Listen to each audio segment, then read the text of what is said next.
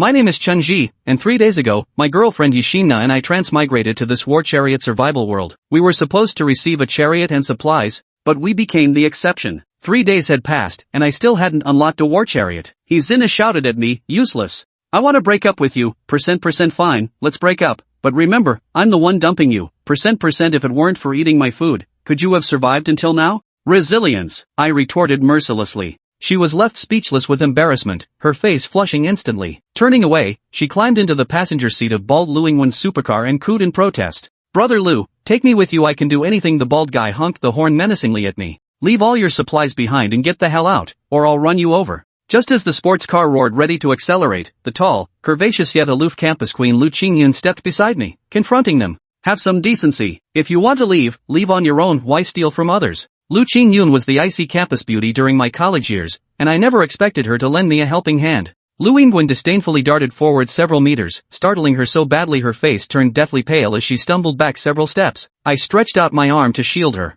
It's the apocalypse now. Survival is the ultimate rule. You too, hand over all your supplies right now. Or do you want to drive your rickety old scooter and bump heads with my supercar? Liu Qingyun was actually Liu Qingyun's university professor, coveting her talents which led him to invite her to join his team. However, after several days of interaction, she remained unyielding to both threats and flattery. Fine, we'll give you all the supplies, just let us go. I suppressed my anger and compromised. Liu Qingyun grinned hideously, then drove off in his supercar after getting the supplies. Thank you. Watching the threat leave, I sincerely thanked Liu Qingyun. If I had to associate with that kind of person, I'd rather die. Liu Qingyun invited me onto her pink 2-seater electric mobility scooter Pink Mia, saying we should keep driving forward. The dark tide behind is only 400 kilometers away. She was willing to help me because, with her innate talent and aura perception, she saw a halo of multicolored light emanating from me. That is the symbol of top-tier qualifications. I think I don't need to get in your car. I rejected her. Lock duration has ended. Exclusive battle chariot 100-ton king has been unlocked. Claim it? Claim. Boom.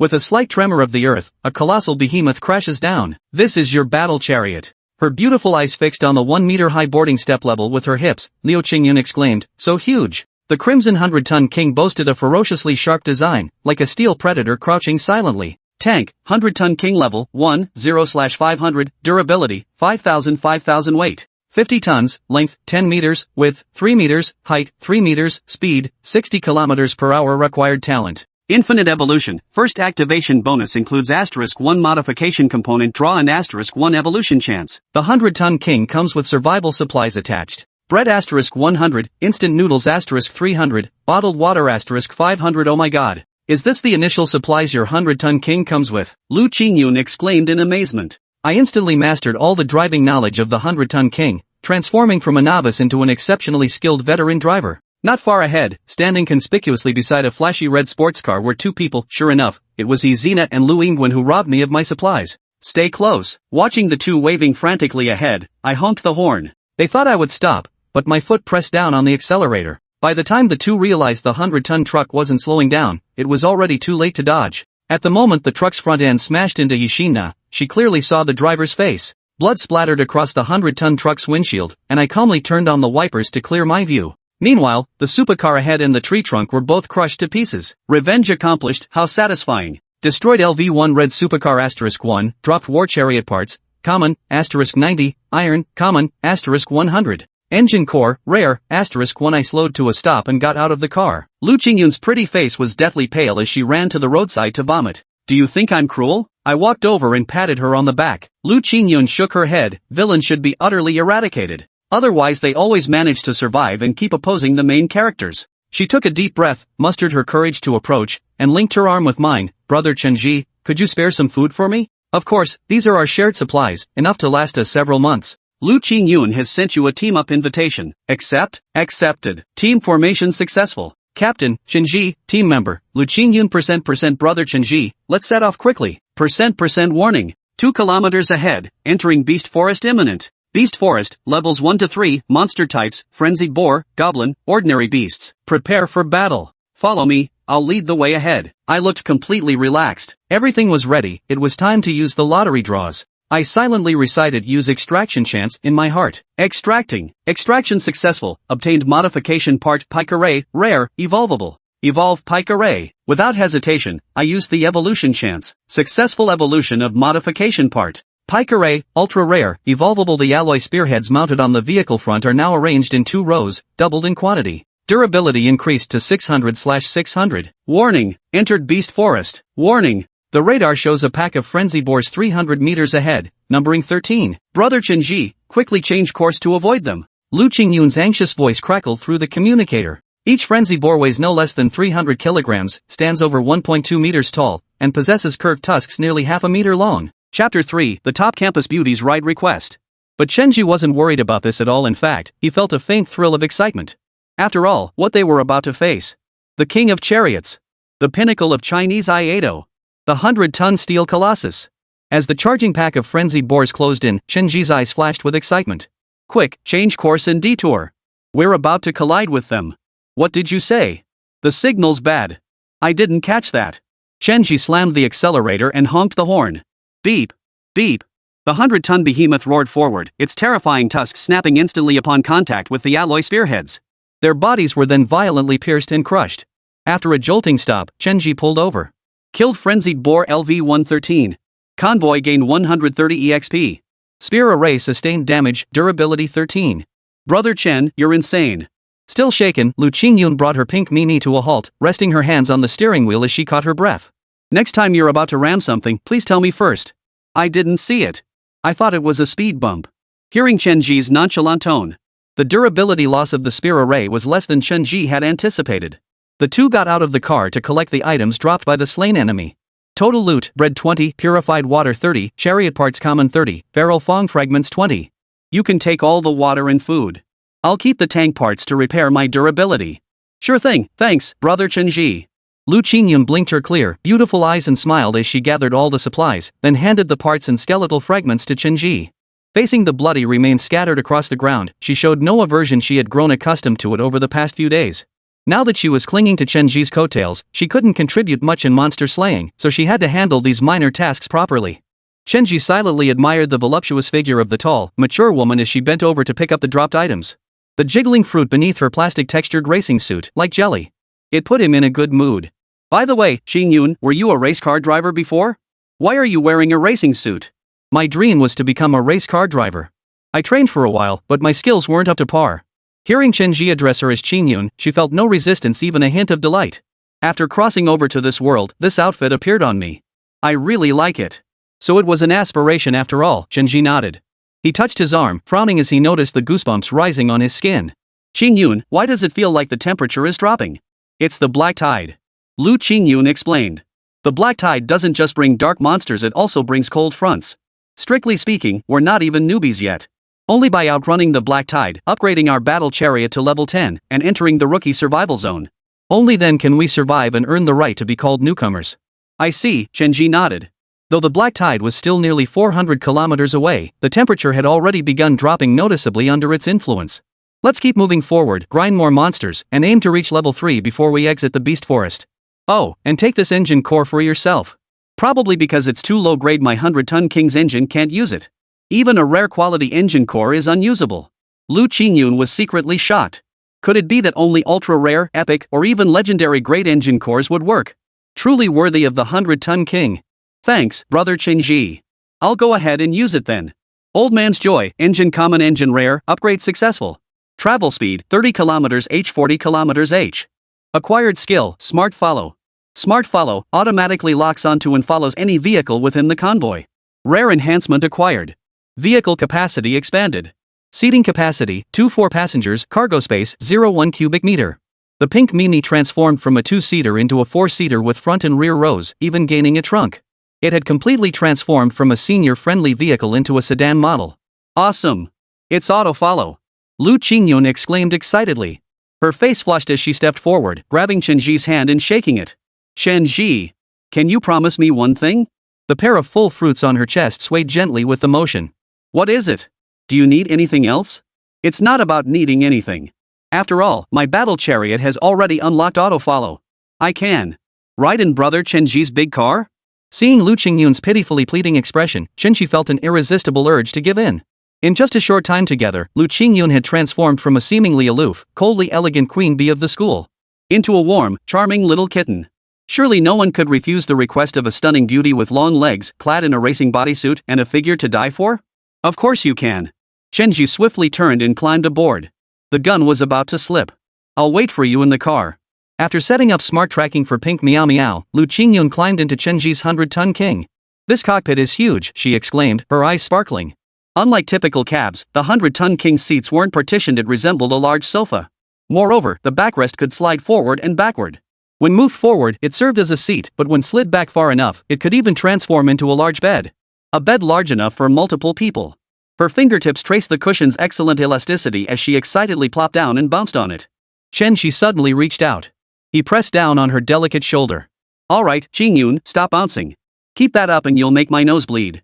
I still have to drive. Liu Qingyun, who had taken a few seconds to react earlier. This time, she understood instantly. Her face flushed as she lowered her head, arms crossed over her chest. I didn't mean to, brother Chen Zhi. Warning. Radar detects 5 level 2 elite feral boars ahead. Prepare for combat. It's an elite level pack of feral boars. Liu Qing looked up and gasped, the blush on her cheeks fading instantly. What's there to fear? Just run the procedure again. Chen Zhi said casually. A single elite level mad boar could easily take on 10 ordinary ones. Especially since it was a level 2 elite monster. It was a full level higher than Chen Zhi's battle vehicle. If plowing through a herd of ordinary mad boars earlier relied on the 100-ton king's sheer brute strength, then this time, facing a herd of elite boars nearly 2 meters tall and weighing a staggering 500 kilograms, the 100-ton king might not stand a chance. Brother Chen. We really need to avoid this fight. Don't panic. I'm fierce. I'm strong. You have to believe me, a man can't admit he's no good. Liu Qingyun sighed in resignation. She was already on the wrong train. All she could do was grip the window handle tightly, instinctively closing her eyes and letting him take control. Chapter 4, Desert Eagle in Hand. Don't panic. I'm fierce. I'm strong. You have to believe me, a man can't admit he's no good. Liu Qingyun felt helpless. She had already gotten into the wrong car and could only let him do as he pleased. She gripped the window handle tightly, instinctively closing her eyes. Roar! Roar! Roar! Facing the elite pig herd's warning display, Chen Zhi refused to be outdone and honked his horn. Beep! Beep! I, the king of the highway, have never feared anyone. This 100-ton king thrives on head-on collisions. Chen Zhi slammed the accelerator to the floor. The engine roared as it surged forward, charging ahead with a deafening roar. Boom! Boom! Boom! The twin rows of spear-like blades at the front instantly dispatched 2 elite berserkers, delivering a chilling blow straight through their cores. The remaining 3 elite berserkers flew through the air like discarded trash bags, hurled dozens of meters by the 100-ton behemoth before crashing back to earth, leaving long skid marks in their wake. Spear array sustained damage, durability 50. As for the 100-ton king? Only the hem of its coat was slightly soiled. The surviving elite frenzied boars coughed up blood and shattered entrails in great gulps. Before they could steady themselves, Chen Zhi had already backed the 100-ton king a safe distance and slammed the accelerator to charge forward once more. A violent jolt reverberated through the vehicle. Yah! Liu Qingyun, still clutching the handrail with her eyes shut, let out a startled cry from the jolt. But the swaying curves of her chest were something Chen Zhi had no time to admire at that moment. Elite Frenzied Boar LV2X5 slain, fleet gains 400 EXP. Just 2 collisions. Killed 5 level 2 elite monsters at level 1. This is the 100-ton king. Let's go. Time to get out and collect the loot. Chen Zhi gently tapped Liu Qingyun's shoulder. But she remained with her eyes closed, her entire body tense with fear, completely unaware of Chen Zhi's call. So Chen Zhi pinched her smooth, dewy cheek. Yikes. We're off the bus. It's over already, brother Chen Zhi? It's over. Chen Zhi froze. No, it's not me who finished so quickly, it's them. Liu Qingyun, who instantly understood again, blushed and softly murmured, This time, the elite frenzied boar's loot was quite generous. Not only did it include over 100 basic food items, but also chariot parts common 500, iron common 200, and frenzied boar bone fragments 280. Iron, as an essential material for chariot upgrades, was undeniably crucial. As for the bone fragments, collecting 500 would allow crafting a feral badge. The metal would automatically hang on the exterior of the carriage for others to admire, though it could also be hidden. Our fleet's experience pool has accumulated 530 experience points. Brother Chen Zhi, upgrade your tank first. I'm not in a hurry. Before Chen Zhi could finish speaking, Liu Qingyun cut in. All right. Chen Zhi was pleased with her understanding. The next time we reach 500 experience points, we'll upgrade your battle vehicle. Chen Zhi withdrew 500 experience points from the fleet's 530-point pool and allocated them to the 100-ton king. 100-ton king's experience is maxed. Consume iron common X300 to upgrade? Consume materials to upgrade. Upgrade successful. Battle Tank 100-ton King. Level 201,000. Owner Chen Zhi. Durability 5,000 6,000 6,000. Weight 50-55 tons, length 10 meters, width 3 meters, height 3 meters. Speed 60-65 km/h. Modified component spear array. Obtain 1 modification component draw and 1 evolution attempt. Draw rewards. Drawing in progress? Obtained modification part alloy armor epic evolvable. Alloy armor equips the 100-ton King with a layer of armor boasting 3,000 durability. No vehicle components will sustain damage until this armor's durability is fully depleted. Great part. This means he no longer needs to worry about the spear array's consumption during combat. Install now? Install. The originally semi-open cab suddenly materialized a layer of dark gold alloy armor plates. Liu Qingyun thought she was seeing things and rubbed her eyes. Only to discover that not just the cabin, but the front, rear, and even the wheel hubs, virtually every part were now covered in thick alloy armor plates. Brother Chen Zhi. Your 100-ton King seems to have gotten bulkier? Oh, just a little perk I discovered during the upgrade. A minor skill. Seeing Chen Zhi's nonchalant reaction, Liu Qingyun grew even more stunned. So this skill that maxed out defense with full body armor protection was considered a minor skill? Ignoring Liu Qingyun's increasingly stunned and admiring expression beside him, Chen Zhi used his evolution count. Evolve. Alloy armor. It wasn't that Chen Zhi wanted to max out defense and become a turtle. He just wanted to see if evolving beyond epic quality would grant any additional effects. Successful evolution of modified component. Alloy armor legendary, evolvable, durability doubled, increased to 6,000. Terrifying durability points. A legendary part with durability rivaling the 100-ton King itself. Legendary component derivative, Desert Eagle rare, evolvable. Initial magazine capacity, 7.7. Replenishes 1 bullet per 10 consumed common tank parts. No cooldown. Desert Eagle. Is this the Desert Eagle that's famous across Blue Star? Who says I'm turtling? This is merely the path to becoming a gun god. Watching the pistol materialize in Chen Zhi's hand, Liu Qingyun was gradually numbed by shock. Even a matching holster appeared at his waist. Brother Chen, did you find this in the car too? Very sharp. You've already mastered the art of jumping the gun. Chen Zhi, in high spirits, casually stroked her little face. Since the alloy armor already served as the 100-ton King's shield, there was no immediate need to use tank parts to reinforce the durability of the array spearhead.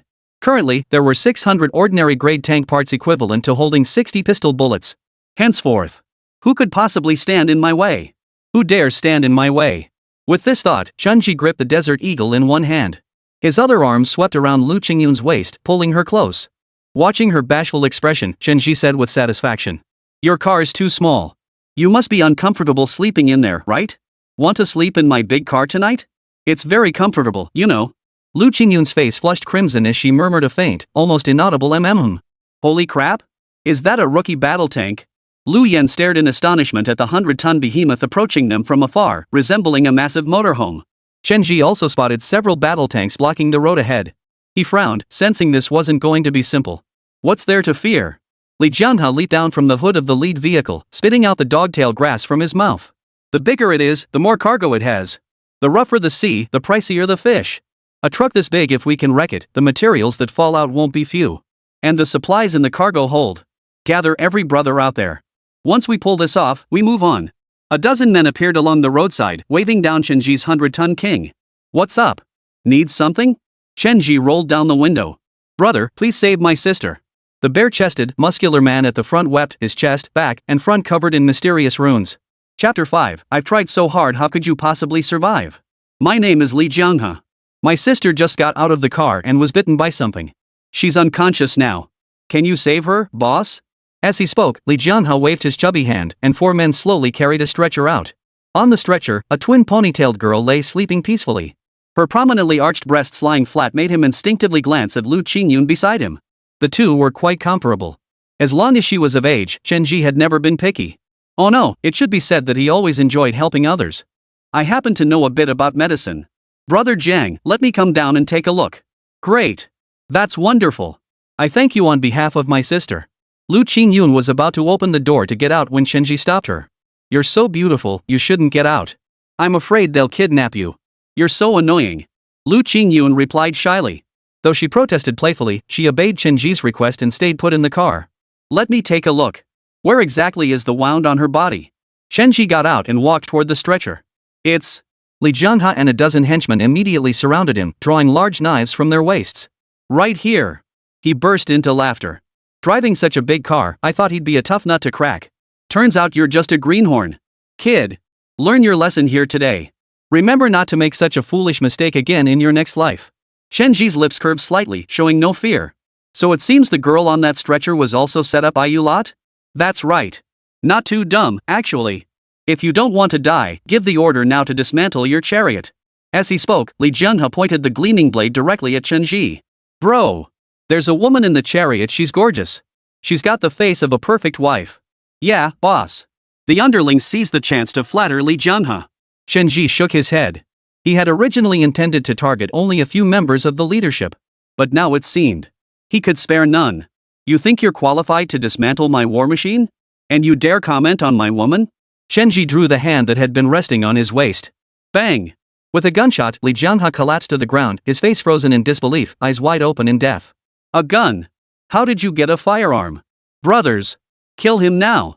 Or we'll all die. Liu Yan raised his steel blade and swung it at Chen Zhi. Bang! Within 5 paces, the gun was both accurate and swift. Liu Yan collapsed to the ground with a thud, motionless. You've made your choice. One more comes near, and I'll kill one. Chen Zhi surveyed the room. Anyone who met his gaze flinched, eyes darting away. What's there to fear? His pistol holds no more than 7 or 8 bullets. He can't kill us all. Bang! Another scum met his end. Like being the first to stick their neck out? I'll take out the leader first. Chen Zhi fired 2 shots into the sky. Anyone else? The men surrounding him kept backing away, almost ready to flee. Scared to come forward now? Then it's my turn. Have you ever heard of a perfect finale with 10 consecutive shots? Like the king of hell taking roll call. Each gunshot claimed the life of another scum. Why isn't he reloading? A scum had barely uttered the words before collapsing face first. Until the very last one.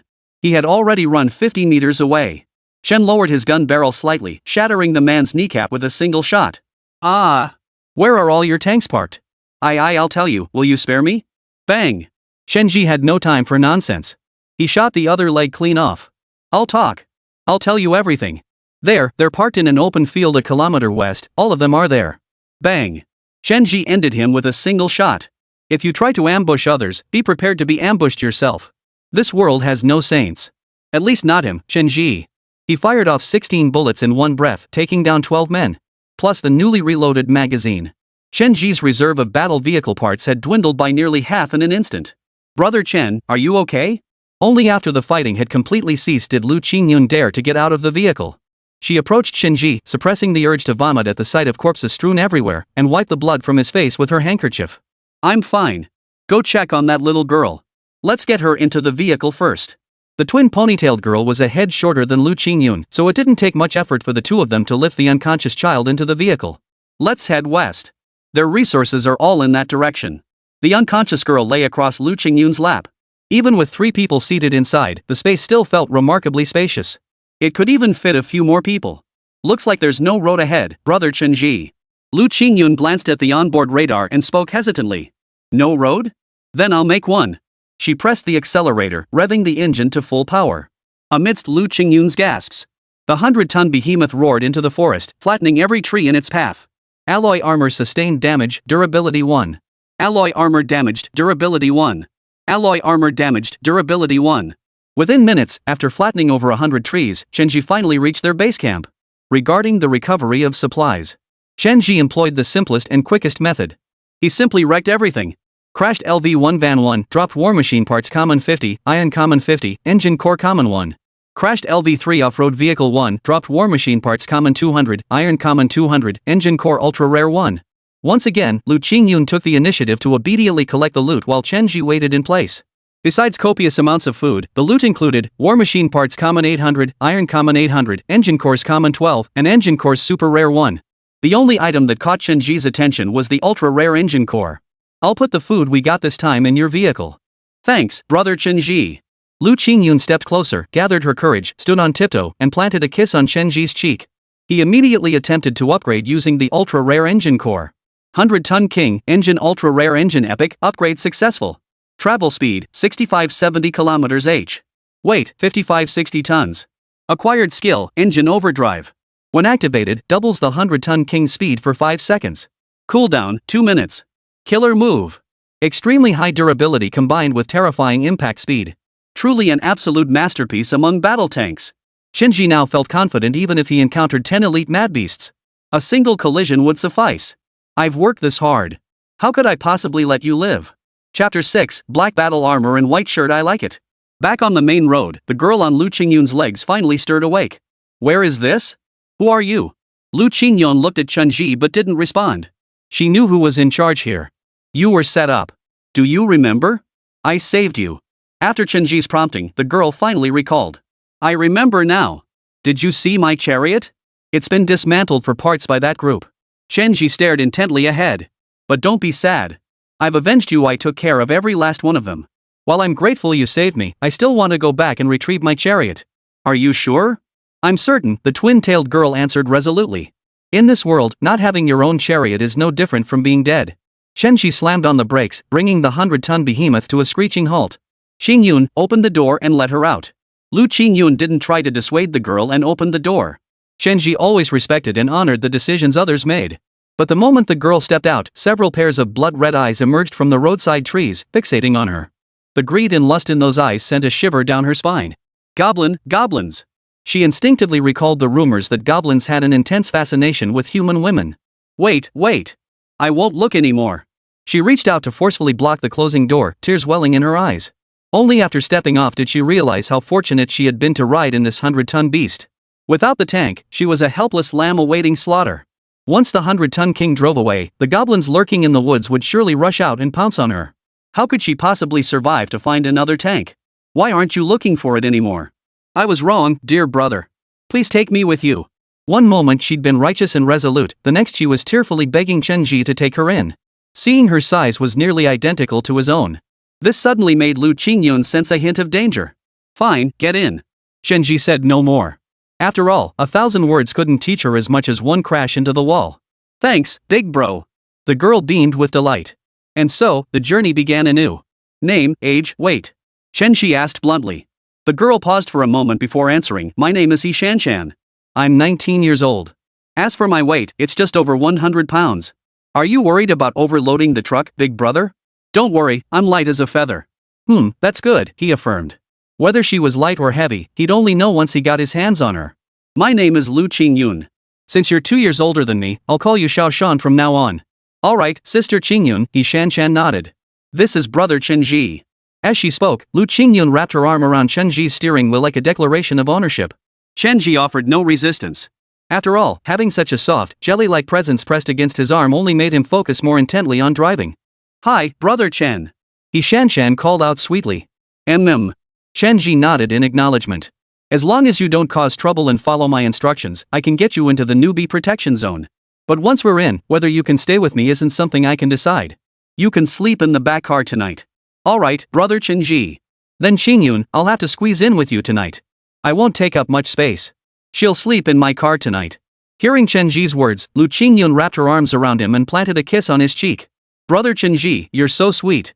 He Xinna, who instantly understood the meaning, felt her face flush warm like sunset clouds ablaze. She stared blankly at the rearview mirror. She couldn't bring herself to look at the couple getting all lovey-dovey on the left. By the way, Xinna, how did they trick you? The moment Chen Zhi asked this, her eyes instantly dimmed. My convoy abandoned me, saying I was useless. I came to the beast jungle alone, only to be tricked off the vehicle by that group earlier. Turns out she was just a naive, heartbroken little girl. Don't be sad. Saving sad little girls is what I love most. Bang! Chen Zhi was about to say something else. A rock flew out from the woods on the left, smashing into the car window. The two girls jumped in fright. Don't be afraid. It's just the goblins in the woods trying to provoke us. Chen Zhi stepped on the gas pedal to accelerate. Probably because they spotted you when you got out of the car earlier. I hear the goblin tribe is quite lecherous, you know. Chen Zhi remarked with a hint of amusement. Both women instinctively looked down at their own ample busts. Compared to Liu Qingyun's jet-black racing suit, its glossy fabric accentuating her flawless figure and long legs paired with her icy beauty appearance that belied her sweet, kitten-like voice when she spoke, she embodied the ultimate ice queen contrast. He Xinna wore a pristine white short-sleeved shirt dress, its front stretched taut over her ample bosom barely containing her curves. The dress flowed into sheer white stockings, accentuating her innocent charm. She resembled that precocious classmate from her school days. Black and white, huh? Chen Zhi glanced back at the two girls. I like it. Boom. Boom. Boom. More and more rocks flew out, smashing into the front of Chen Zhi's 100-ton king. Brother Chen, don't worry. My talent is map surveying, allowing me to directly obtain regional information within a 2-kilometer radius around myself and generate a map. I'm sharing the map of the Beast Forest with you all now. As he spoke, a forest map appeared on the 100-ton king's touchscreen. This is where we're headed, it's moving north. He Xinna pointed to the red dot moving along the road on the map. Chen Zhi's convoy has sent you a join request.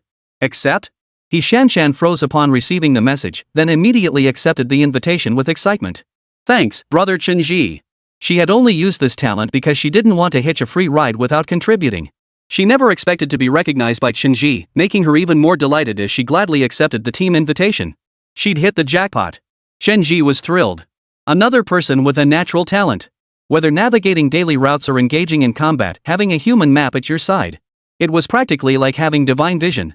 And if the Black Tide caught up from behind, or if they entered certain foggy areas, He Xinna's talent would prove invaluable. It definitely wasn't because he was lusting after her figure. Feeling the crisis intensify, Liu Qingyun rubbed against Chen Zhi's arm again, so comfortably that he nearly forgot the convoy was already surrounded by goblins. Why are these goblins only throwing rocks? Are they afraid to come out? Can't they stand sunlight? Another kilometer passed, with rocks continuously pelting the front of the 100-ton king truck, yet the pink Mew following behind remained unscathed. Clearly, they were targeting the people. Almost there, brother Chen Zhi. Just 500 meters left to leave goblin territory. Brother Chen, you've got the wrong direction. That road leads straight to the goblin lair. I'm not wrong. We're heading straight for the goblin lair. Chen Zhi slammed the accelerator, pushing the engine to its limits. A silent prayer for the goblins about to meet their doom. Sorry, guys, but I gotta live hard. Chapter 7, Engine Overload. Repeated crush. Warning. Radar detects 10 LV-1 goblins ahead. Prepare for combat. Finally showing yourselves? Watching the goblins leap out from both sides of the forest, Chen Zhi was ready to ram into them. Brother Chen, you're about to ram into them. He Xinna gasped softly. Liu Qingyun, however, had gradually grown accustomed to Chen Zhi's combat style of smashing through everything. She simply pressed herself closer to Chen Zhi's body. Ordinary goblin minions weren't large, standing barely 5 feet tall.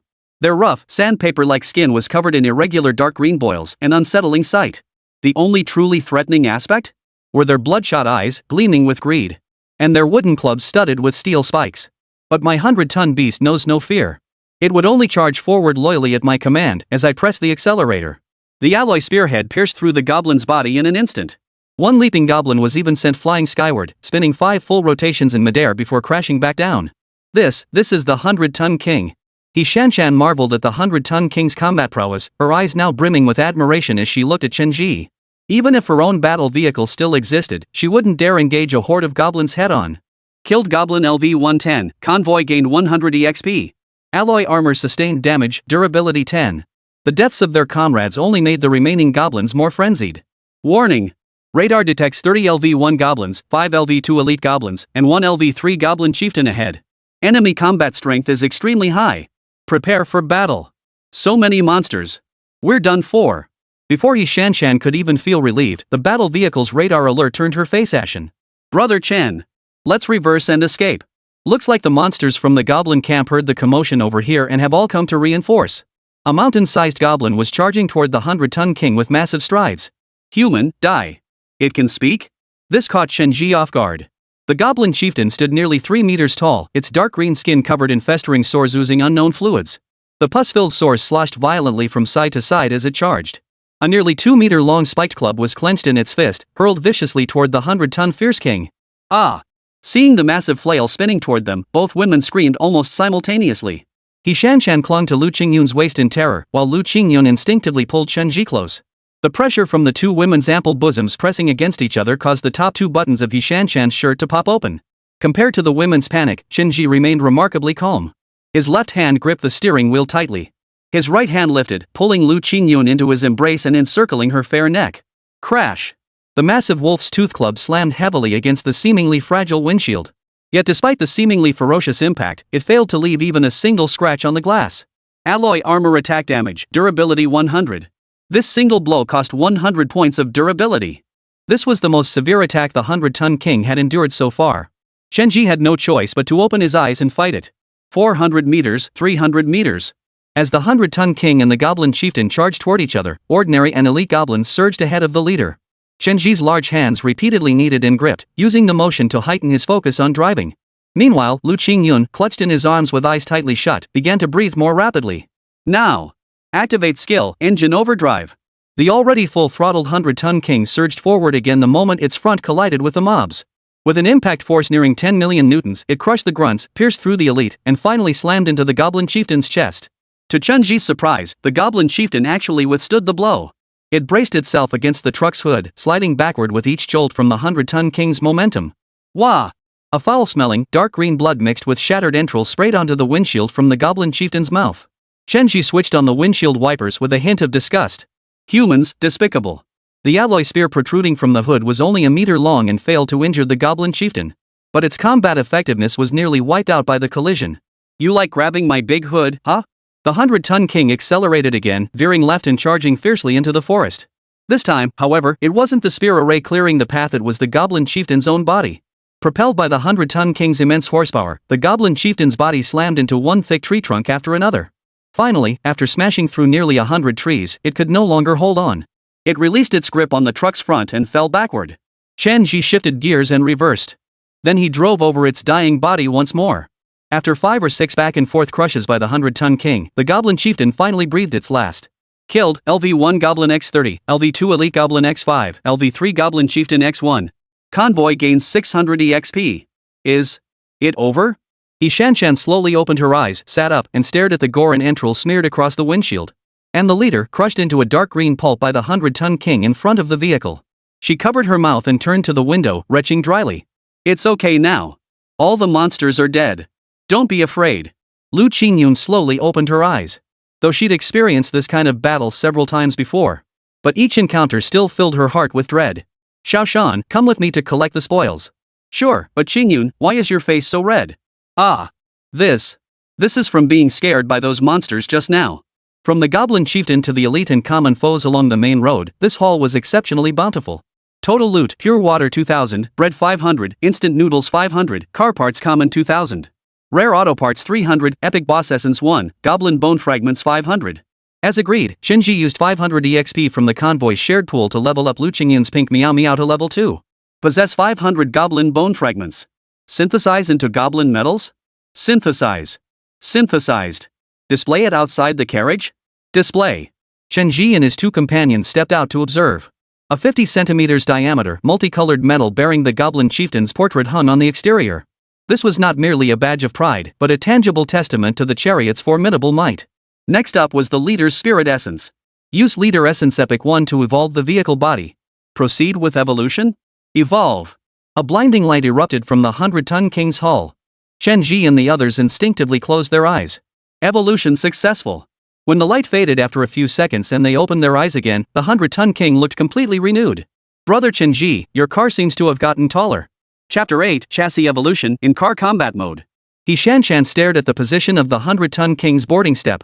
Where it had previously reached only her lower abdomen, it now extended to her collapsed chest. She suddenly stared at her own chest in surprise, her face flushing slightly before she hurriedly covered it with her hands. She had to get in the car and find those 2 buttons. Battle Vehicle, 100-ton King. Level, 201,000. Owner, Chen Zhi. Durability, 6,000 8,000 8,000. Chassis Ultra Rare Epic. Vehicle gains, self-cleaning function, interior combat mode. Weight, 55-70 tons, length, 12 meters, width, 4 meters, height, 4 meters. The already massive 100-ton behemoth has grown even larger in length, width, and height. Calling it a mobile RV no longer suffices. A more fitting description would be mobile floor. The self-cleaning function is straightforward. After combat, it can rapidly wash away blood and grime from the vehicle's exterior. As for the combat mode inside the vehicle, Chen Zhi glanced at Liu Qingyun. It's like goblins handing you a pillow just when you're feeling sleepy. Brother Chen, let's get in the car quickly. Saying this, He Xinna stood on tiptoe to open the door. No, go sit in the sedan in the back first. Chen Zhi felt a wave of heat wash over him as he adjusted his collar. Qingyun and I need to talk about something. At those words, Liu Qingyun's face flushed crimson in an instant. She bit her lip and climbed into the car without a word. Oh, all right. He Xinna nodded obediently, though puzzled. Brother Chen, remember to call me when you're done talking. I left something in the car. Okay. The vehicle had evolved to become wider, and the steering wheel was no longer positioned on the left side of the front. Instead, it had been moved to the center, with ample passenger space on both sides. Chen Zhi got in, and Liu Qingyun had already reclined her seat all the way back. Engaging combat mode. Activating combat mode, please wait. All windows closed and privacy glass activated. Interior ambient lighting switched to pink. Battle music activated and volume adjusted to optimal level. He Xinna, seated in the pink Mimi, watched the car ahead swaying with increasing intensity. Suddenly, as if she understood something, her body seemed to heat up and her flushed, pretty face wore an utterly captivating expression. 1 hour later, the battle concluded. Glancing at Liu Qingyun beside him, Chen Zhi felt a sudden wave of emotion. Who would have thought that the cold, elegant campus beauty who was only to be admired from afar during their university days? Now she was one of his own. The feeling was coming back. Amid Liu Qingyun's gasps, the second battle erupted once more. 1 hour later. Xiaoshan, you can come over now, Chen Zhi's voice came through the communicator. Got it, I'm on my way. Liu Qingyun was now fully on their side. But He Xinna still needed to be evaluated. He Xinna approached the left car door. The window rolled down, and Liu Qingyun, her face flushed, leaned out. Xiaoshan, get in from the right side. But isn't the right side the driver's seat? No, you'll see when you get there. He Xinna pressed her chest in confusion as she walked to the left door. Chen Zhi opened the door for her. It's so high. I don't think I can get in by myself. Looking at the step that came up to her chest, even with the built-in ladder lowered, she felt a bit uneasy about keeping her balance. Let me pull you up. Chen Zhi extended his hand. Okay, thanks, brother Chen. Be careful, I'm afraid of heights. Alright, I'll take it slow. He Xinna hesitated, but finally gritted her teeth. One hand pressed against her chest, the other grasped Chen Zhi's large hand. Chen Zhi gave a firm tug. Yeah. He Xinna pulled up abruptly, lost her balance and fell into Chen Zhi's arms. Her small hand covering her chest was forced away. The surging valley and red lace trim became faintly visible. The soft, yielding sensation pressed against him, nearly sending Chen Zhi over the edge again. Brother Chen, I'm so sorry. He Xinna blushed as she pushed herself up from Chen Zhi's embrace, hastily pressing her hands over her chest. It's fine. I accidentally pressed too hard. Did I hurt you? No. Her eyes darted nervously downward as she bit her lip shyly. Brother Chen Zhi, Sister Qingyun, have either of you seen two buttons? No, she didn't see them either. Chen Zhi declared with absolute certainty. It definitely wasn't Chen Zhi who hid them. He Xinna looked to Liu Qingyun for help. Liu Qingyun could only shake her head helplessly. It's okay. There are no outsiders here. Don't be afraid. Chen Zhi pressed the accelerator and the 100-ton king roared to life. After undergoing a body evolution, the 100-ton king had transformed from a manual transmission to an automatic one, making driving much more convenient. After an internal struggle, He Xinna hesitantly released the hand pressed against her chest. She activated map surveying, taking in the terrain within a 2-kilometer radius. We're just 1 kilometer from exiting the beast forest, Liu Qingyun announced. That fast? Chen Zhi remarked with a hint of regret. After all, the Boar King hadn't been slain yet, and the Mad Boar Rainbow Medal remained unclaimed. Qingyun, check how far Black Tide is from us now. 350 kilometers away. It's getting closer. Chen Zhi frowned, realizing this situation was far from simple. At their current pace, the Black Tide would catch up within 4 days. It seemed they needed to pick up the pace. He didn't want to confront the Black Tide head-on until he had a solid plan. Warning! Radar detects one level 3 frenzied Boar King ahead. Prepare for combat. Just what I needed. Far ahead on the road, a monster towering like a small mountain stood on the main path, its size rivaling that of a goblin chieftain. The towering mane on its back pushed its total height close to 4 meters. Ready, girls? I'm about to charge again, you know? Chen Zhi, can't we just dodge this? He Xinna pleaded, on the verge of tears. Don't worry, trust Chen Zhi, Liu Qingyun interjected. Yes, trust me. If you're really scared, you can hold onto my arm like Qingyun does. Seeing He Xinna still hesitating shyly, Chen Zhi revved his engine to the limit. The powerful acceleration left both girls' minds blank as they instinctively clung tightly to Chen Zhi's arm. The frenzied Boar King finally completed its charge, hurtling toward the 100-ton king with 2 tusks over a meter long. The 100-ton king charged at the Mad Boar King at 35 meters per second, smashing through its deadliest tusks. Boom! Roar! Roar! Roar! The Mad Boar King let out an agonized roar. The severed tusks felt like bones being forcibly snapped from its body. Alloy armor suffers damage, durability 120. Though the frenzied Boar King possessed thick bristly hide, far superior to a goblin chieftain's defenses. But with its tusks gone, its head was now completely unprotected. While it was still dazed, Chen Zhi reversed his vehicle, then slammed the accelerator to charge forward once more. The alloy spear pierced its brain without resistance. Between its massive body and the 100-ton king, it was crushed into a 2-dimensional foil. Chapter 9, Miniature Tracking Missile. Killed LV-3 Frenzied Boar King 1, Convoy gained 300 EXP. Chen Zhi stopped the vehicle and patted both women on the back. You two have been through this several times now. Don't be so scared. Liu Qingyun and He Xinna instinctively got out to collect the dropped loot. Besides survival supplies, they found armored vehicle parts common 800, iron common 800, frenzied bore fragments 200. Unfortunately, no boss essence dropped again, leaving Chen Zhi disappointed. With the remaining 200 experience points in team leader Chen's pool, only 500 more were needed to level up the 100-ton king to tier 3. However, based on Chen Zhi's current observations, it seemed that only by entering monster territories and grinding monsters could one gain experience. Possess 500 feral fong fragments. Synthesize into a feral fong rainbow metal? Synthesize. Synthesized. Display it outside the carriage? Display. All highest rated metals in the beast forest obtained. Hidden reward activated, 500 fleet experience. Listening to the settlement announcement over the in-car broadcast, not only Chen Zhi but also the two women, Liu Qingyun and the others, were overjoyed. Chen Zhi's strength was their strength. 1030 EXP. Time to upgrade the 100-ton king. Exited the beast forest. 10 kilometers to the next monster zone, the man-bear territory. Chen Zhi allocated 1000 EXP to the 100-ton king. 100-ton king's EXP is maxed. Consume iron common X500 to upgrade? Consume materials to upgrade. Upgrade successful. Chariot, 100-ton king. Level, 302,000. Owner, Chen Zhi. Durability, 8,000 9,000 9,000. Weight, 70-75 tons, length, 12 meters, width, 4 meters, height, 4 meters. Speed, 65-70 kilometers h. Modified components, spear array, alloy armor, desert eagle. Metals, goblin metal rainbow, feral fong metal rainbow. Obtained modification part draws 1, evolution attempts 1. Use evolution attempt to evolve spear array. Modification part successfully evolved. Spearhead array epic, evolvable, alloy spear length increased to 2 meters, durability reset and upgraded to 1200. A rather ordinary evolution result left Chen Zhi feeling a hint of disappointment. He had hoped to get some rare gear too. Obtained rare evolution attachment. Evolution attachment, chassis short spikes rare, evolvable, adds a 10 cm layer of short spike protrusions to the chassis' outer shell, appearance can be hidden. Inflicts damage on contact and reflects a percentage of damage back to the attacker. Anti-armor and no durability? Seems like a passive skill? Not bad, not bad. If I encounter another mob surrounding situation like earlier, they won't be able to jump onto my vehicle. Fortunately, the goblins encountered earlier weren't particularly intelligent. If they could jump off the vehicle and disrupt Chen Zhi's driving, it might take over a dozen bullets to take them out. Using draw attempts. Drawing. Obtained modification part, small tracking missile rare, evolvable. Small tracking missile, mounts a retractable turret on each side of the vehicle's front. Each turret holds one small tracking missile capable of auto-tracking or manual control. Consumes 50 rare tank parts to replenish one missile. Beep. Beep.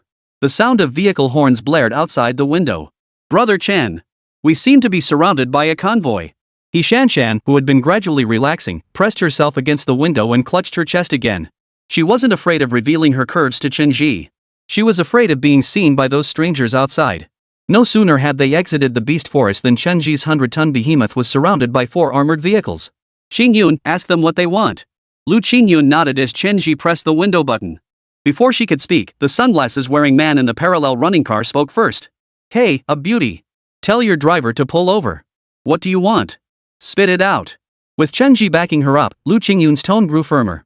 Then I'll be blunt. Your truck's huge, must be loaded with supplies. Pull over and give us half, and we'll let you go. You're flanked by 2 vehicles on either side, there's no way you can escape. Just hand over the supplies.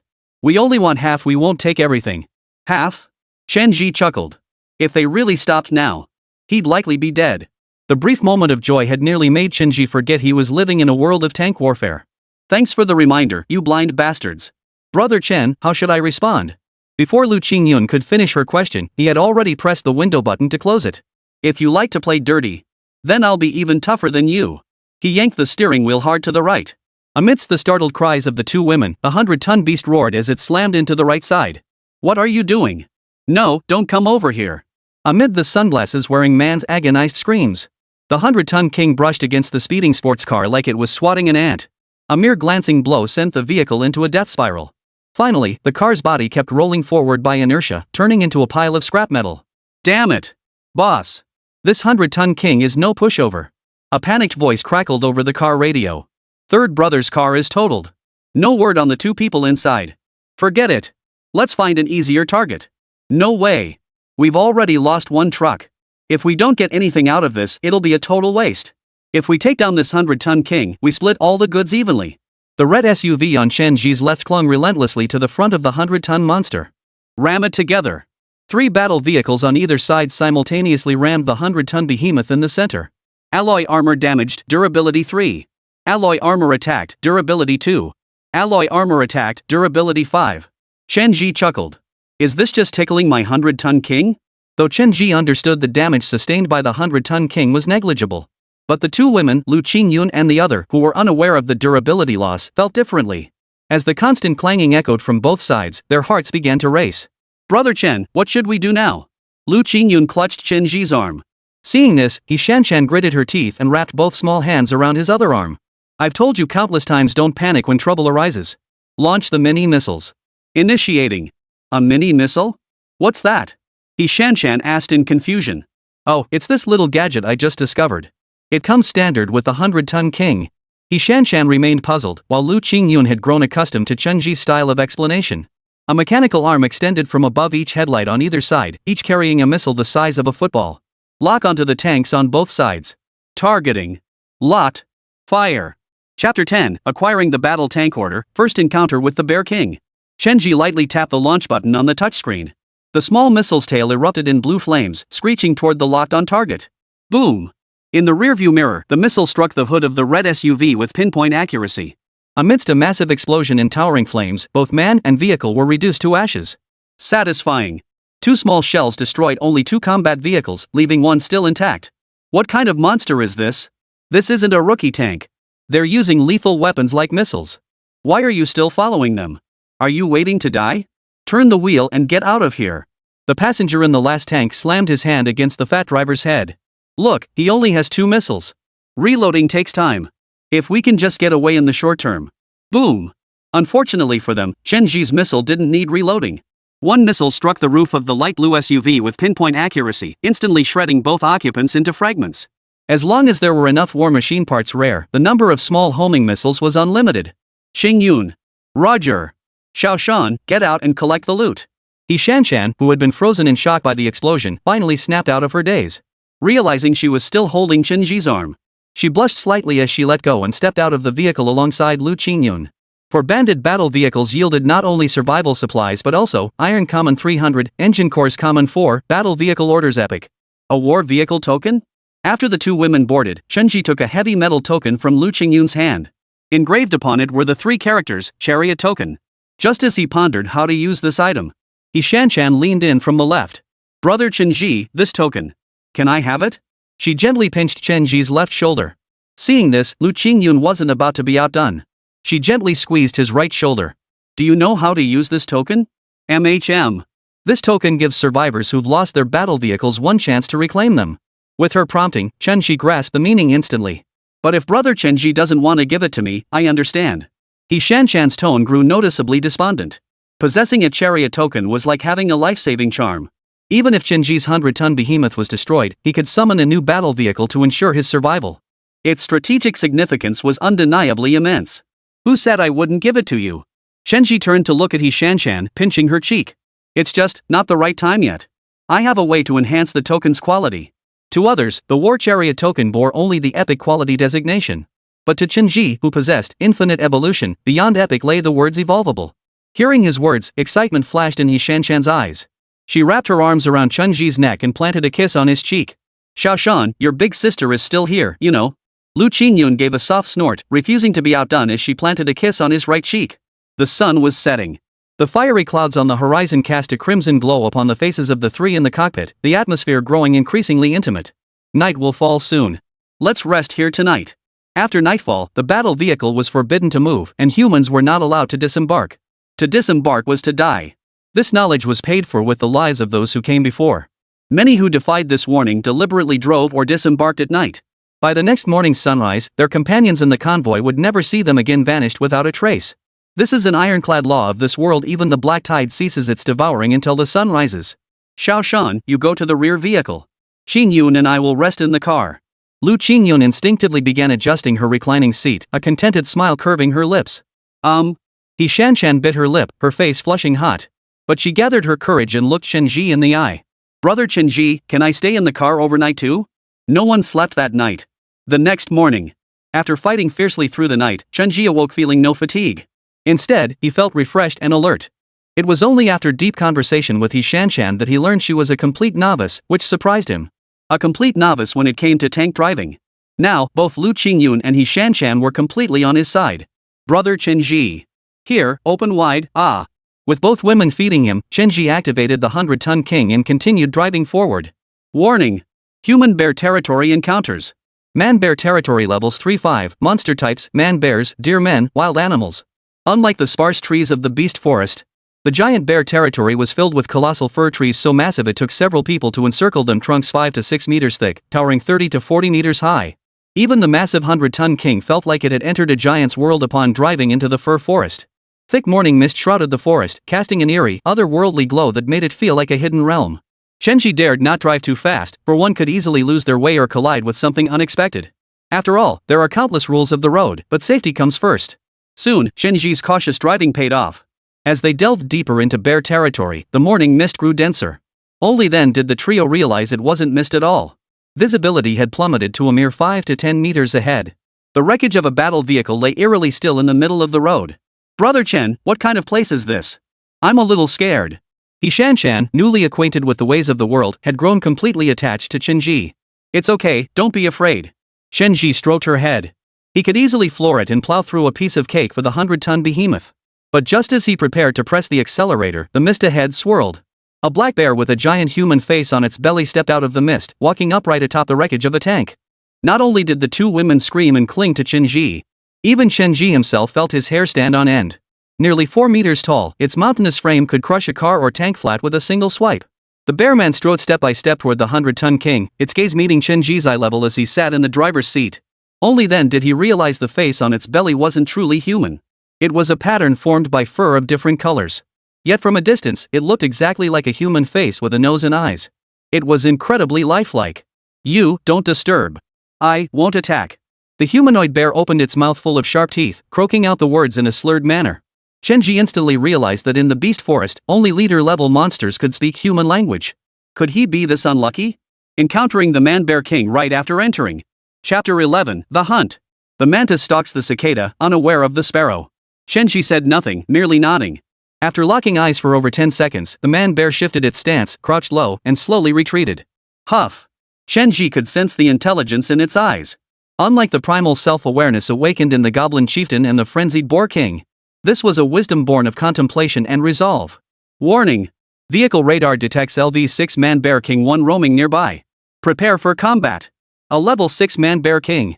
1 level higher than the maximum monster level in this map. Had they encountered it earlier? With his level 300-ton king small missiles and Desert Eagle, Chen Zhi was confident he could win. But he would have suffered heavy losses in the end. He must level up quickly. Had he not been driving the 100-ton king? If his vehicle hadn't intimidated the man-bear king, that brief encounter earlier, it would have instantly killed me. But unexpectedly, the vehicle's radio only began broadcasting after it had already departed. It seemed this eerie fog not only blocked visibility but also disabled the radar. Xiao Shan, try using your talent. Sure, Brother Chen. He Xinna activated her talent, map surveying, to display the map on the touchscreen. This. I can't see it either. He Xinna shook her head in confusion. The screen only showed the path the 100-ton king had traveled, while everything else was shrouded in dynamic fog. Even her talent was rendered useless. What should we do now, Brother Chen Zhi? Should we keep moving forward? Spoiled since childhood, He Xinna had never encountered such a situation. Even with Chen Zhi's formidable presence backing her, panic began to set in. Of course we keep moving forward. And we need to pick up speed. Chen Zhi pressed down on the accelerator. The 100-ton beast roared forward. If it couldn't be figured out, then why dwell on it? Who cares what lurks in the fog? Just forge ahead. Chen Zhi honked the horn. Beep. The piercing blast cut through the thick fog, echoing across half the forest. Since you've shown me your bear-like might, then this 100-ton king will return your challenge with a steel lion's roar. Smashing through the wreckage of the tank ahead, the 100-ton king plunged headlong into the thick fog. A colossal stag charged wildly through the fir forest, leaping and snorting incessantly. Its hooves carved out a pit nearly 3 meters wide and deep in the ground, causing a pursuing tank behind to lose its footing and tumble headfirst into the pit. The rest of you maintain formation and keep pursuing. I'm staying behind to check on number 4. This hunt for the man-faced deer king must succeed. Failure is not an option. The black tide is closing in. This is our last chance. The lead chariot slowed and turned back, while the remaining 5 chariots continued to trail closely beside the giant deer. With each thud of its 4 hooves, the stag narrowly avoided the pursuing chariots. Had they been even slightly more precise, these chariots would have been crushed flat like sheets of iron under the deer's hooves. Captain, we're 200 meters from the ambush site. A team member's voice crackled over the convoy's radio. Deploy the barrier net. Tanks beside the barrier net, prepare to attack. The tanks chasing the giant deer blared their horns, further startling the beast and driving it to accelerate. The frantically fleeing giant deer completely failed to notice the 20-meter-high steel cable net ahead. Crashing into it like a warhorse that had lost its front hooves, the giant deer lost its balance and rolled forward with a wail. Its antlers, nearly 10 meters long, violently snapped a towering cedar tree in front of it, sending it crashing to the ground. Captain, we've successfully intercepted the human-faced deer king. The fallen giant deer struggled, trying to prop itself up with its hooves. But the war chariots roaring beneath it relentlessly rammed its 4 legs, preventing any chance of rising. All chariots, launch the assault. At the chariot captain's command, the 2 chariots flanking the center slowly advanced, their roofs bearing massive steel pillars each 2 meters in diameter and 5 meters long toward the giant deer's head. Captain, targeting complete. The giant deer's pupils contracted sharply as it stared at the 2 sharpened steel pillars aimed directly at its eyes. Fire! Golden red flames erupted from the column's tails, roaring toward the giant deer. On the brink of life and death, the giant deer, already exhausted to the point of foaming at the mouth, suddenly began thrashing wildly. The 30 centimeters diameter steel cable tightened with each convulsive jerk, slicing through its thick hide and cutting deep into flesh. Twisting its body, it slammed its head larger than a truck into the ground, driving it deep into the earth. Captain! It dodged it at all costs.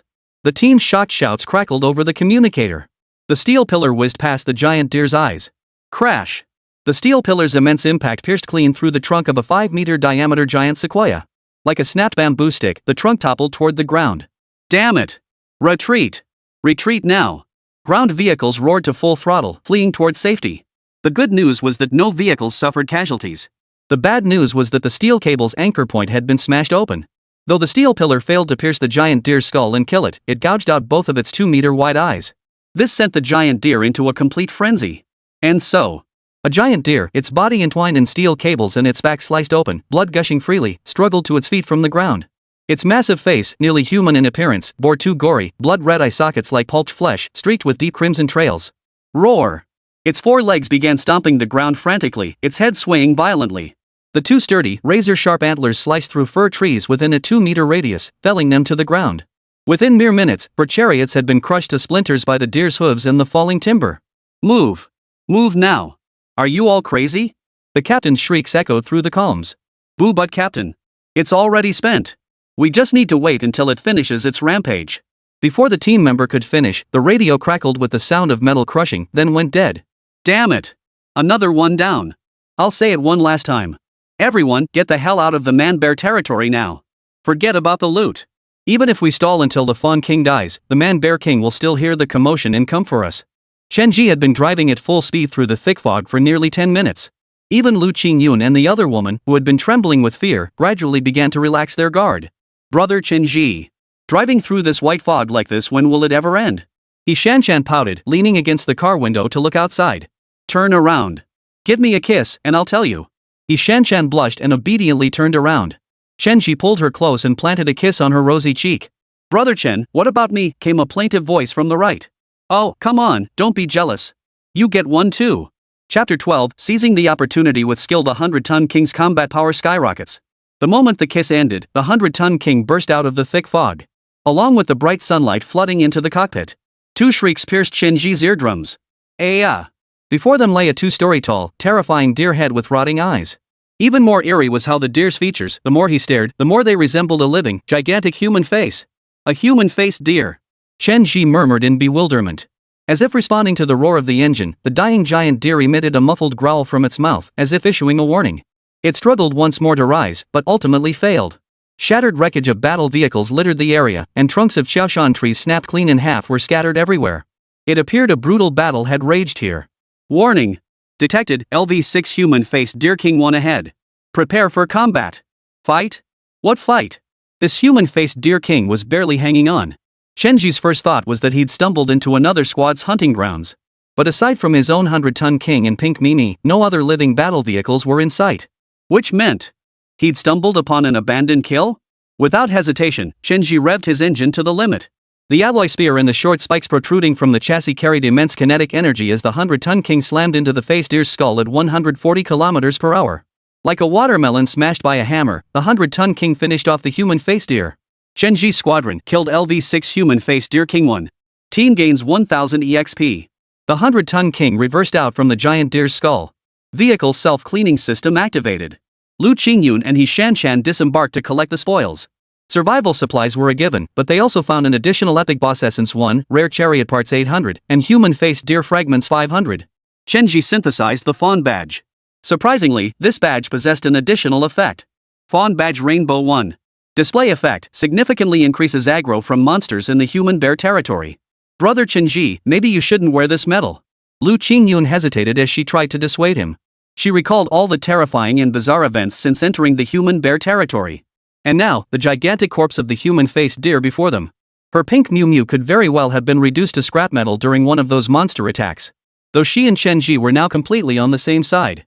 No one wanted to lose their battle vehicle for no reason. No. It's precisely because of this effect that it needs to be displayed outside the cabin. The level 300-ton king urgently needs upgrading. Warning. Detected 20 level 2 human-faced deer ahead. Prepare for combat. I didn't expect this medal's effect to kick in so quickly. Hold on tight, I'm about to start grinding monsters. Chen Zhi floored the accelerator and the 100-ton king roared forward. The face deer drawn by the medal were significantly smaller than their king. Standing barely over 3 meters tall. As if consumed by grief over their king's death, each deer's eyes burned crimson, nostrils flaring with ragged breaths. They charged at the 100-ton king with fury. Bring it on! Chen Zhi relished this head-on confrontation. Like a mantis trying to stop a cart. The human-faced deer that dared to clash with the 100-ton king that colossus wielding a 2-meter alloy spear. Antlers snapped, bodies pierced, and deer crushed to death. Even small missiles were unnecessary. Convoy kill, level 2 human-faced deer x20. Convoy gains 1000 EXP. It had been barely over an hour since entering the bear territory. Who would have thought the convoy's experience pool would fill up to 2000 so quickly? Brother Chen, you should level up the 100-ton king first. Even if I level up Pink Mew now, it won't be much help. You're so kind. Chen Zhi wrapped his arms around Liu Qingyun and kissed her. I'll reward you well tonight. Hearing this, Liu Qingyun flushed involuntarily as memories of last night flooded her mind. Chen Zhi allocated 2000 EXP to the 100-ton king. 100-ton king's experience is maxed. Consume Iron Common X800 to upgrade? Consume materials to upgrade. Upgrade successful. Chariot, 100-ton king. Level, 403,000. Owner, Chen Zhi. Durability, 9,000 10,000 10,000. Weight, 75-80 tons, length, 12 meters, width, 4 meters, height, 4 meters. Speed, 70-75 kilometers h. Modify components, Spear Array Epic, Alloy Armor Legendary, Desert Eagle Rare, Body-Mounted Javelins Rare, Miniature Homing Missiles Rare. Metals, Goblin Metal Rainbow, Feral Boar Metal Rainbow, Fawn Metal Rainbow. Obtained, Modification Component Draw 1, Evolution Attempt 1. Use the Evolution Attempt to evolve the Spear Array. The immediate priority remains enhancing firepower.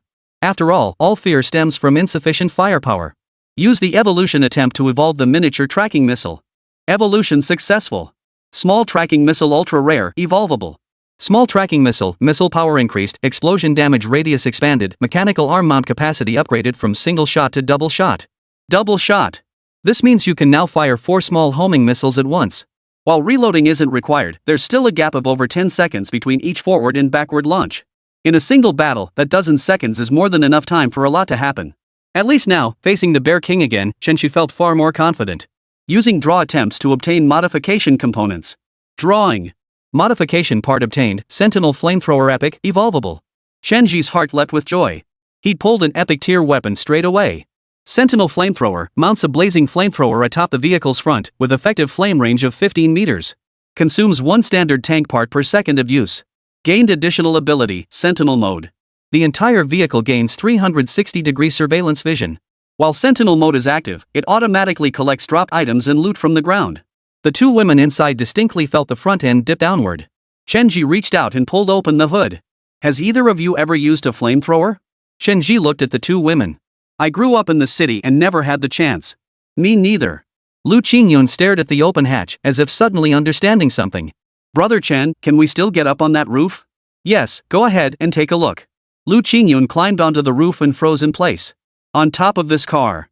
When did an extra layer of space appear here? And where did this flamethrower come from?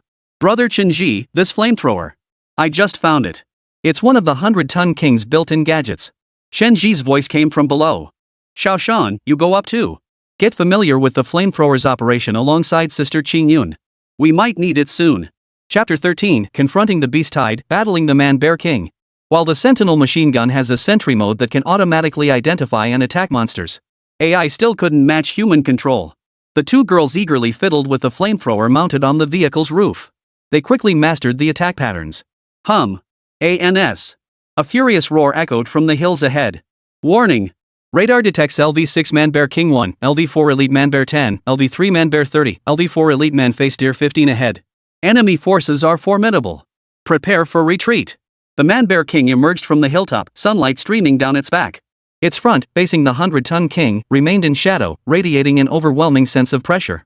Its minions raised logs of varying sizes and hurled them at the 100-ton king.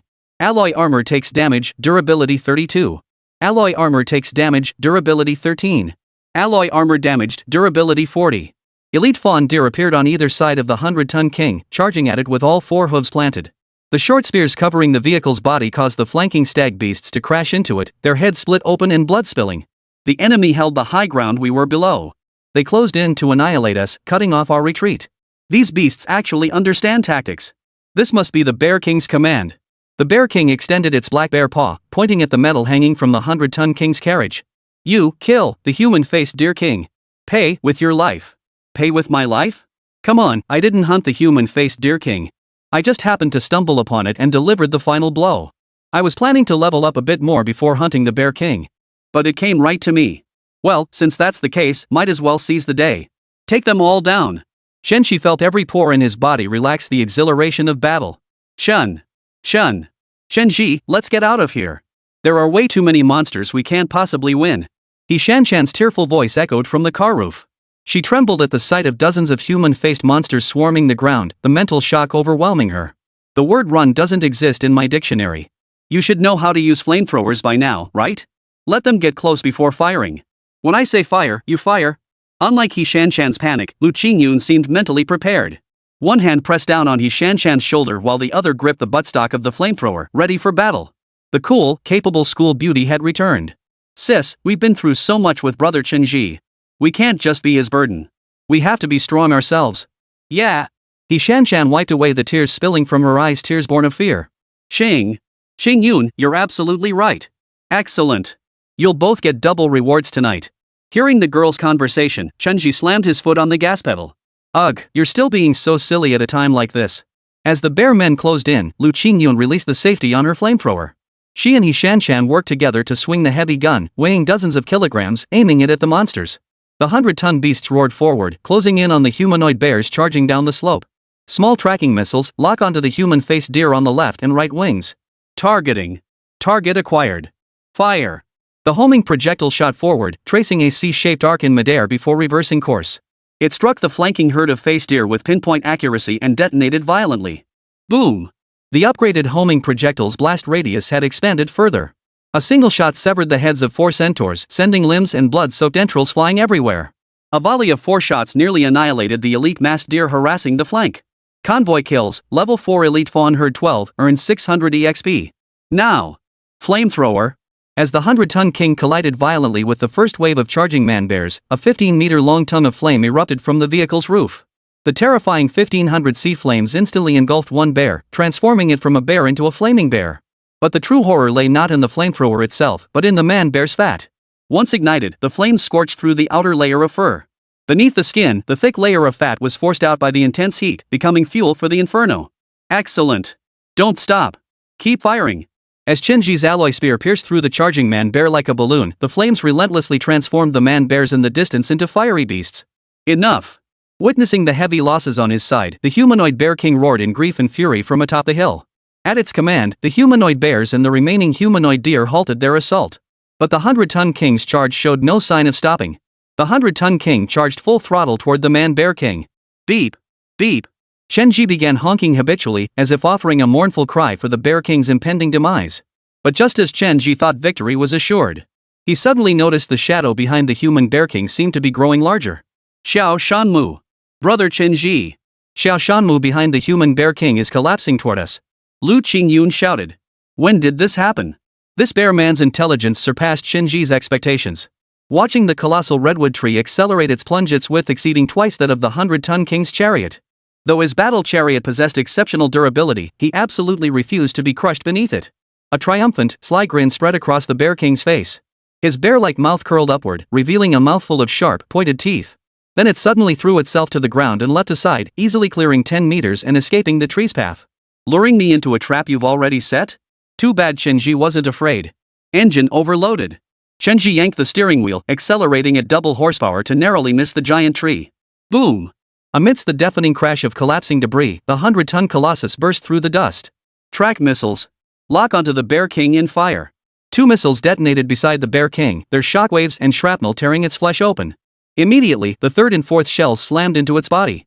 At the last possible moment, 3 bear men threw themselves onto its body, sacrificing their own lives to save the Bear King. Enjoy blocking bullets? Let's see how many times you can do that. Xingyun, keep the flamethrower firing. Roger that. Flames erupted like serpents, incinerating the bear men who rushed forward to shield the king's retreat, turning them into fiery bears. Roar! The Bear King roared in fury, unleashing a fierce gale that blew the direct fire streams off course. Thick white mist steadily spread toward the 100-ton king from all directions. Keep firing the flamethrowers. Burn them all. The 100-ton king plunged headlong into the thick fog, but the Bear King and his followers had vanished without a trace. Chapter 14, F1 Supercar. Set the mountain ablaze. This fog will trap you all to death. The enraged yet gravely weakened voice of the man Bear King echoed from within the fog.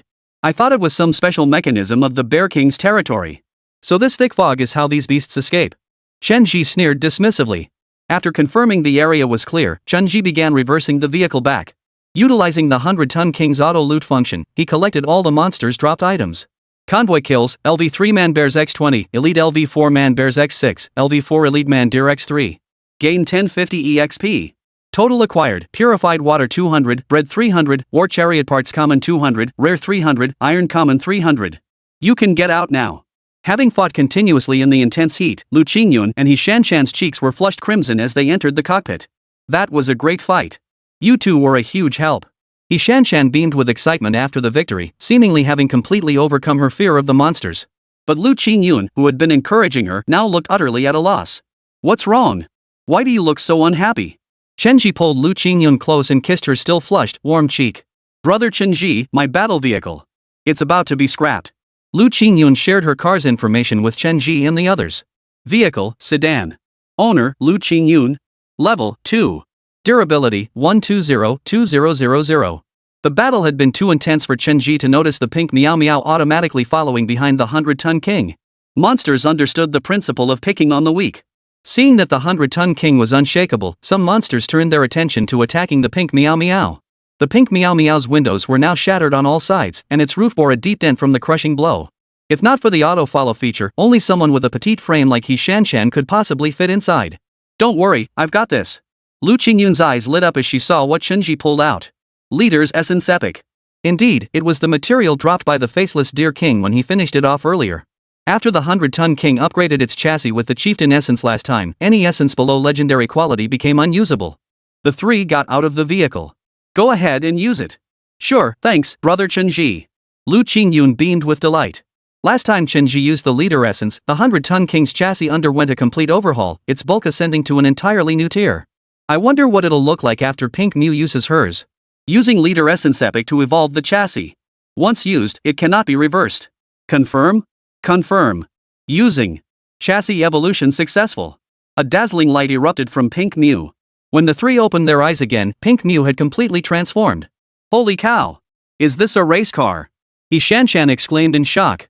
A brand new race car appeared before them. Vehicle, Sedan F1 Supercar. Owner, Liu Qingyun. Level, 201,000. Durability, 4,000. Speed, 8,140 km/h. Abilities, Smart Follow, Instant Acceleration, Skill Sharing. Instant acceleration boosts vehicle speed by 80% within 5 seconds while reducing durability loss by 99%. Skill sharing, select one skill from a designated vehicle in the convoy to share, distributing 70% of the durability loss to that vehicle. Skill sharing can be changed every 10 minutes. Similar to Chen Zhi's evolution of the 100-ton king chassis. Not only did it optimize the chassis, but it also gained 2 additional skills. Even luckier, Pink Mimi's vehicle model evolved too. Its black and red F1 supercar aesthetic perfectly complements Liu Qingyun's racing suit. Paired with extreme speed and $1 million suspension, even each seat inside comes with a helmet. Chen Zhi, I love you. Liu Qingyun jumped up excitedly and gave Chen Zhi a sloth hug. Not only did she tickle his chest, it tickled his feet down below too. Next time there's a battle, I can drive my race car and take some pressure off brother Chen Zhi. Liu Qingyun whispered into Chen Zhi's ear, gently blowing on his skin. Alright, you little rascal, get off me. Chen Zhi's large hand smacked her rounded rear. He Shan beside them watched with envy. The team's experience pool had accumulated 1680 points. Chen Zhi spent 1000 points to upgrade Liu Qingyun's race car to level 3. Don't be too jealous. Once I reach level 5, I'll evolve your battle chariot order to legendary quality. Then the battle vehicle you get will be even more powerful. Chen Zhi pinched He Shan's cheek gently, offering reassurance. Brother Chen Zhi is the best. With the new car on the road, Liu Qingyun wanted to experience the thrill of racing, so she drove ahead of the 100-ton king to scout the route. But now, there was no beauty by his side. Suddenly deprived of having someone on either arm, Chen Zhi felt a bit unsettled. So he could only extend his righteous hand toward the innocent He Shan. After playing around for a while, Chen Zhi's patience began to wear thin. Since this thick fog was released by the Bear King, it must be targeting the three of them. They might not be as fortunate as last time, managing to drive to the edge of the fog and escape. Since it wouldn't dissipate on its own, he would make it vanish. Xiao Shan, climb up and use the flamethrower. Burn this entire forest to the ground. He Shan, slightly out of breath, responded softly before obediently climbing onto the vehicle's roof.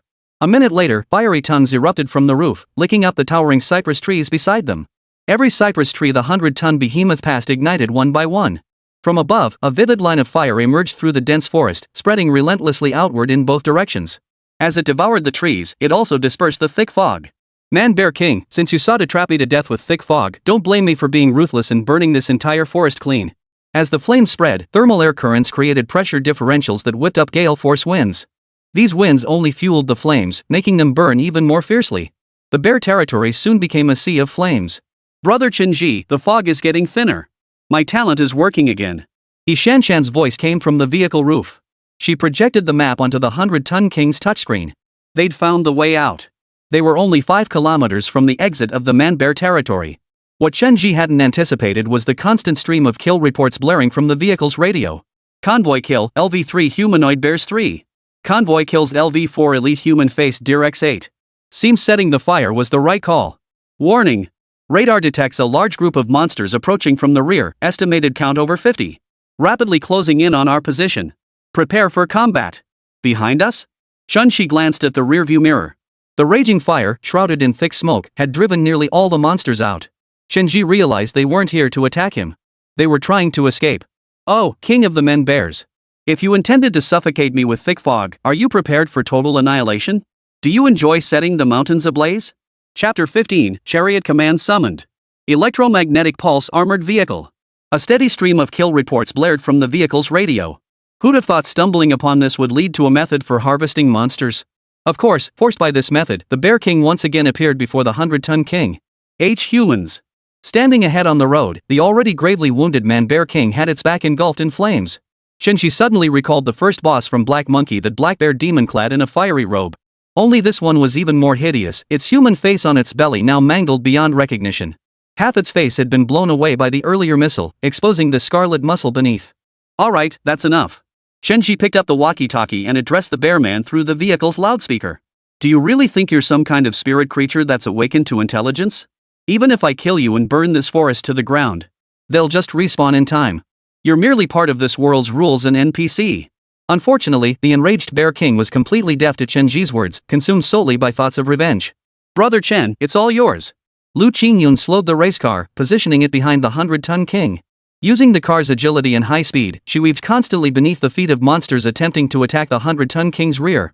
She rammed their underbellies, destabilizing them until they fell, only to be crushed by the following deer hooves and bear paws, with Linhua finishing them off. Engine overload. The 100-ton king roared as it slammed into the snarling Bear King. The Bear Man King shattered like an overripe watermelon dropped onto the floor. It splattered into a pulpy mess. Killed LV6 Man Bear King, gained 1000 EXP. Alright, Xiao Shan, no need to keep firing. Come down. The 100-ton king drove out of the Man Bear territory. You have left the Man Bear territory. Though the 100-ton king and the F1 racer escaped, the fleeing monsters trailing behind them weren't so fortunate. Monsters reaching the border slammed into the air wall before being consumed by the forest fire. The forest fire raged for over 3 hours. Team leader Chen Zhi waited outside the border for over 3 hours. After the flames died down, Chen Zhi drove back in. Amidst the scorched earth hellscape, he relied on the Sentinel mode's auto-loot function. Unfortunately, the slain Bear King hadn't dropped any boss essence. It seemed that item was still a random drop. Unfortunately, the Bear King he had slain earlier hadn't dropped any boss essence. It seemed this item still dropped randomly. The only valuable item was 500 Man Bear King fragments, which Chen Zhi synthesized and displayed. A forest fire allowed Chen Zhi's team to accumulate a full 5,000 experience points. Not an overwhelming amount, yet certainly substantial, more than enough to level up the 100-ton king to level 5 with points to spare. Finally, it was time to divide the spoils. Chen Zhi allocated 4,000 experience points to the 100-ton king. 100-ton king's experience is maxed. Do you wish to consume Iron Rare X500 and Engine Core Common X10 to upgrade? Chen Zhi froze upon seeing the upgrade materials, surprised that an engine core was required. Thankfully, he'd encountered those reckless fools earlier, taking their vehicles and lives. Otherwise, he wouldn't even be able to level up now. Consume materials to upgrade. Upgrade successful. Battle Tank, 100-ton king. Level, 504,000. Class, Tier 1. Owner, Chen Zhi. Talent boost. Infinite evolution, gain 1 surprise reward draw and 1 evolution attempt per level up. Durability, 10,000 15000. Weight, 80-90 tons, length, 15 meters, width, 5 meters, height, 5 meters. Speed, 75-90 km/h. Mod parts, Spear Array Epic, Alloy Armor Legendary, Desert Eagle Rare, Body-Mounted Spears Rare, Miniature Tracking Missiles Ultra Rare. Metals, Goblin Metal Rainbow, Feral Boar Metal Rainbow, Fawn Metal Rainbow, Bear King Metal Rainbow. Obtained, Modification Component Draw 1, Evolution 1. Level 5 appears to be a major upgrade milestone for the War Chariot, featuring not only significantly enhanced durability but also a further expansion of its chassis. Not only does the innate modification part draw transform into surprise reward, but a new rank system is introduced. Use evolution attempts to evolve the War Chariot order. Chen Zhi wasted no time and immediately evolved the tank order. Evolution successful. Tank token legendary, evolvable. Xiaoshan, it's yours now. The token, which had previously glowed purple, now emitted a faint red light after evolving. He Xinna took the token from Chen Zhi's hand with some excitement. The trio stepped out of the vehicle as He Xinna successfully summoned her battle tank. A blinding flash erupted, revealing a brand new, heavily armored camouflage vehicle before them. Battle Vehicle, Electromagnetic Pulse Armored Vehicle. Owner, He Xinna. Level, 10500. Speed, 8120 km/h. Durability, 6000. Abilities, Electromagnetic Pulse Attack, Fleet Encrypted Channel, Full Team Map Sharing, Smart Follow. EMP Attack, emits a powerful pulse within a 500-meter radius, disrupting or destroying enemy communications without friendly fire. Convoy Encrypted Channel, opens a dedicated encrypted channel for the convoy, inaccessible to vehicles outside the convoy. Team Map Sharing, enhances map surveying capabilities, extending coverage to all terrain within a 5-kilometer radius. Permanently saves recorded terrain features. Awesome! Now I can finally be useful. The twin-tailed girl cheered and threw herself into Chen Zhi's arms. Don't be silly, you're useful every single night. Chen Zhi affectionately kissed He Xinna's earlobe. Fleet vehicle count requirement met, 3 vehicles. Requirements for unlocking the World Fleet System met. Consume 2,000 combat vehicle parts common to register and activate the World Fleet System? World Fleet System? Who knew such a thing existed? After consulting with the 2 women, Chen Zhi unlocked the fleet system. World Fleet System successfully unlocked. Please name your fleet. Let's call it Beauty Paradise. Before the 2 women could protest, Chen Zhi clicked to confirm the name. He also changed the team's signature to Captain Male, passionate about women. This team only recruits beauties. Brother Chen, you're such a womanizer. He Xinna playfully punched his arm with her pink fist, jealousy in her tone. It's because you two are just too adorable. Chen Zhi seized the moment, grabbing her hand and pulling her into his embrace. Name change successful. Evaluating fleet rank. 100-ton king, Chen Zhi, rating, SSS Rainbow Medal 4. F1 supercar, Liu Qingyun, rating, S. EMP armored vehicle, He Xinna, rating, S. Final fleet rating, SS. Team rating? It's one of the criteria the Alliance uses to recruit teams after entering the rookie protection zone. Liu Qingyun suppressed her pang of jealousy as she explained to Chen Zhi. Our fleet has reached SS tier rating, so we've probably caught the attention of many battle alliances. Chen Zhi nodded, but something felt off. Qingyun, how do you know so much about this world? Chapter 16, Spider Nest Town, Hot Desire Bar. I knew at the moment I entered this world. Didn't you guys know? Liu Qingyun looked at the two of them with surprise. No, I had absolutely no idea. He Xinna shook her head. Alright, none of that matters now. Chen Zhi wrapped his arms around the two women. Among the three of us, it only takes one person to understand. With over 2,000 experience points remaining, Chen Zhi upgraded He Xinna's armored vehicle to level 3. The sun was setting. Chen Zhi decided to rest where they were. The two women, their faces flushed, climbed aboard Chen Zhi's 100-ton behemoth. Engaging combat mode. Activating combat mode, please wait. All windows closed and privacy glass activated. Interior ambient lighting has changed to pink. Battle music activated and volume adjusted to optimal level. Ladies. Who's up first for tonight's heart-to-heart? East wind blows, lighting up 1,000 trees with blossoms. Another night of revelry unfolds. The next morning, Chen Zhi set off after being fed breakfast by the two women on either side. Brother Chen Zhi, sister Qingyun, put these on. He Xinna pulled two small black earpieces from her bosom. These are micro earpieces.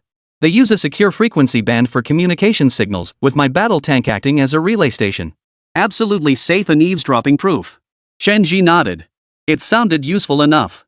But given the current situation, it was nothing more than bumping into monsters during the day and chatting at night.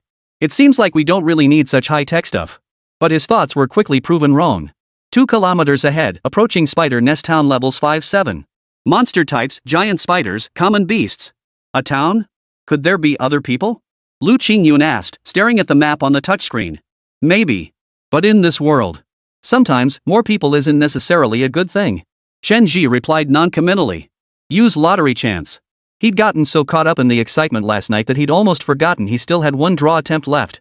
Drawing in progress? Surprise reward obtained, high-tech glasses epic, non-evolvable. Ultra-tech goggles, equipped with infrared, night vision, and multiple high-tech functions. Ultra-high-strength bulletproofing. Capable of remotely controlling your own battle vehicle within an effective range of 10 kilometers. Ha! Brother Chen Zhi, why did you suddenly put on glasses? He Xinna looked surprised at the glasses that had appeared out of nowhere on Chen Zhi's nose. I found these in the car earlier. They feel pretty comfortable, so I put them on. Oh. He Xinna nodded, seeming to understand yet not quite grasping the full meaning. I knew it. Liu Qingyun gazed at Chen Zhi with a wistful look. She'd heard this ridiculous excuse countless times before. Brother Chen Zhi, we're already this close. Is there anything else you're keeping from us? Good girl. Chen Zhi pinched her soft cheek. When the time is right, I'll tell you all. Beep beep beep. Boss, radar detects 3 vehicles approaching the town. Then prepare to receive them. A burst of static crackled through the miniature earpiece, followed by a conversation between several unfamiliar voices. Chen Zhi and his 2 companions stopped joking and fell silent. Radar shows one of them might be a 100-ton king. So what if it's a 100-ton beast? We took one just 5 days ago. The thing was loaded with resources. Alright, we'll do as the boss says. Just get it done. As long as they don't head straight for the tavern. Pfft, that old fossil at the tavern. We'll deal with him when we see him. Got it, boss. Xiao Shan's conversation just now was.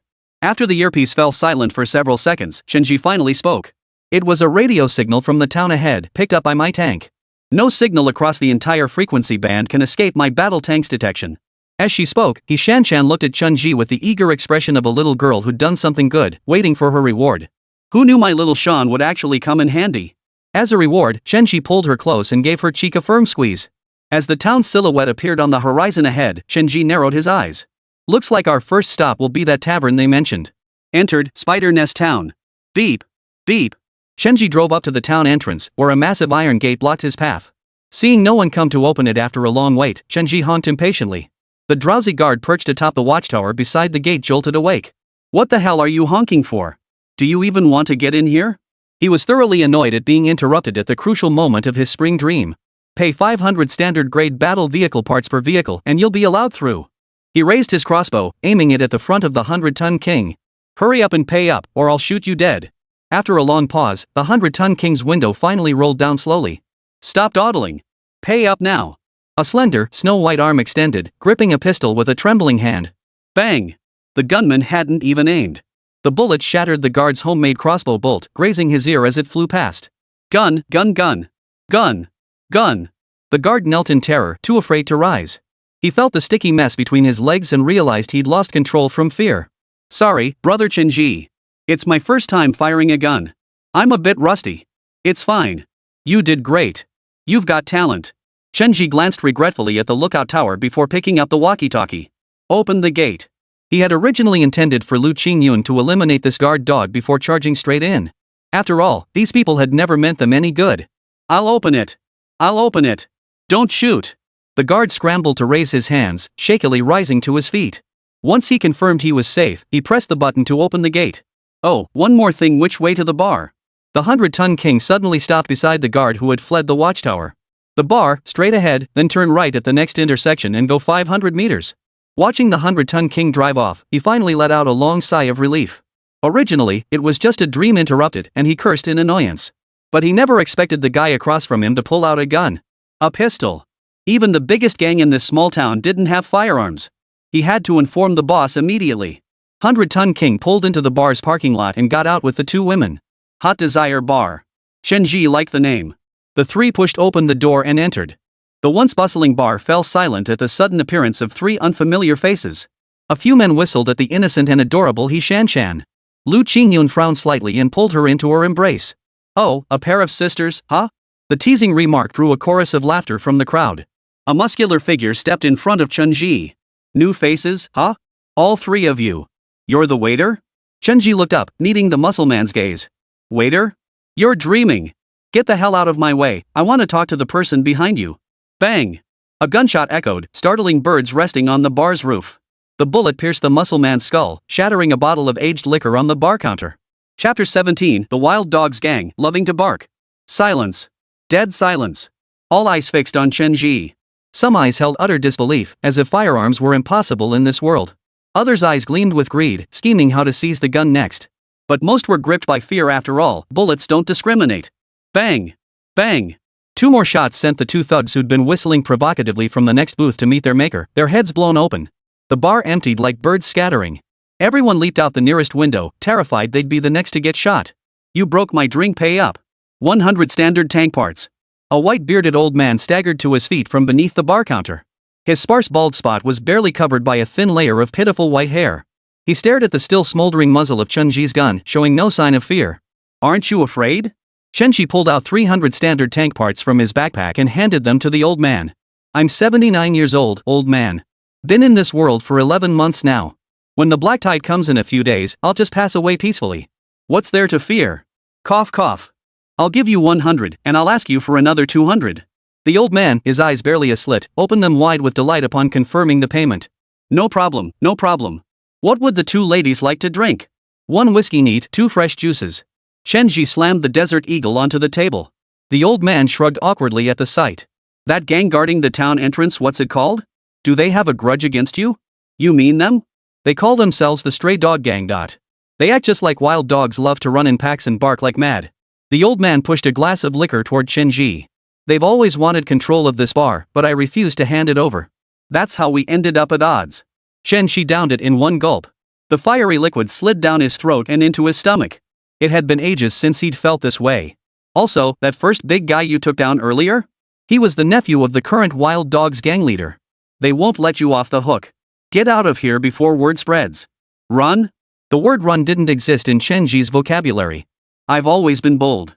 He Xinna took 2 cups of juice and handed one to Liu Qingyun. To her surprise, Liu Qingyun shook her head, took the one left in Chen Zhi's hand, and downed it in one gulp. He Xinna felt tempted to try it too, but in the end, she held her juice and drank it sip by sip. Yang Yinchao, are you saying the owner of these 200 tons is the murderer who killed my nephew? Hoda, sporting a black cowboy hat and a bushy beard, stepped out of the car. His gaze fixed on the heavily modified 100-ton king parked in front of the bar, a single vehicle occupying 6 parking spaces. That's right, boss. Nearly 30 men poured out of the 5 pickup trucks behind Hoda. Since he's armed and hiding inside the bar, tear this 100-ton king apart first to force him out. Brilliant move, boss. Yang Yinchao seized the moment to butter him up. Load the crossbow. Yes, boss. 15 homemade crossbow bolts were loaded one after another, positioned alongside the 100-ton king. Attack the 100-ton king's weakest points. Aim for the tires, windows, and rear-view mirrors. Fire.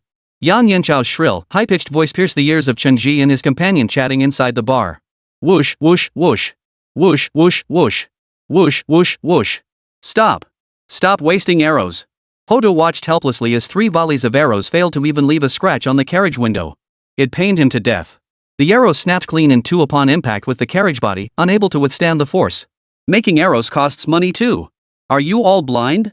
You see, it's useless yet still waste arrows. Be boss, you ordered us to shoot. Get lost.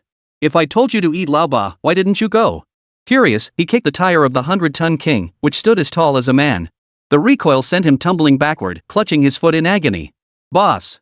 Are you okay? Look at me. Am I okay? You idiot. Damn it, this bastard's shell is rock hard. Hoda spat angrily. If we can't take apart the car, then let's take apart the man. Help me up, damn it. Hoda staggered to his feet, snatched the crossbow bolt from Yang Yanchao's hand, and fired it toward the bar's entrance. Thud. The arrow trembled slightly at its tail before sinking deep into the wooden door. Fire 5 volleys at once. Blow this bar's facade to smithereens. Whoosh. Whoosh.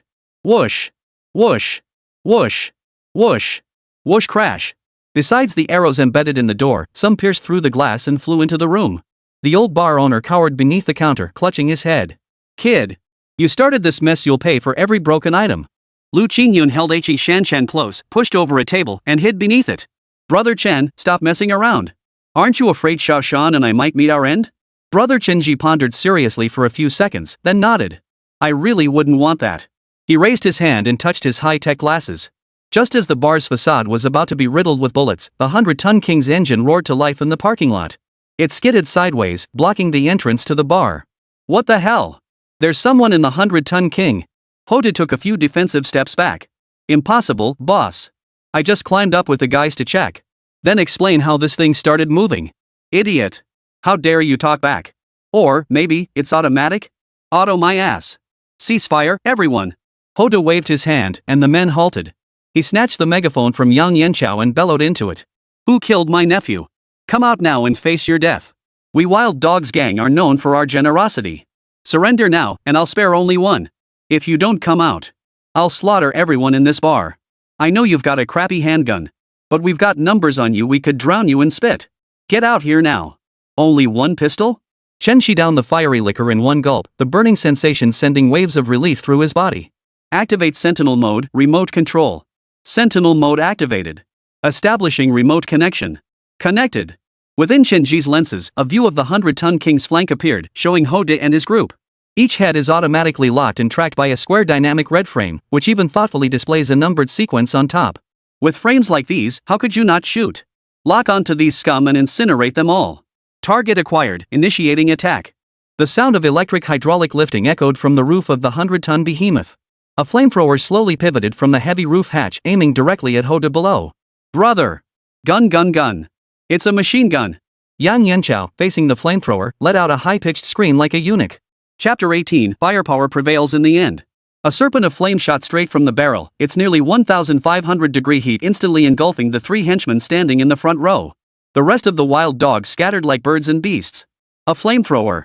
That guy not only has a pistol, but a flamethrower mounted on his bike. Is he really a rookie? Hoda gasped for breath, still shaken. Dragged by his men, he scrambled and rolled his way out of the flamethrower's range. Still, a small lock of his beloved wavy rocker hair was singed. Boss, we might not stand a chance against someone like this. Yang Yanchao couldn't help but lower his voice. Hot weapons, ruthless combat skills, and a beauty by his side. Was this really the last wave of recruits spawned before the Black Tide? Since joining the Wild Dogs gang last year, he'd never spoken so humbly as the second in command. But this time, he genuinely felt they stood no chance. There was no other option.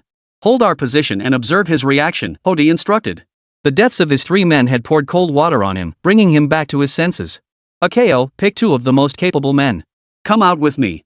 Hoda raised his hands high, slowly rising from the opposite sidewalk and walking toward the parking lot with his arms held aloft. I'm Hoda, leader of the Wild Dogs gang. I'm impressed, brother. Let's talk. Yang Yanchao and his 2 underlings followed behind him, also raising their hands high. Fine, but no one else is coming. Otherwise, I won't mind taking out a few more. Chen Zhi's voice crackled through the 100-ton king's megaphone. Fine. Just me. Hoda glanced at the cleanup crew and signaled them to halt. The moment another shot rings out, you charge in with the brothers and kill without mercy. Hoda whispered. Got it, boss. Watching Hoda turn and enter the bar, the smile on Yang Yanchao's face gradually hardened into a vicious grimace. This guy, he's far too young. That was Hoda's first impression upon seeing Chen Zhi. Sit. Chen Zhi gestured toward the chair across the table with a slight tilt of his chin. The desert eagle lay silently on the tabletop, reflecting an orange-red metallic sheen in the sunlight. Old Zhang, come recount the events to this wild dog gang, leader howled. The bar owner hobbled over, limping slightly, and poured Hoda a glass. He briefly recounted how the muscle-bound man had taunted and mocked Chen Zhi and his two companions. Got it? Killing your nephew was pure self-defense. But Hoda hesitated. Even setting aside the mistake, that still doesn't justify you killing my nephew, does it? Of course, he dared not voice this thought aloud. If you still want to send someone to teach me a lesson, I won't mind putting a few more holes in you and your men. Seeing his hesitation, Chen Zhi grabbed the desert eagle on the table and aimed it at Hoda's forehead. Let's talk this out. Let's talk this out. Staring at the black muzzle, Hoda frantically raised both hands, his words stumbling out. Forget it all. Forget everything. Can you guarantee the Wild Dogs gang won't bother me anymore? Of course. The Wild Dogs are my personal fiefdom. Chen Zhi nodded in satisfaction. In that case, each member of the Wild Dogs gang will give us a set of parts as compensation. That should settle this matter. Alright, huh? Hoda stared wide-eyed at Chen Zhi, doubting his own ears. Wasn't I clear enough? Your men's attack just now frightened my two friends. A little compensation is only fair, right? Chen glanced at Liu Qingyun and the other woman. He Shanshan nodded earnestly, confirming she had genuinely been frightened. No, I heard perfectly well. Compensation is absolutely fine. Hoda quickly softened his tone. It's just, I still don't know your name, brother. Chen Zhi. How many members does your Wild Dog gang have in town now?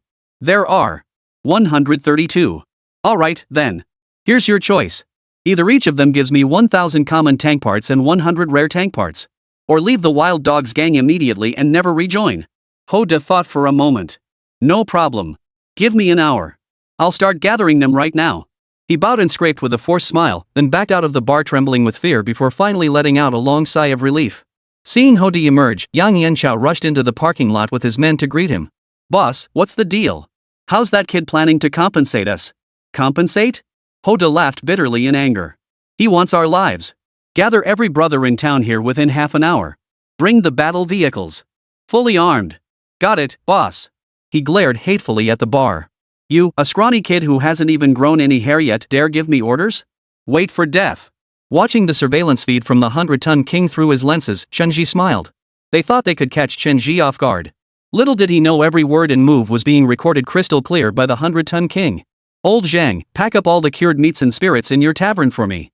After all that bumpy travel, Chen Zhi hadn't had these things in ages. Between instant noodles and bread, his taste buds were practically withering away. If it weren't for the two girls along the way who could eat, of course, meaning the instant noodles and bread they personally fed him. Otherwise, the journey would have been unbearably dull. Half an hour later, nearly 100 armored vehicles rolled into the intersection, completely blocking the tavern from all sides. With numbers on their side, Hoda's confidence began to grow. Hand me a Molotov cocktail. A green beer bottle filled with alcohol was handed to him. He lit the cloth strip sealing the bottle's mouth and hurled it at the 100-ton behemoth. Clatter.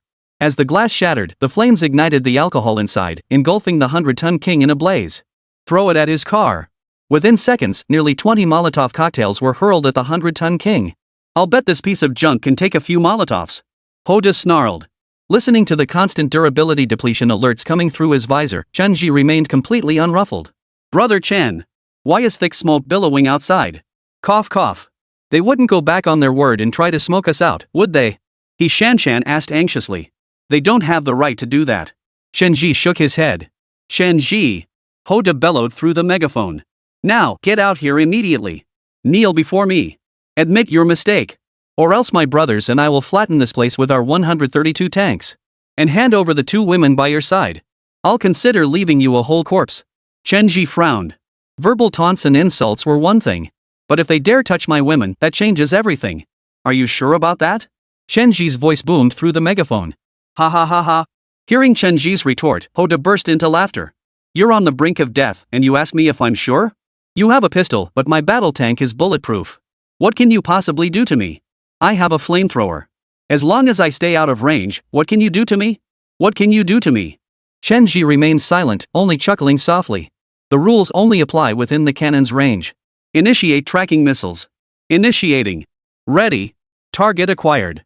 Looks like firepower will have the final say after all. Fire. Chapter 19, Treasure Map Secured, Wild Dogs Gang renames itself Hot Hope. Highest density in this area. The sentry's surveillance feed within the visor framed the crowd centered around Hoda. Within effective damage range of tracking rounds, 13 personnel per combat vehicles. Fire. As Chen Zhi smashed his wine glass onto the table, the tracking projectile detonated within the Wild Dogs ranks. Amidst the sky-piercing flames, 3 combat vehicles were instantly destroyed. Another was reduced to a charred chassis, its durability in single digits barely a step away from complete disintegration. Those who had been admiring the fiery masterpiece on the 100-ton King's hull 1 second were decapitated or had limbs blown off the next. Missiles! Missiles! Run for your lives! Who the hell did the boss piss off? Could it be high-tier tank survivors arrived? Back up! Back up now! You don't want your tanks scrapped too. Before the rear tanks could reverse, the one closest to the bar slammed its accelerator, attempting to plow through the congested road. But with nearly 100 vehicles packed together, the panic to escape only made the chaos worse. Old Zhang, come take a look out the window. Still don't believe I can wipe out the Wild Dogs gang single-handedly? Chen Zhi rose and walked to the window, peering through the glass shattered by crossbow bolts. As the alcohol and the Molotov cocktails burned out, the flames engulfing the 100-ton King's chassis gradually dimmed. Old Zhang hobbled over to Chen Zhi's side, remaining silent for a long moment. From the moment Chen Zhi entered the tavern, Old Zhang had seen something different about him. When he shot someone without a word, Old Zhang had dismissed him as a hothead. When he threatened Hodit to apologize and pay compensation, Old Zhang had dismissed him as a cocky young man with a bit of capital. But now, he realized he might have been wrong.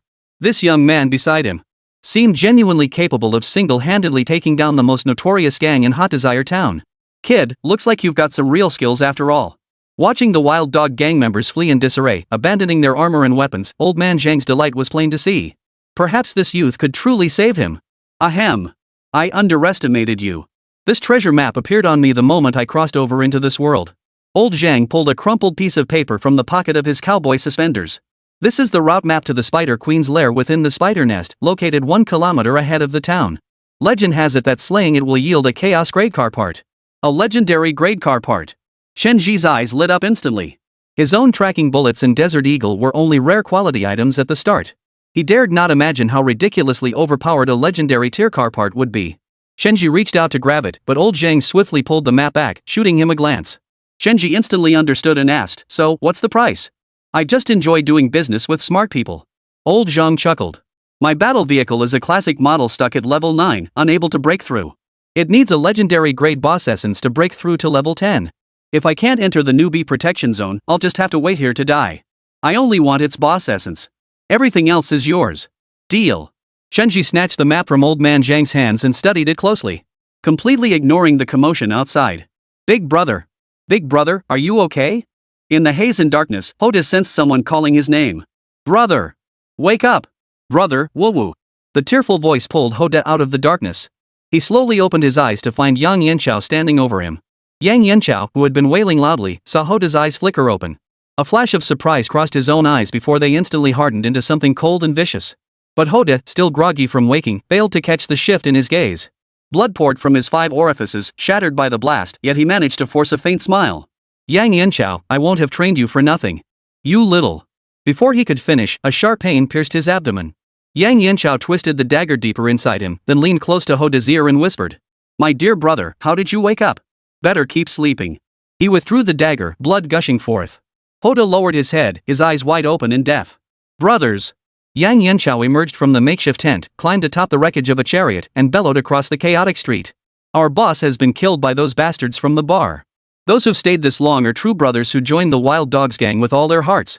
What happens next, I won't force on anyone. But those who want to avenge the boss, start your war machines and smash this bar to pieces with me." After the commotion, barely a third of the members remained outside the bar, yet over 30 battle vehicles still stood. Urged on by Yang Yanchao, they all headed toward their battle vehicles. Avenge the boss! Avenge the boss! Yang Yanchao felt a surge of exhilaration, finally experiencing the thrill of being the leader whose call commanded instant obedience. Too bad it was a one-time thing. He had no intention of following these fools to their deaths. He planned to wait outside until the moment was ripe, then use his finest crossbow bolt to take out that guy.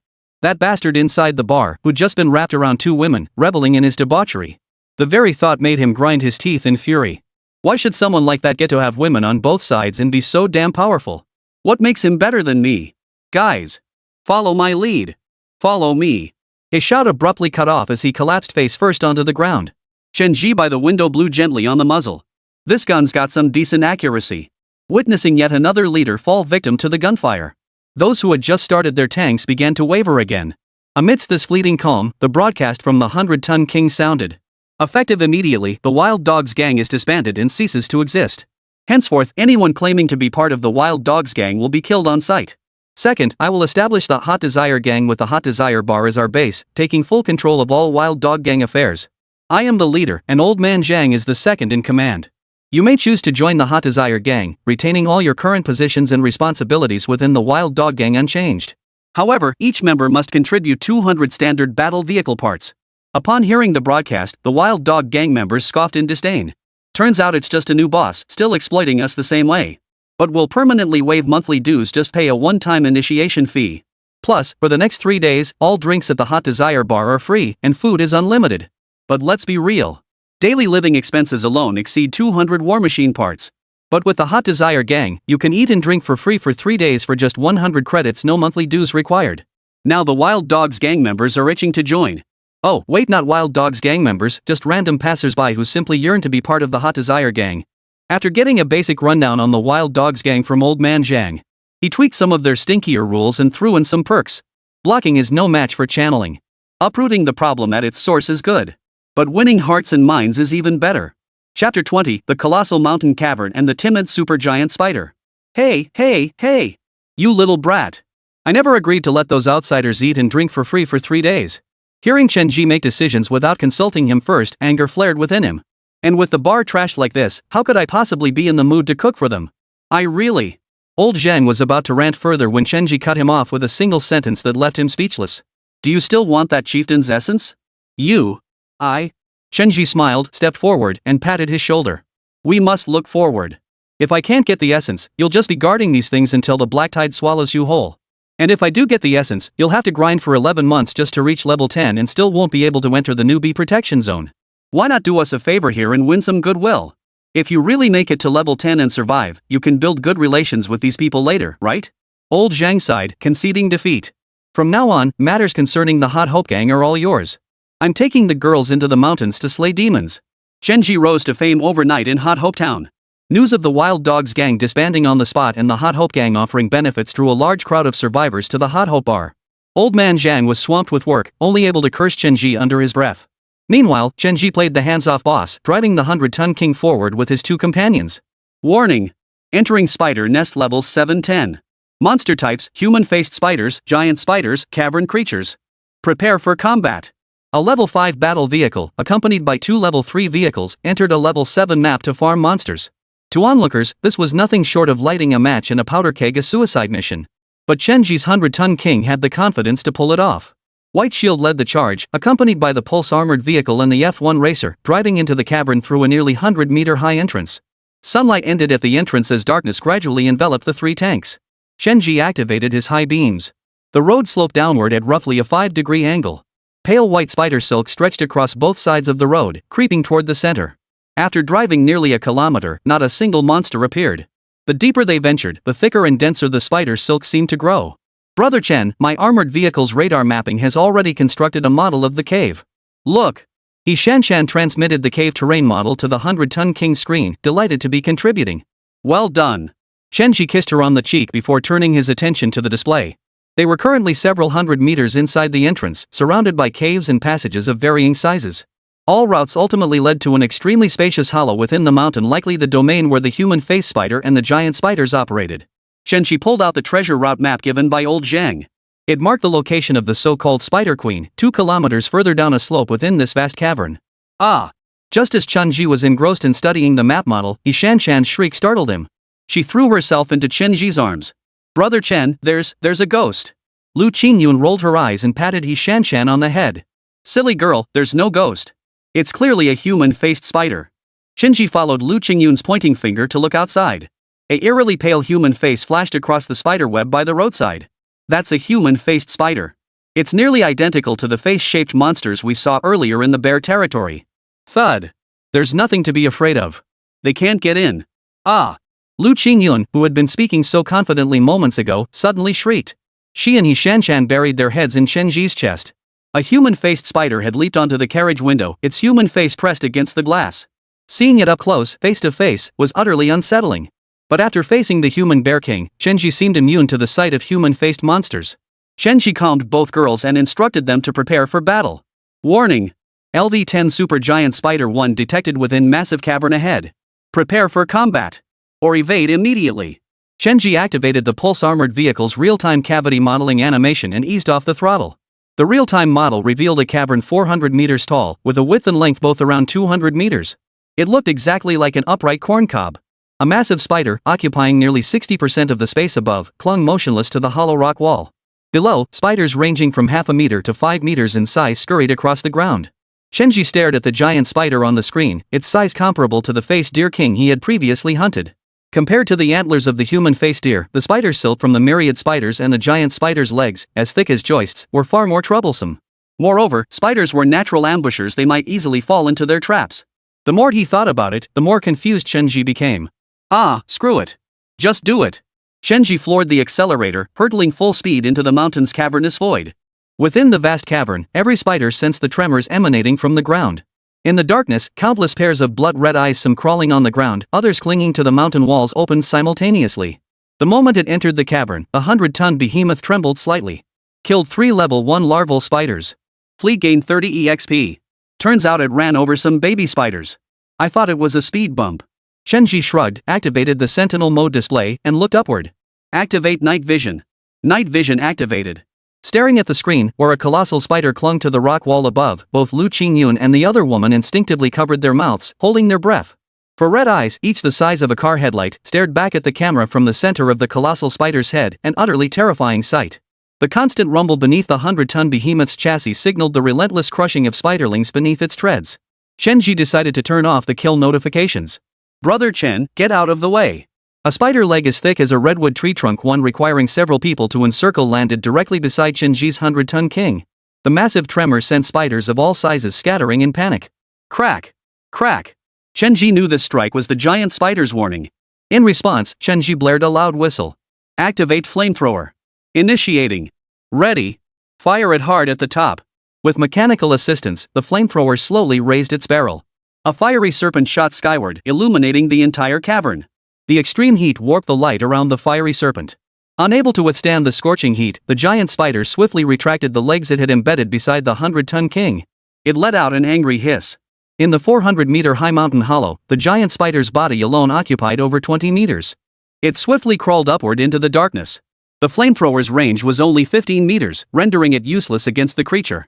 Originally, they had expected a fierce battle upon entering the spider's lair. Unexpectedly, these spiders of all sizes, seemingly due to living in darkness, became extremely timid and fearful when encountering light sources like open flames. Chapter 21, Half-Human Spider Queen? Humans cannot, at least, not yet. Indeed, open flame is the nemesis of all creatures of darkness. But was hiding truly effective? Unfortunately, it was not. Initiating small tracking missiles. Initiating. Mechanical movements occurred on both sides of the vehicle's front as 2 robotic arms equipped with rocket launchers extended outward. Ready. Chen Zhi lightly tapped the high-tech glasses perched on his nose. Enhanced by night vision mode, the Sentry camera feed projected onto his lenses was crystal clear. Aim at the 4 legs on the giant spider's left side. Locked. Multiple rectangular red frames enclosed the upper spider legs, with crosshairs precisely locked onto the joints of each leg. Fire. Boom. The homing projectile streaked upward in a trail of fire, precisely severing the giant spider's 4 legs. The explosive force was so immense that even the 3 occupants inside the 100-ton behemoth felt the tremors. Along with the falling debris and thick, dark green viscous fluid, the colossal spider, now clinging to life on its single remaining leg, plummeted. The mountain-sized creature crashed heavily before the 100-ton king, its 4 remaining legs flailing wildly in the air. Like wildly swinging iron hammers, they pounded relentlessly against the mountain wall, dislodging chunks of rock. An agonized hiss echoed through the cavern. The other spiders, both large and small, which had been driven back by the flames, now responded to the giant spider's distress call from the darkness. They emerged in droves from the darkness, swarming toward the 3-ton king battle vehicles to encircle them. Sentinel mode, activate flamethrowers. Activated. Fiery serpents of flame descended from the vehicle roofs, instantly engulfing the approaching spiders. Roasted until their bellies turned upward, they writhed in agony before finally charring to black and carbon. Killed LV3 human face spiders 3, gained 90 EXP. Killed LV1 larval spider 10, gained 100 EXP. Killed 3 LV5 medium spiders, gained 140 EXP. The kill log scrolled continuously across the touchscreen. Brother Chen, my armored vehicle is completely swamped by spiders. The electromagnetic pulse armored vehicle, under relentless attack, was losing durability point by point. It couldn't hold out much longer. Steer it to my left flank. The armored vehicle shifted to Baidu's left flank, where flamethrowers unleashed serpentine flames upward. Within seconds, the armored vehicle on the verge of being wrapped like a rice dumpling by the spiders was cleared. My battle vehicle is still operational. I've shared Brother Chen Zhi's short spear and durability pool, so I can hold out for a while. No. Chen Zhi turned to Liu Qingyun. Move your tank to the right too. I'll handle this. Though the flamethrower's fiery serpent was ferocious beyond compare. Under the glare of the 100-ton king's headlights, spiders poured out like a tidal wave from the web-covered caverns. Brother Chen Zhi, this isn't sustainable. We might get worn down and killed. He Xinna looked at Chen Zhi. They're all responding to the giant spider's distress call, that's why they're swarming like this. Perhaps if we eliminate it, these spiders will scatter. Liu Qingyun analyzed calmly. Makes sense. You're my wife, after all. Though surrounded by the spider tide, Chen Zhi couldn't resist stealing a kiss from Liu Qingyun's cheek. Ugh, what a time for this. Though she protested with words, a faint blush still spread across her soft, smooth cheeks. He Xinna bit her lip, pouting as she wrapped her arms around Chen Zhi's waist, clearly jealous. Brother Chen Zhi is biased. Tracking rounds loaded. Ready to fire again. Aim at the giant spider's row of eyes, fire all homing rounds. Target acquired. The flames from the tracer round's tail shot skyward once more, accurately striking the giant spider's row of crimson eyes and exploding. Like a ripe watermelon smashing heavily onto the ground. The giant spider's head shattered completely. Killed one level 10 supergiant spider, gained 2000 EXP. Sure enough, after the giant spider's complete demise, the spider tide's offensive noticeably weakened. Even after a dozen seconds, they began fleeing once more, scrambling back into the dark caverns. Phew, finally over. Liu Qingyun sighed, her hand resting on her chest. But we haven't killed the spider queen yet. Chen Zhi pulled out the treasure map. Who knows if it's real or fake? After organizing the spoils from this wave of hunting, the 100-ton king pressed deeper into the depths. Brother Chen Zhi, this route looks a bit off, don't you think? He Xinna pointed at the map scan model displayed on the touchscreen, transmitted from the armored vehicle. A slope inclined at a 20-degree angle stretched straight ahead, with no other spider nests or caves visible on either side. At the 2-kilometer end of the road lay a nearly 100-square-meter open space, but its height was only 10 meters. That so-called spider queen should be inside there. 3 combat vehicles continued deeper along the road. Warning! Radar detects LV-12 human face spider queen 1 ahead. Prepare for combat. Brother Chen, I've scanned it too. Is that a person? The 2 women stared in surprise at the scan image transmitted back from the armored vehicle screen. A monster with a spider's body and 6 spider legs, yet its upper torso was human. And judging by the chest, it clearly matched the developmental standards of an adult female. Wow, this spider queen is interesting. Chen Zhi slammed his foot on the accelerator, picking up speed. Brother Chen. You can't do this. He Xinna puffed out her cheeks, her gaze instantly revealing her understanding of his intentions. Ahem, I just want to see the spider queen and take her down faster.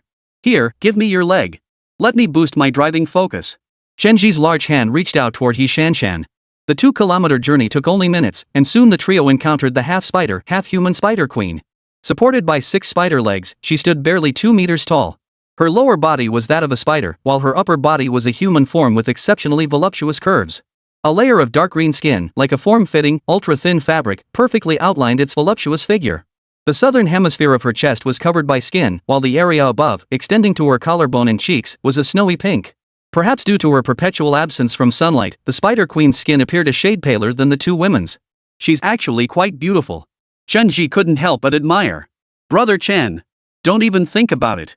Don't even think about it. Don't even think about it. He Xinna and Liu Qingyun both shot Chen Zhi reproachful glances. Sigh, can't I even think about it? Forget it. He reined in his wandering thoughts. Tracking missile, lock onto the human face spider. Acquiring lock. Lot. Wait. As if sensing the threat, the spider queen suddenly shouted in human speech. Humans, whatever you want, I can give it to you. I can take human form at level 15. Please spare me. Human form at level 15. Chen Zhi understood every word. But why couldn't he make sense of them when strung together? Could it be that this spider queen wasn't a monster generated by the world's rules, one that respawns periodically after being hunted down? A thought surfaced in his mind. If it truly could take human form at level 15. Abduct her, abduct, oh no, take her away. Once she matured, incorporate her into the caravan's ranks. It wasn't entirely impossible. Chapter 22, The Contract. Chen Zhi, the spider queen takes human form. Flamethrower, lock on. Target locked. Watching the tracer bullets and the flamethrower slowly rising above the massive car's hood, aimed directly at her. The spider queen retreated helplessly a few steps, her spider legs shifting restlessly back and forth.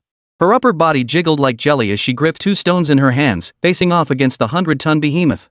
Only her hair, seemingly untamed and unkempt, fell loosely over her shoulders, giving her the eerie appearance of a female ghost crawling out of a television screen. Chen Zhi drew the desert eagle from his waist and cocked it. "Brother Chen, are you going down?" Liu Qingyun grabbed his arm and shook her head. "She's a monster. The spider nest's boss. Brother Chen, if you go, I'm going with you." He Xinna knew she couldn't dissuade Chen Zhi, since he insisted on going down. Then she would go with him. If they were going to die, they'd die together. "You two, calm down." Chen Zhi looked at the two women clinging to his arms, feeling both amused and exasperated. "Xingyun, I'm asking you, how much do you know about the monsters in this world?" She thought for a moment and shook her head. "I don't know much about that. Just a few things concerning the Black Tide. Shan, what about you?" He Xinna shook her head as well. "See what I mean? Even though you guys have been charging ahead killing monsters with me. But in reality, we know next to nothing about these creatures. I'm going down to ask her some questions. If you don't trust me, then we'll go down together." No sooner had Chen Zhi finished speaking than both women spoke up simultaneously. "I'll go down with you." "All right." Before getting out of the vehicle, Chen Zhi locked the sentry mode firmly onto the Spider Queen. The moment she made any sudden move, he would open fire. "Put down the rock in your hand. I'll get out and talk with you." The Spider Queen hesitated for a few seconds, then nodded and dropped the stone from her hand. Chen Zhi stepped out, desert eagle gripped in both hands, the two women following behind, watching her warily. "I won't kill you, but you must answer my questions and give me two things." The Spider Queen rubbed her hands together nervously. "All right."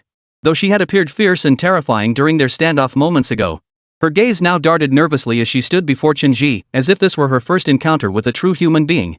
"Why could you take human form at level 15? Who told you that?" "No one told me. I just knew I could take human form at level 15. As the Spider Queen looked into Chen Zhi's eyes, she realized for the first time how beautiful human brown irises could be. Unlike her own, which consisted only of whites and two overlapping dark green diamond-shaped pupils. Chen Zhi looked at Liu Qingyun. It seemed the Spider Queen, like her, had been born with access to the world's rules. "Are you the ruler of this place?" "Indeed. All spiders here obey my command." "So do you know that I just killed your biggest spider?" "I know." She nodded. "That bastard kept trying to rape me, so I dug this deep hole to hide." "Huh? You mean a 40-story skyscraper is interested in a 2-story, fully furnished bungalow? Well, that's convenient. I killed it for you." "Yeah, thanks." Listening to Chen Zhi's conversation, Liu Qingyun and He Xinna exchanged bewildered glances. Why are they thanking each other now? "We need your leader's spirit essence. Can you give it to me?" Liu Qingyun asked directly. The leader's essence on previous occasions, it was always Chen Zhi who obtained it after slaying the monster leader. Asking her for it was essentially asking for her life. But Chen Zhi didn't blame Liu Qingyun, for this was precisely why they had come here. The Spider Queen hesitated for a few seconds before nodding. "I can give it to you. But on one condition, I must sign a shape-shifting contract with a male human." "A contract?" At the sound of those two words, Chen Zhi's eyes lit up instantly. "Contracts? Great. Contracts are right up my alley." Back on Blue Star, Chen Zhi had devoured countless works about contract beasts and witches. He never imagined the day would come when it would be his turn. Chen Zhi cleared his throat. "Explain it further." "A shape-shifting contract is a safer form of my transformation.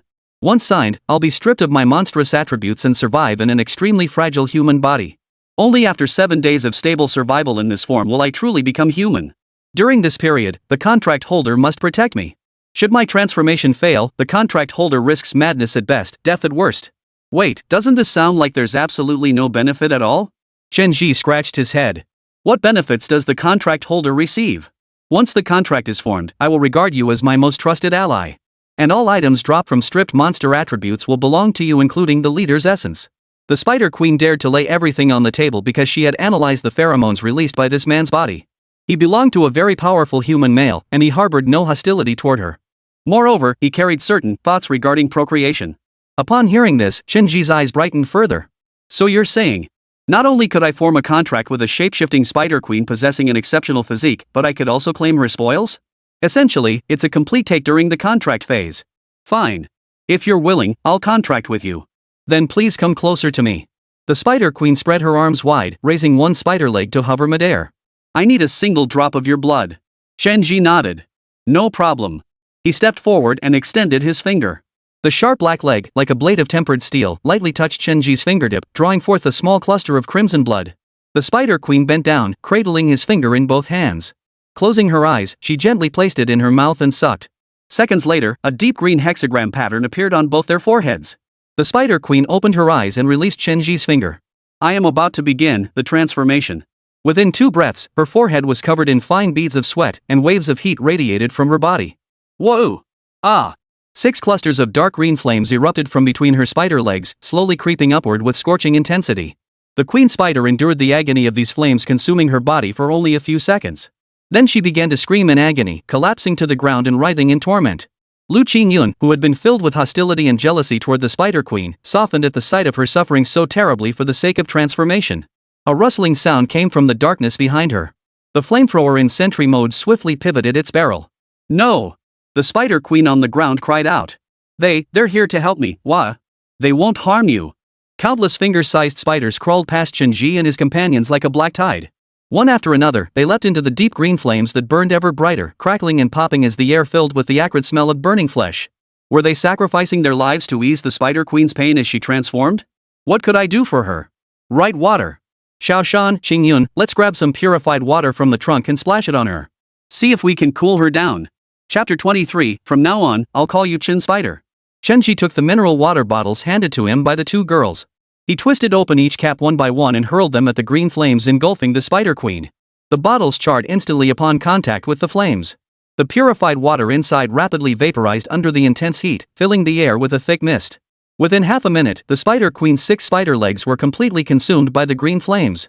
A pair of human legs slowly emerged. 5 minutes later, the agonizing transformation process finally concluded. The Spider Queen had succeeded. Amidst the swirling mist, countless tiny spiders crawled and spun around the Spider Queen on the stone platform. It seemed as though they were celebrating her successful transformation. Her fair, delicate body, shrouded in mist, resembled a masterpiece of exquisite art. Chen Zhi couldn't help but gaze at her for a few extra moments. A pair of small hands covered his eyes from the side. Brother Chen, no peeking. You'll get a sty. He Shanshan said, brimming with jealousy. Liu Qingyun, however, felt a pang of pity. She finally reached over and pulled a blanket from the 100-ton king, draping it over her. After witnessing her entire transformation process with her own eyes, Liu Qingyun could no longer harbor the rivalry women often felt toward one another. The agony of that fiery torment felt unbearable to her. All right, stop it. Chen Zhi gently removed He Shanshan's hand. The dark green hexagram on his forehead glowed faintly as a stream of information flooded his mind. Preliminary transformation successful, contract activated. Acquired LV-12 human-faced spider drop items. Chariot parts common 5000, chariot parts rare 1000, leader essence legendary 1, unknown modification component chaos 1. Chaos modification part. Got it, all the essence and the modification part. Chen Zhiqiang suppressed his excitement, walked over to the Spider Queen, crouched down, and picked her up. Let's go. We're heading to the vehicle. The Spider Queen's height fell between He Shanshan and Liu Qingyun. Carrying her princess style felt surprisingly light. Through the blanket, his arms brushed against a soft, boneless sensation. Since I've formed a contract with her, we're family now. You two need to take good care of her. Got it. All right, brother Chen Zhi. Liu Qingyun and He Shanshan exchanged glances before nodding in unison. Though both women felt a touch of jealousy toward the Spider Queen and were somewhat exasperated by Chen Zhi's philandering ways, they weren't foolish enough to scheme behind the scenes, engaging in so-called palace intrigue that would ultimately destroy them. A natural, subtle fragrance drifted from the Spider Queen's chest into Chen Zhi's nostrils. It drew his gaze repeatedly, drawn to the impressive scale and alluring curves that rivaled Liu Qingyun's. Back on Blue Star, Chen Zhi had loved reading Journey to the West, particularly admiring the architecture of the Great Thunder Sound Temple. It seemed his childhood wish had come true. If this world lacked the Great Thunder Sound Temple, then he, Chen Zhi, would be its founder. The 3 of them took turns lifting the Spider Queen onto the 2-meter-high cab of the truck. Even with 3 people seated and 1 lying down in the cab, the space still felt remarkably spacious. They climbed aboard, started the 100-ton behemoth, and headed back toward Hot Hope Town. During the journey back, the Spider Queen slowly regained consciousness. It's you! Where are we going? The Spider Queen awoke from her slumber on Liu Qingyun's long legs and slowly sat up. The blanket draped over her shoulders slipped down her smooth skin, revealing her fragrant shoulders. Chen Zhi, ever keen to notice beauty, immediately caught this detail and glanced sideways. With the town only a few hundred meters away, Liu Qingyun quickly grabbed the blanket, shot Chen Zhi a glare, then draped it over her. What is this? Why is it draped over me? You. This is clothing what we wear on our bodies.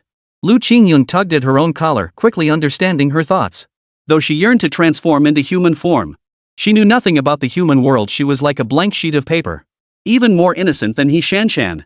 You must wrap yourself tightly in the blanket. Don't let anyone else see your body, understand? The Spider Queen, who had lived her entire life in the dark, underground caverns, looked down at herself and nodded, seeming to understand yet not quite grasping the full meaning. Spider Queen, do you have a name? A name? The Spider Queen shook her head. I have no name. Then from now on, I'll call you Chen Zhi. Chen Zhi. The Spider Queen silently repeated the name Chen Zhi had given her, a light gradually shining in her eyes. From now on, I shall be known as Chen Zhi. Beep. Beep. Arriving once more at the great iron gates of Hot Desire Town, Chen Zhi honked his horn.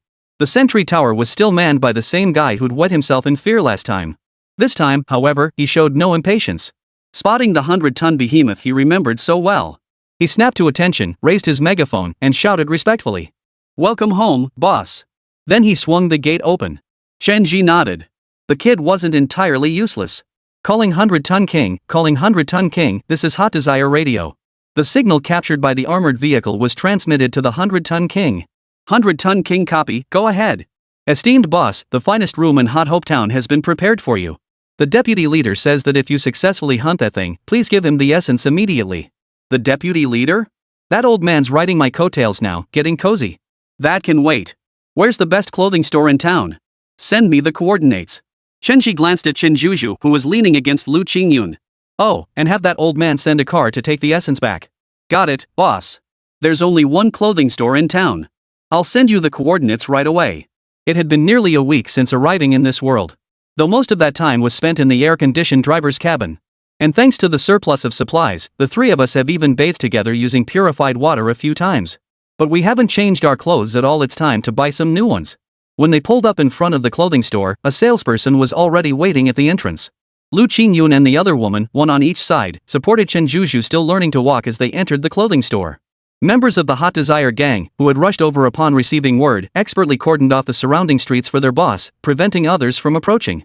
After the three finished getting measured and began selecting clothes, Chen Zhi quietly approached the female attendant. Give me the size charts for all three of them. The saleswoman nodded and obediently handed over the size information to Chen Zhi. Liu Qingyun, 176 centimeters, 102, 68, 105. He Xinna, 164 centimeters, 88, 60, 98. Chen Zhi, 168 centimeters, 98, 62, 102. All quite impressive. Chen Zhi did a quick calculation. Surprisingly, Chen Zhi came out on top.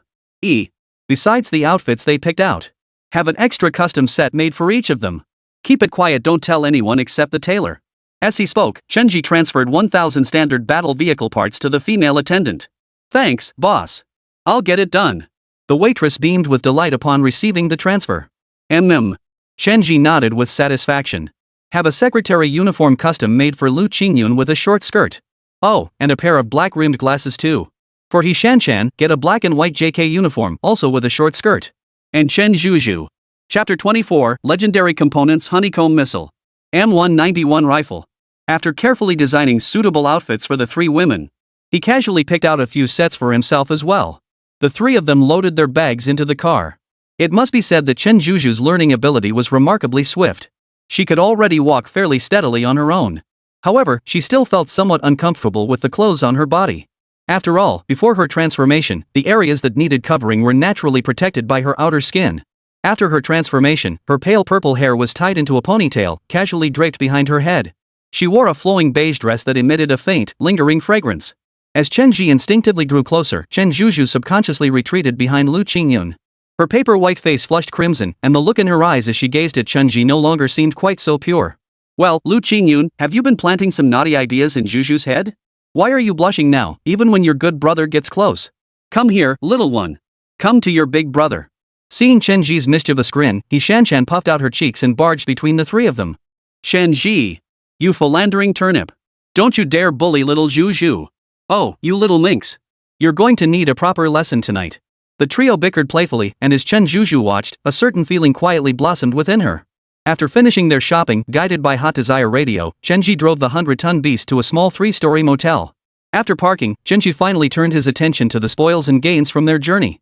This mission yielded a total of 8,230 experience points, just enough to level up the 100-ton king to level 6 and both the EMP armored vehicle and F1 race car to level 5. Fortunately, Liu Qingyun's battle vehicle gained 2 additional abilities at once. As for Chen Zhi not having obtained a battle vehicle yet, Chen Zhi surmised that her 7-day transformation stabilization period hadn't concluded yet. Perhaps she'd obtain one after 7 days. After helping both Liu Qingyun's tanks break through to level 5, each gained a new skill. Chariot, F1 supercar. Owner, Liu Qingyun. Level 5. Abilities, smart follow, super acceleration, skill sharing, engine breakthrough, component transfer. Engine boost, triples vehicle speed for 10 seconds while ignoring all durability loss. 24-hour cooldown. A very practical survival skill. Parts transfer, transfer up to 3 parts from other vehicles in your fleet to your own vehicle. Parts transfer? Not exactly useless. Once she draws higher tier upgrades, she can pass current mods to her tank no waste. Combined with the durability damage sharing from the skill, Liu Qingyun's tank is practically indestructible. Vehicle, electromagnetic pulse armored vehicle. Owner, He Xinna. Level 5. Abilities, electromagnetic attack, encrypted channel, map sharing, smart follow. Finally, it was time for his own 100-ton behemoth. Upgrade successful. Vehicle, 100-ton king. Level, 605,000. Tier 1. Owner, Chen Zhi. Durability, 150,000-160,000-16,000. Weight, 90 tons, length, 15 meters, width, 5 meters, height, 5 meters. Speed, 90 km/h. Modified components, spear array, alloy armor, desert eagle, body-mounted short spears, miniature tracking missiles, advanced tech goggles. Metals all rainbow, goblin metal, feral boar metal, fawn metal, bear king metal. Acquired, modification component draw 1, evolution 1. Unfortunately, this expedition failed to yield the spider face metal. But with the spider queen already in hand, who needs a mere metal? Activate chaos modification parts. Chen Zhi retrieved the unknown chaos-grade modification part from his backpack. Opening. Activation successful. Acquired, hive missile chaos, evolvable. Honeycomb missile, mounts a honeycomb missile pod on the vehicle's roof. Fires 1 honeycomb missile per use. Each missile consumes 500 rare modification parts. No cooldown. Reload time, 10 seconds. Top tier. Install. Conflicts with existing modifications. Do you wish to remove small tracking missile and install the new component? Remove and install. Assembly successful. Weight 95 tons, length 15 meters, width 5 meters, height 5 meters.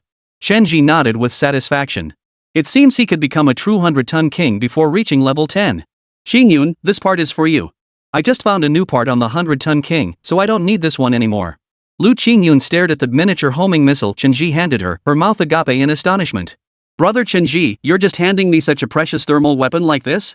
Chen Zhi pointed upward. Look. A missile launcher. Liu Qingyun stared at the honeycomb missile pods atop the 100-ton king, rubbing her eyes in disbelief, thinking she must be seeing things. She clearly remembered the 100-ton king's carriage had been completely empty before. Your tank is the fastest and most agile. Combined with small-scale lethal thermal weapons, its combat effectiveness will be formidable. Chen Zhi had already begun conceptualizing future battle tactics. Though currently, the 100-ton king still stood alone in its might, rendering such tactics unnecessary. But drawing on years of gaming experience on Blue Star, he knew these combat formations would prove indispensable once they reached levels 20 or 30. Thanks, Brother Chen. Liu Qingyun planted a kiss on Chen Zhi's cheek. You'll thank me properly tonight. Chen Zhi grinned mischievously. He Xinna watched Liu Qingyun assemble the components with a hint of envy. But she felt no jealousy. After several nights of shared experiences, she had long since regarded Liu Qingyun as her own sister. Extracting modification components. Extracting. Obtained component 19-1 assault rifle epic evolvable. 19-1 assault rifle effective kill range 400 meters. Comes with an initial full magazine of 30-30. Each magazine swap consumes 300 tank parts rare. Evolve rifle. Evolution successful. 19-1 assault rifle legendary evolvable. Magazine capacity increased to 45-45. Acquired red dot sight and multi-power sniper scope. A rifle abruptly landed in Chen Zhi's arms. He instinctively reached out to catch it. This. Liu Qingyun and He Xinna stared at the rifle in Chen Zhi's hands, momentarily speechless. Ahem, I'll tell you about this rifle's origins later. Is it impossible to hide anymore? No need, Brother Chen Zhi. Liu Qingyun said, taking the hand of a bewildered He Xinna. Let's go upstairs and make the beds first. Watching the 3 women's retreating figures, Chen Zhi suddenly understood why everyone said finding a good wife was so important. She knew Chen Zhi had secrets, but she didn't press the issue. All she needed to know was that Chen Zhi was still her man. The one who drove the 100-ton king, the powerful tank survivor charging forward without hesitation, that was enough. As dusk fell, the fiery sunset sky mirrored the desire burning within someone's heart. Chen Zhi carried several bottles of aged liquor and choice cuts of meat upstairs from the vehicle. Concerned that Chen Zhu's transformation might be unstable, Chen Zhi placed her in the adjacent room, excluding her from tonight's heart-to-heart talk. Chapter 25, The Black Tide Approaches. Brother Chen, be gentle. Easy? That's for calling me a philandering turnip this afternoon. He, just accept your punishment like a good girl. Your turn, Qingyun. Hands down. I'll handle it. Wait a minute, I'm not ready yet. Ugh. Wait? I just love seeing you flustered. 100-ton king charge. Chen Zhi pressed her flushed cheeks against the wall, listening to the sounds coming from the next room. Though she had transformed into human form, her nasal passages remained highly sensitive to analyzing and gathering pheromones. So humans enjoyed doing that sort of thing too. Unfortunately, she hadn't experienced it before her transformation, leaving her with only instinctive curiosity and bashfulness now. But as a thread of icy chill entered her nostrils, her dark green pupils glowed faintly. She walked to the window, opened it, and gazed into the distant darkness. The next day, Chen Zhi awoke first. He dressed and approached the bed, his eyes still heavy with sleep. He had thought the gloom outside was merely rain clouds gathering. Is that the black tide? Only after rubbing his eyes clear did he realize his mistake. And snow? The southern horizon had been completely swallowed by pitch blackness. A thin layer of frost had settled on the window railings, and tiny flakes of snow, like grains of salt, kept falling. A cold wave had arrived.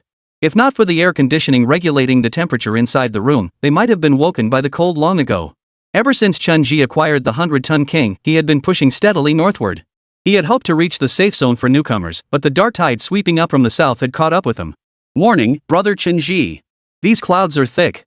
Wait, that's the black tide. He Shan, having just woken up, walked to the window. She instinctively wrapped her arm around Chen Zhi's as she gazed at the scene unfolding on the horizon, equally stunned. Chen Zhi nodded solemnly. He shook Liu Qingyun awake, fetched the nearly frozen Chen Zhi from the next room, and the four of them boarded the battle vehicle together. Attention all personnel, attention all personnel. This is a looping broadcast. Based on preliminary calculations, the black tide is only 100 kilometers from the town. It is approaching at a speed of 18 kilometers per hour. The moment the 100-ton behemoth started moving, the armored vehicle relayed a broadcast from the Hot Hope radio station over the comms. Current time, 9 a.m. Outdoor wind speed, level 5 breeze at 10 ms, outdoor temperature, 0 C and falling. Residents are urged to evacuate the town immediately and seek shelter at the Novice Protection Zone 80 kilometers north. The once sparse streets of the town suddenly filled with traffic as armored vehicles streamed through. Most were heading toward the town's exit. Kid, you finally made it.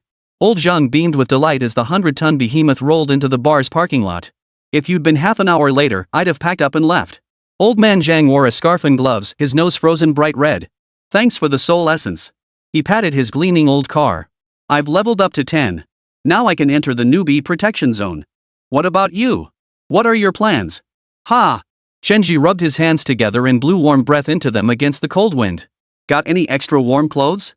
Give me a few more, I've got 3 people in my car. Old Zhang immediately crossed his arms and took a few steps back. Stealing my food is one thing, but now you want my clothes too? This is all I've got on me. You better hurry to the clothing store. If you wait too long, someone else will grab everything. Hey, wait. Old man Zhang stopped Chen Zhi. Here, take this map. I heard it shows a hidden area near the spider nest. I was planning to check it out myself after reaching level 10. But with the black tide approaching, I scrapped that plan. He tossed a bundle of scrolls to Chen Zhi. Consider yourself lucky. Nice one, old man. Hoarding stuff, huh? Chen Zhi scolded with a laugh. So, what's the price? The price? Well, make sure you survive your way into the protected zone and meet me there. Old Zhang let out a hearty laugh. Alright, now hurry off to the clothing store and grab some gear. Thanks. Chen Zhi felt a warmth in his heart. He actually got along well with this old man's personality. In this cruel, dark world, only the elderly seemed to possess such open-heartedness. After parting ways with old man Zhang, the 100-ton king started up again and drove to the clothing store. Inside the shop, barely 50 square meters in size, nearly 40 people were brawling and scrambling madly over a few rows of clothes. Clothes hangers and debris littered the floor. That's the clothes I reserved yesterday. Let go. Get lost. I grabbed it first. Bull. My fingers touched this down jacket first. It's mine. Chen Zhi left the 3 women in the car. As soon as he squeezed into the store, he spotted the female clerk collapsed unconscious at the cash register. It was the same one he'd bribed yesterday. Now, a wound the size of a fingernail marred her forehead, a trickle of blood tracing down her cheek. Bang! A deafening gunshot echoed through the chaotic clothing store, instantly silencing the chaos. Everyone crouched low, frozen in place. I'm counting to 5. Anyone who doesn't want to die, get the hell out of this store now. Chen Zhi gripped his desert eagle, scanning the crowd. 5. 4. 3. By the time he reached 3, everyone in the shop had already fled. She walked over to the waitress, grabbed a random piece of clothing, pressed it against her forehead, and pinched her nose to wake her up. "You're the one from yesterday." "That's right, it's me. Is the dress I ordered yesterday ready?" The attendant thought for a moment and shook her head. "Not that quickly. Besides, the tailor and the boss both fled this morning. I was just about to leave when I got knocked out by a crowd rushing in. But I have a few outfits that would suit them. I'll go get them from the warehouse right now." 5 minutes later, Chen Zhi boarded the 100-ton king carrying over a dozen large and small bags. For the female attendant, all he could do was offer a few words of comfort and transfer some survival supplies to her. "Brother Chen, where do we go next?" He Xinna gazed at the sky growing increasingly gloomy, her expression heavy with worry. "To the spider nest." Chen Zhi tossed the scroll in his hand toward Qin Zhuju's chest. The resilient fruit bounced the scroll into the hands of Liu Qingyun beside him. "Aren't we avoiding the Black Tide? None of our chariots have reached level 10. How can we enter the new bee protection zone to avoid the Black Tide?" Facing Liu Qingyun's question, Chen Zhi shrugged helplessly. "At worst, we'll fight fire with fire. Or the four of us die together. To die beneath the peony blossoms even as ghosts, we'd be romantic." Chen Zhi shot a lecherous glance at Chen Zhuju. "Put. Put. Put. Brother Chen Zhi, you're so inappropriate. You're such a jinx." He Xinna said angrily. "There's no need to avoid the Black Tide." Watching the banter, Chen Zhuju suddenly spoke up. "Do you know what the Black Tide is? For us humans, the Black Tide is a disastrous natural calamity that brings cold waves and monsters. But for monsters that haven't fully transformed yet, it's an extremely comfortable environment." Chapter 26, The Underdog's Ambush, First Launch of the Hive Missile. Go on. Specifically, monsters become stronger and more aggressive in the Black Tide environment. Especially when facing humans, even creatures that were once timid will launch attacks. Moreover, the Black Tide itself carries numerous powerful creatures. These creatures parasitize and control the monsters native to the area. Black Tide creatures? Looks like we'll have some powerful new monsters to create. Chen Zhi nodded. "The Black Tide won't reach us for a while yet. Let's head to the hidden area marked on the scroll first." Gone was the previous leisurely pace. Chen Zhi had He Xinna and Liu Qingyun return to their battle chariot. This way, they could respond immediately if they encountered powerful monsters or danger. As for Chen Zhuju, after Chen Zhi promised both girls he wouldn't bully her, he kept her on the 100-ton king under the pretext of safety. After the 3 battle vehicles set off, it wasn't the 100-ton king leading the way. Instead, following Chen Zhi's plan, the most agile F1 supercar took the lead. It would scout ahead, retreating immediately upon encountering threats. Moreover, the small tracking missiles mounted on the race car could deliver a devastating blow to hostile units from the outset. The 100-ton king followed in second position, while the pulse-armored vehicle brought up the rear as the electromagnetic jamming unit and the fleet's central intelligence hub. Spider nest coordinates locked in the west direction. Route planning in progress. Route planning complete. Distance, 8 kilometers. Estimated arrival time, 6 minutes. The armored vehicle automatically scans and records terrain data in its path, effectively functioning as a mobile map. "Chen Zhi, bro, do you need to focus more on driving?" Chen Zhuju suddenly spoke up in the previously quiet 100-ton king cockpit. "Both sisters are driving now. No one's left to help you focus." Chen Zhuju had long noticed that while driving, Chen Zhi would always rest his free hand on either He Xinna's or Liu Qingyun's leg. He claimed it was to boost his concentration.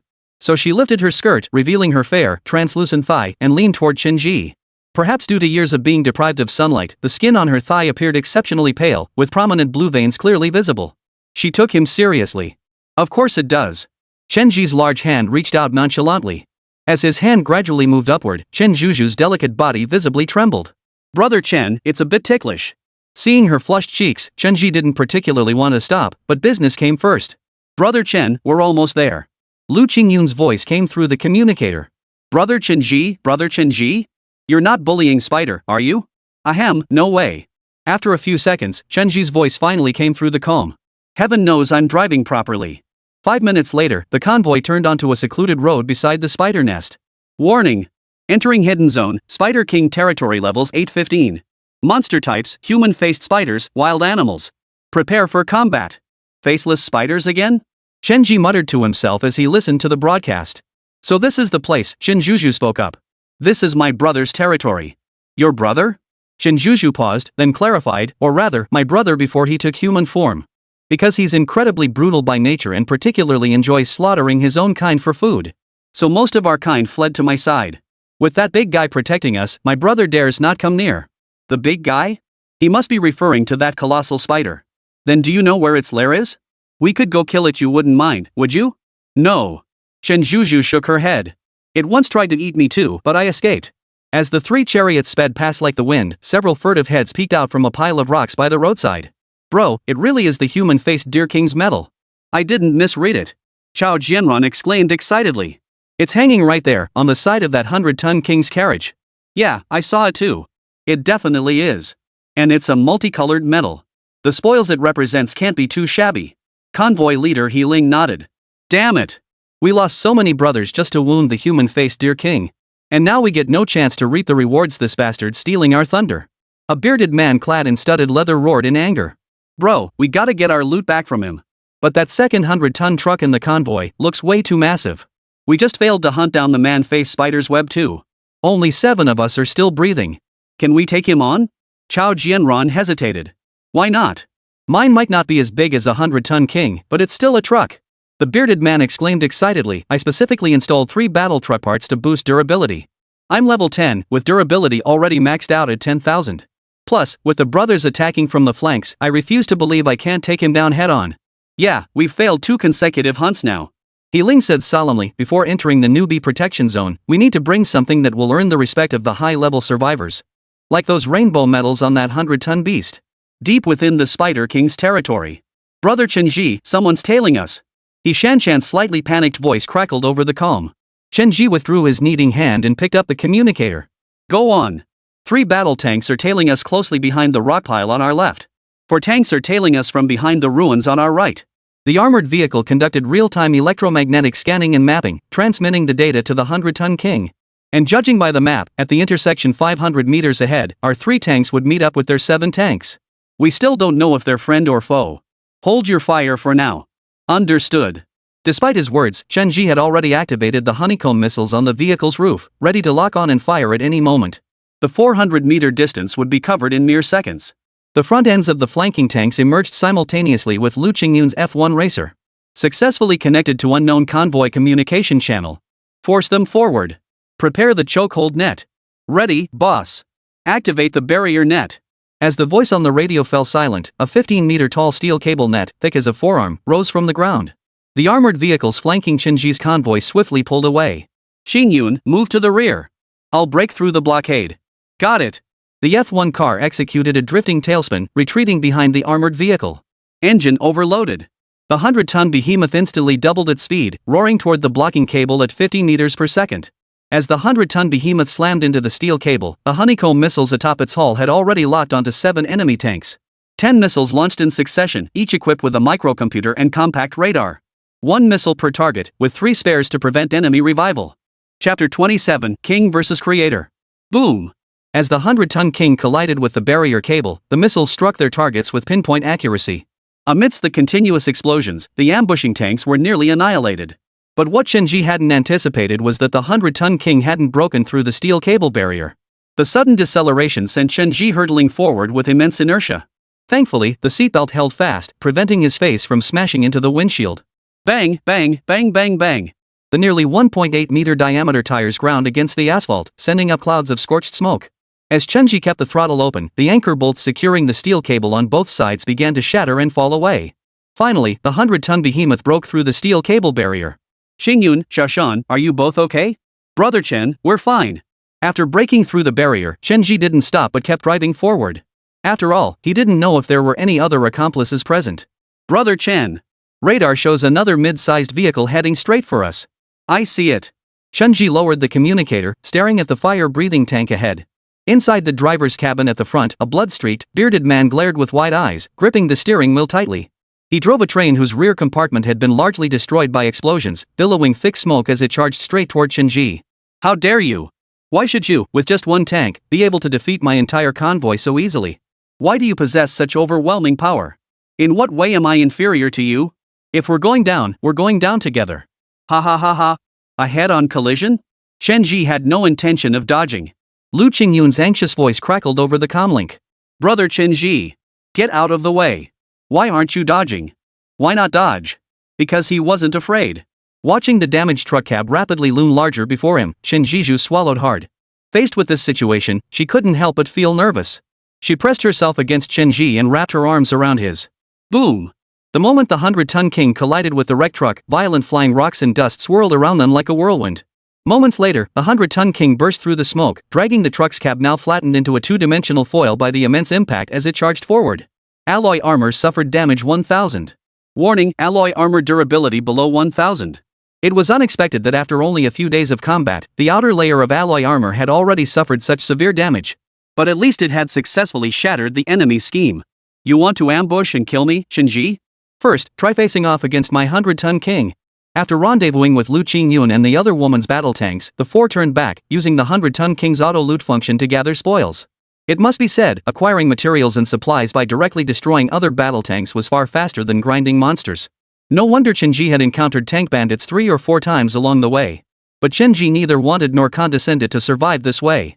Nearly 20,000 common battle tank parts, over 10,000 rare battle tank parts, and several battle tank engines. Plus survival supplies already crammed into the 100-ton king's rear compartment. If not for the Black Tide, Chen Zhi would have gladly stayed in the small town for months, resting and leveling up to 10 before entering the newbie protection zone. It certainly wasn't to spend time bonding with Duo and several stunning beauties. After inventorying the spoils, the convoy pressed onward into the valley of the Spider King's domain. This feels so strange. Chen Zhi scanned the roadside, where countless pallid skulls hung from withered branches. Such warning signs, Chen Zhi had only ever seen in human survival tactics. It's my brother's hobby. Chen Zhi said. A hobby? Yes.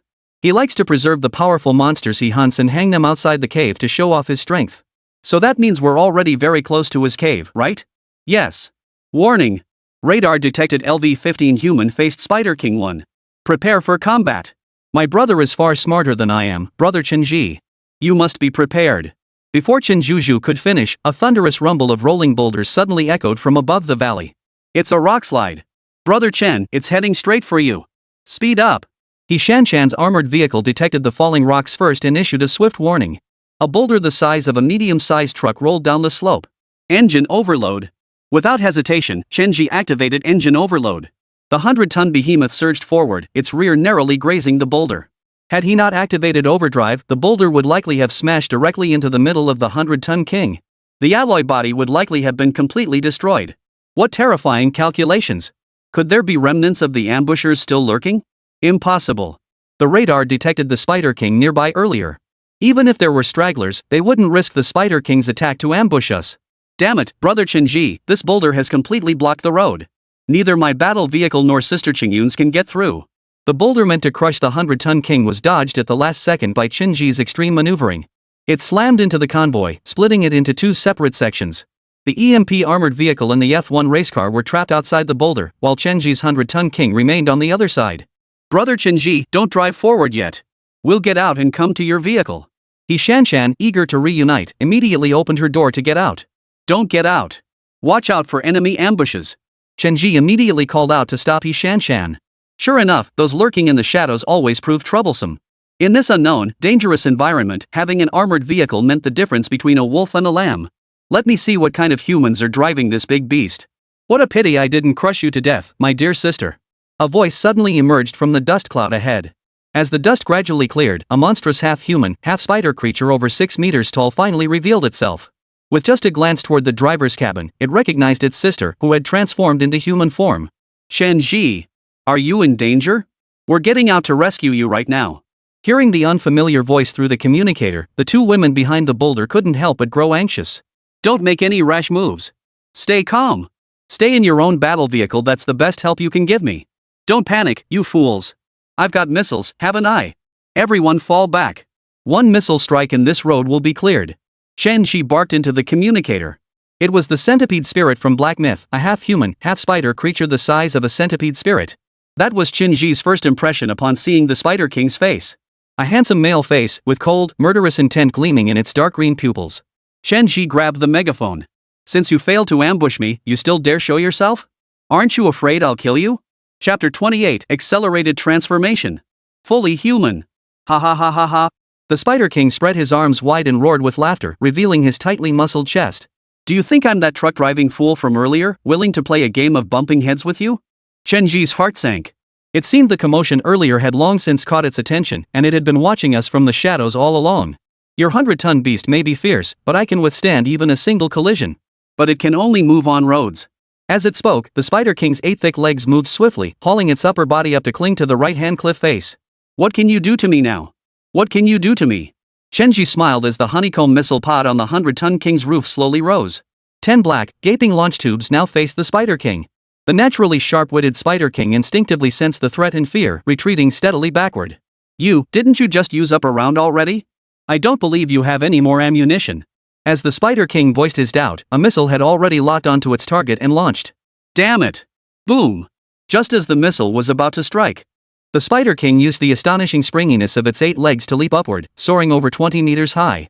But it was still wounded by the missile's fiery explosion and shockwave. After receiving confirmation from the armored vehicle that no other monsters were present, Chen Zhi disembarked alone. The Spider King landed heavily on all 8 legs, letting out a wah as it spat out a mouthful of dark green liquid. The Spider King, who had been filled with fear and trepidation, suddenly realized that Chen Zhi had actually stepped out of the combat vehicle. This filled the creature, which had been preparing to flee, with wild joy, reigniting its killing intent. But it overlooked what Chen Zhi held in both hands. Ha ha ha ha!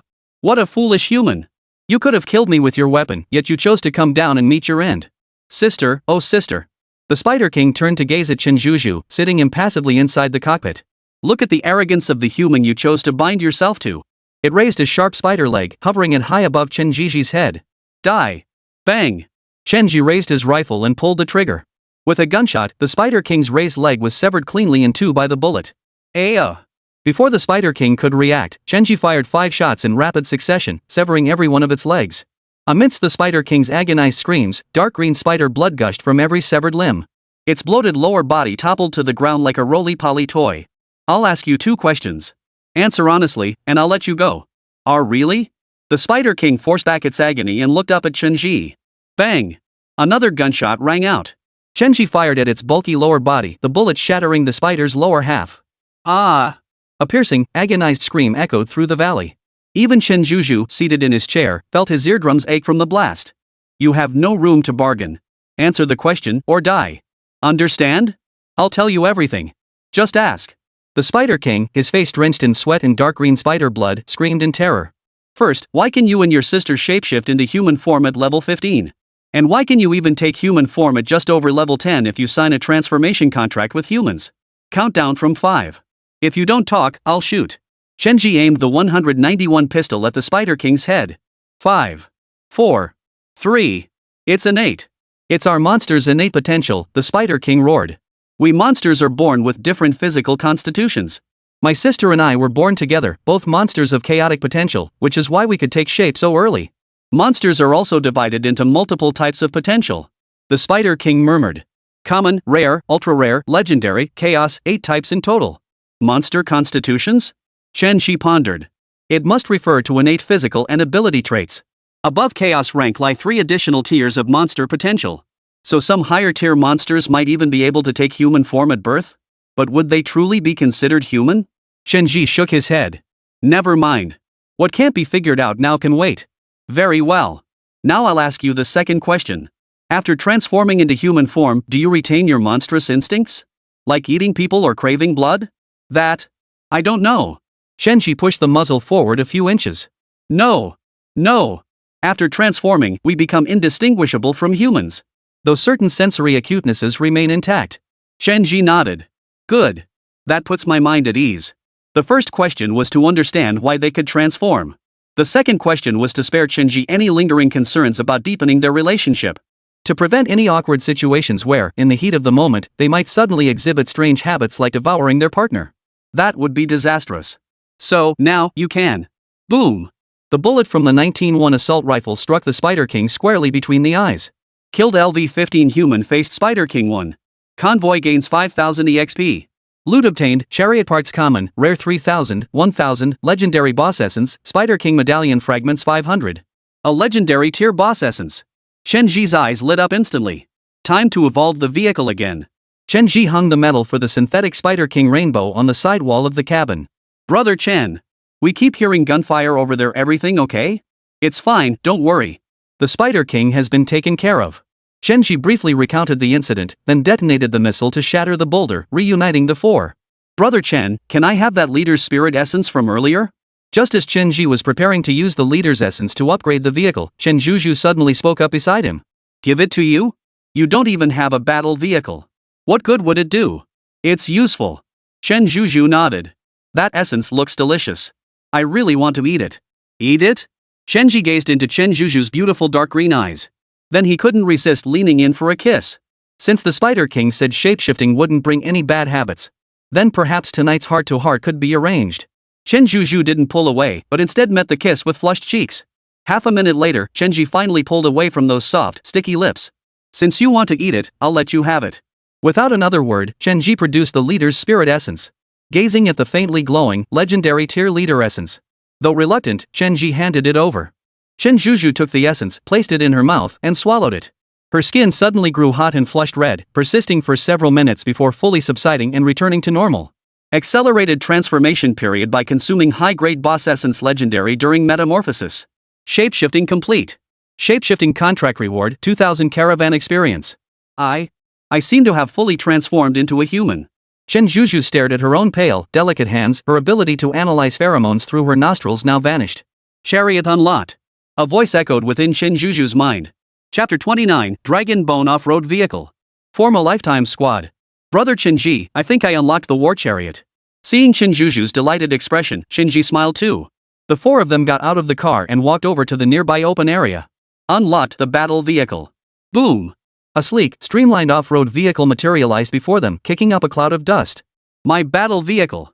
Chen Zhu happily walked up and opened the door. War Chariot Dragon Bone Off-Road Vehicle. Owner Chen Zhu. Level 1. Durability 8000. Top speed 80 km/h. Talent ignores environmental driving penalties, reduces the effect of environmental driving penalties on allies by 50%. 8000 durability. Chen Zhi's eyes lit up. Even his 100-ton king only had 5000 durability at level 1. Truly worthy of the Dragon Bone Off-Road Vehicle. Plus it has a Team Aura type talent, another top-tier combat vehicle. Chen Zhi, captain of the Beauty Paradise team, invites you to join the team. Accept?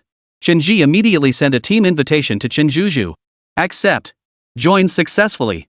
Dragon Bone Off-Road Vehicle, Chen Zhu, rating, yes.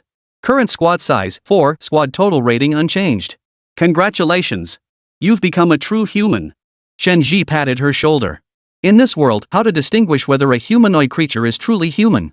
It probably comes down to whether they have their own battle vehicle. Brother Chen Zhi, can I fight alongside you guys from now on? Chen Zhu sat in the driver's seat, stroking her own steering wheel, her eyes shining with hope. Absolutely. We'll grow stronger together. Chen Zhi extended his hand, and Liu Qingyun and He Xinna reached out to clasp it. Seeing this, Chen Zhu also placed his hand on theirs. Fighting to gather more beauties. Brother Chen Zhi. You're such a womanizer. Chen Zhi. Aren't the 3 of us enough? Due to the human-faced Spider King's extreme ferocity in life, not a single other monster could be seen within its domain. As for plain old wild boars and rabbits, Chen Zhi had no interest in hunting game for food right now. Chen Zhi planned to drive back to the small town to await the arrival of the Black Tide there. The only thing that left Chen Zhi feeling a bit melancholy was that all 3 women were driving their own combat vehicles. No one could boost his driving focus anymore. On the return journey, Chen Zhi chose not to upgrade Chen Zhu's off-road vehicle but instead leveled up the 100-ton king to level 7. Consumed, Fleet Experience Pool 5000 EXP, Iron Common 1000. Upgrade successful. Battle Vehicle, 100-ton king. Level, 706,000. Tier 1. Owner, Chen Zhi. HP, 16000, 17,000. Weight. Speed. Modified parts. Metals. Acquired, surprise reward draw 1, evolution attempt 1. Evolve alloy armor. Evolution successful. Alloy armor chaos, non-evolvable, durability refresh increased from 60-100 18000, 18000. When damaged, reduces incoming damage by 50%. When undamaged, restores 10 durability per second. Cannot be repaired using tank parts. Top tier. Unfortunately, Chen Zhi waited another half day without receiving any notifications about derived components being generated. The 100-ton King's alloy armor shell, once a dark gold sheen, had completely transformed into black gold. Driving alongside on either side, Liu Qingyun and Chen Zhu remained oblivious. But He Xinna, following behind in her vehicle, took in the transformation completely. Brother Chen. Your car, why did it suddenly change color? Oh, I just got tired of the dark gold. I gave it a fresh coat of paint. Damn it, how could it be that simple? She'd wanted to ask Brother Chen Zhi about it last time, but Sister Qingyun had pulled her aside. Everyone else seemed to know him inside out. But when it came to Brother Chen Zhi's battle vehicle and innate talents, she knew absolutely nothing. He Xinna resolved firmly, next time they're alone, she absolutely must figure it out. Use surprise draw attempts. Drawing in progress? Drawing successful. Obtain talent, component allocation. Parts dominance allows unlimited redistribution of any vehicle component to fleet members. Is that it? Wait, Chen Zhi reconsidered. Holy crap. This seems like an exceptional talent. Although Liu Qingyun's race car has a similar talent that allows her to obtain parts from teammates' vehicles, it has a usage limit. But parts dominance has unlimited uses. With the infinite evolution talent, he could gain one draw opportunity every time he leveled up. I'm essentially a top-tier component wholesaler. Use this to arm the race cars of Liu Qingyun and her two companions, plus any future teammates you might recruit. The best way to eliminate fear is to arm yourself with firepower. After a moment's thought, Chen Zhi relayed his ability to transfer components to the three women via communication. This news undoubtedly shocked them once more. I've made up my mind. Xiaoshan, I'm giving you the short spear spike counterattack shell. As our rear communications support, ensuring your own survival is paramount. Thank you, brother Chen Zhi. He Shanshan thanked him sweetly. Zhu Zhu, your battle vehicle has excellent mobility and off-road capability. I'll mount the flamethrower on your vehicle. Alright, brother Chen Zhi. I know the Black Tide creatures are highly vulnerable to fire and I understand their weaknesses. I'm the best person for the job. You know their weaknesses? Why didn't you say so earlier? Well, you didn't ask. Chen Zhuzhu's voice sounded slightly aggrieved over the calm. Brother Chen, what about me? Liu Qingyun asked through the calm, her voice thick with jealousy. I'll give you the Desert Eagle. The moment Chen Zhi spoke, the line fell abruptly silent. None of the three women had expected it. Chen Zhi would hand over a handgun, a weapon that could kill with a single pull of the trigger, to Liu Qingyun. Eh, a pistol? Brother Chen, you're not kicking us out of the team, are you? Liu Qingyun's voice trembled slightly. I'm sorry, brother Chen Zhi. Tonight, I'll listen to you properly, cooperate with your arrangements, and never throw another tantrum. Wailing sobs echoed through the communication device.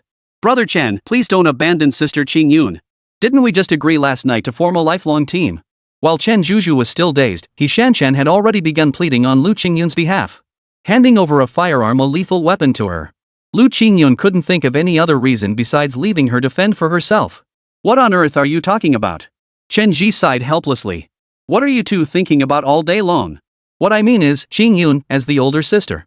You need to protect yourself while also protecting your two younger sisters. That's why I gave you the Desert Eagle for self-defense. Who said I'm kicking you out? Besides, I rather enjoy a good fight. Gentle and obedient? Xiaoshan is enough for that. Chen Zhi. You're so mean. He Shanshan pouted playfully. Only Chen Zhuzhu remained utterly bewildered. Hearing the exchange over the comlink, Liu Qingyun's tears turned to laughter as happiness overflowed within her. It turned out she truly was cared for as a companion. Chapter 30, The Black Tide approaches. The Spark Aura. The four battle vehicles returned to Hot Hope Town together, pulling up outside the bar. At this moment, the Black Tide was less than 50 kilometers from the town. Brother Chen Zhi, according to the armored vehicle's calculations, the Black Tide's advance speed has significantly accelerated over the past 3 hours. It will reach the town within 2 hours. Chen Zhi nodded. Then let's go in together and have a drink. He handed the Desert Eagle to Liu Qingyun, and the four of them entered the tavern together. Warning! The Black Tide will engulf the town within 60 seconds. Prepare for impact. The 100-ton king led 3 armored vehicles at the town entrance, facing the surging Black Tide. Like a tsunami, the radar feed from the armored vehicles showed hundreds upon hundreds of densely packed red dots detected. So many monsters? My god, such terrifying numbers. Liu Qingyun instinctively activated the mechanical arm of her small guided missile, ready to strike at any moment. Chen Zhuzhu, equipped with the flamethrower Chen Zhi had assigned her. Thus, the 2 rear seats in the second row became the flamethrower's base. However, the Sentry Mode's autonomous control remained in Chen Zhi's hands, effectively turning Chen Zhuzhu's off-road vehicle into a mobile turret. Don't make any rash moves. Remember what I said earlier? Discipline. Non-emergency situations require my explicit command. As Chen Zhi finished speaking, a tsunami-like Black Tide instantly engulfed the 4 combat vehicles. Dull thuds echoed from every corner of the 100-ton behemoth. Bang bang bang. Killed Black Shadows LV-13, gained 3 EXP. Killed 5 Black Shadows LV-1, gained 5 EXP. Killed 9 Black Shadows LV-1, gained 9 EXP. Gained Ember 17. Qingyun, Xiaoshan, Zhuzhu, are you all okay? Only when he was immersed in the situation did Chen Zhi understand. The so-called Black Tide was no ordinary tide. It was a monster tide formed by the collective Black Tide creatures. So numerous they were beyond counting, hence the title likeness. Outside the window, flowing darkness filled the view, truly pitch black, where one couldn't see their hand in front of their face. Though the other 3 or 4 battle vehicles were positioned several meters away, he could only detect them via radar. I'm safe inside the vehicle, brother Chen Zhi. The 3 women reported their safety one after another. You have entered the Black Tide. Within the Black Tide, all kill experience is reduced by 90%. All combat vehicle speed is reduced by 50%. Without a fire seed, your vehicle will self-destruct within 10 minutes. Fire seed detected. Use? Use. As Chen Zhi activated the fire seed, it was evenly distributed among the 3 women. A cluster of crimson flames erupted beside the rear-view mirror on the right side of Chen Zhi's vehicle. Fire seed, LV10300. Burning, 3 minutes remaining. Visible range, 5 meters.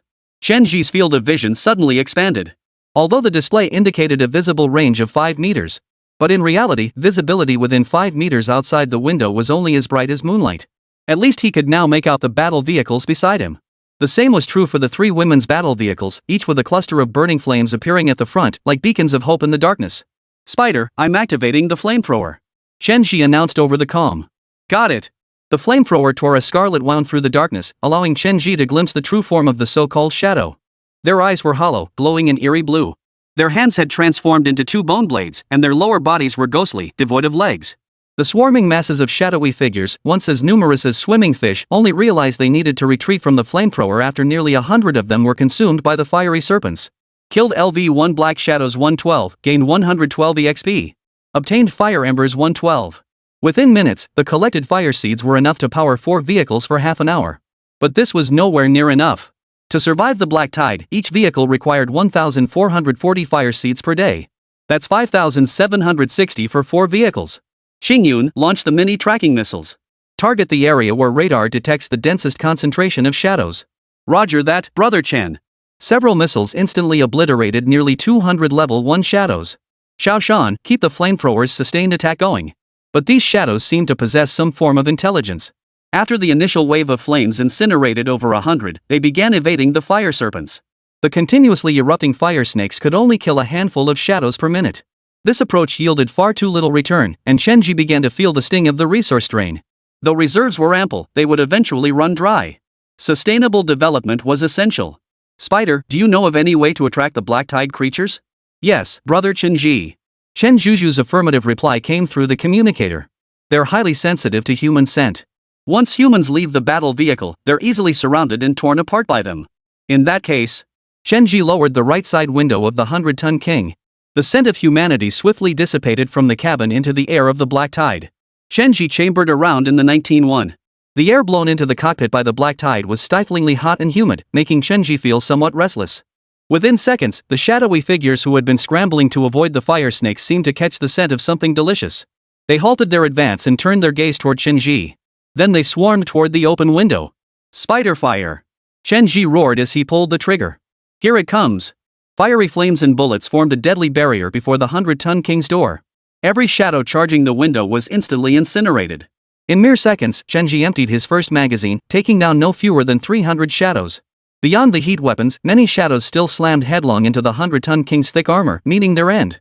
This served as a reminder to Chen Zhi. Spider, cease flamethrower fire. Chen Zhi reloaded with a fresh magazine.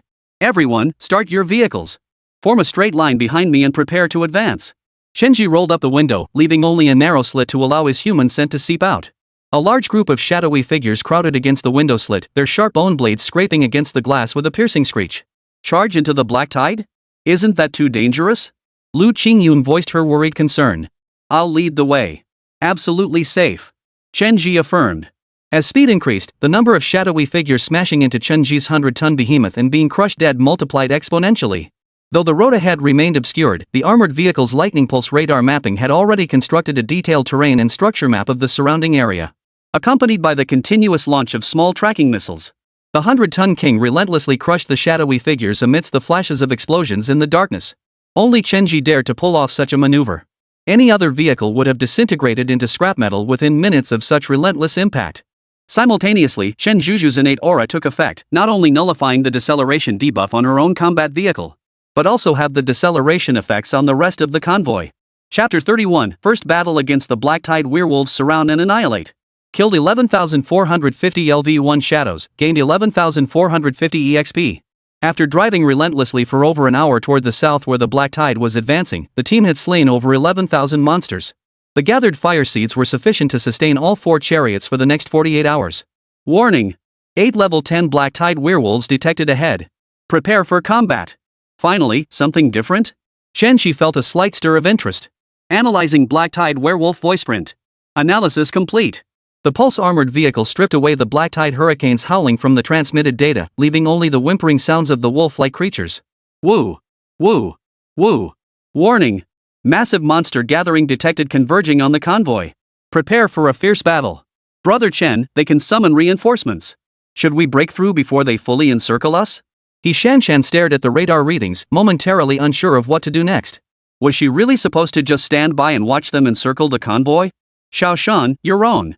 It's not that they're about to surround us. We're about to annihilate them. Chen Zhi rolled down the window and raised his Type 19-1 rifle. Bang! Through the infrared function of his advanced tech goggles, Chen Zhi's shot struck the Black Tide werewolf squarely between the eyes. To his surprise, the creature didn't fall. Instead, the recoil sent it staggering backward a few steps before charging forward with even greater ferocity. Bang! Bang! Bang! Only when it entered the visible range of the spark did the Black Tide werewolf finally collapse and die under Chen Zhi's 3 rapid shots. Its corpse, propelled by the immense momentum of its charge, crashed onto the open ground in front of the vehicle's hood. Truly terrifying muscle tissue. Chen Zhi had never encountered such a creature before. A cold, dark blue aura radiated from its entire body. Gray fur covered its form, while black muscles oozed gray blood. It possessed the robust, human-like musculature of a bodybuilder, yet bore the head of a wolf. It resembled the monstrous creations stitched together in terrifying laboratories from certain horror tales. Even a rifle required 4 shots to the head to kill it. It seemed the 100-ton king would be the ultimate solution. Change formation. I'll lead the charge. Xiao Shan, you're second in line and maintain constant surveillance. Qingyun, third position. Aim the missile at the monster gathering spot. Spider, hold the rear. Use the flamethrower to incinerate the Black Tide werewolves attacking from the flanks. Got it? Roger. The 3 women responded simultaneously over the comms. The 100-ton king roared forward with its engines bellowing. Several werewolves charging blindly through the Black Tide couldn't dodge in time, impaled clean through the heart by the spear formation. Many more became speed bumps beneath the 100-ton king's massive tires. Killed 3 LV-10 Black Tide werewolves, gained 10 EXP. Killed LV-10 Black Tide werewolves 8, gained 80 EXP. Xiao Shan, can you pinpoint the approximate distribution of these werewolves? Sure, Brother Chen. Within seconds, an aerial view of the werewolf distribution map for this area was transmitted to the 100-ton king. Brother Chen, calculations complete. The distribution range of this pack of Black Tide werewolves forms an irregular circle with a diameter of approximately 300 meters. And it's steadily shrinking, with us at the center. Chen Zhi floored the accelerator, pushing the vehicle to higher speeds. That's exactly what we need time to turn the tables. The 100-ton king, leading 3 battle vehicles, pierced through the encircling pack like a sharp arrow bursting a balloon. But they didn't escape the monsters just yet. Chen Zhi yanked the steering wheel hard to the right, sending the convoy into a sharp 90-degree turn. The wolves that had attempted to encircle Chen Zhi were instead outmaneuvered by his speed, as he executed a counter-encirclement starting from the outer edge. Spider, don't hold back on the tank parts, roast them to death. Roger that, Brother Chen. The Black Tide werewolves, who had arrived here with fierce momentum, drawn by the scent of humans and hunting instinctively, were now being herded and controlled by Chen Zhi and his 100-ton beast, like a shepherd guiding German shepherds. He kept the pack behind the herd, driving and controlling them while relentlessly hunting down strays. The relentless explosions and fiery serpents, starkly visible against the Black Tide, steadily whittled down the werewolf numbers. Half an hour later, the Black Tide werewolves were completely annihilated. Killed 69 LV-10 Black Tide werewolves, gained 690 EXP. Obtained fire seed essence 300. Phew. Over the comlink, He Xinna exhaled deeply. Brother Chen, radar shows no monsters nearby. Everyone, we've won our first battle. Chen Zhi announced cheerfully. The 3 women cheered in unison over the comm. Although they had already fought alongside Chen Zhi in numerous battles before, they had mostly served as accessories or mascots. This time, they were finally fighting side by side with Chen Zhi. The Beauty Paradise convoy had finally demonstrated its combat capability. Though temporarily safe, Chen Zhi recalled the overwhelming sight of the Black Tide descending a sky-darkening wave of shadows. His scalp still tingled. And now they were completely immersed within the Black Tide. Apart from the headlights on his own vehicle and the fire source, even the sun in the sky was completely obscured. It was time to tally their rewards. Over nearly 3 hours of combat, the 4 members of the convoy had witnessed the entire process of the Black Tide emerging from nothingness. They gained 12,250 experience points and 12,250 sparks, plus 300 spark essences. This experience wasn't exactly abundant, it wouldn't even be enough to level up the 100-ton king twice. But it wasn't insignificant either. After some consideration, Chen Zhi decided to first level up the Chen Spider Dragon Bone off-road vehicle.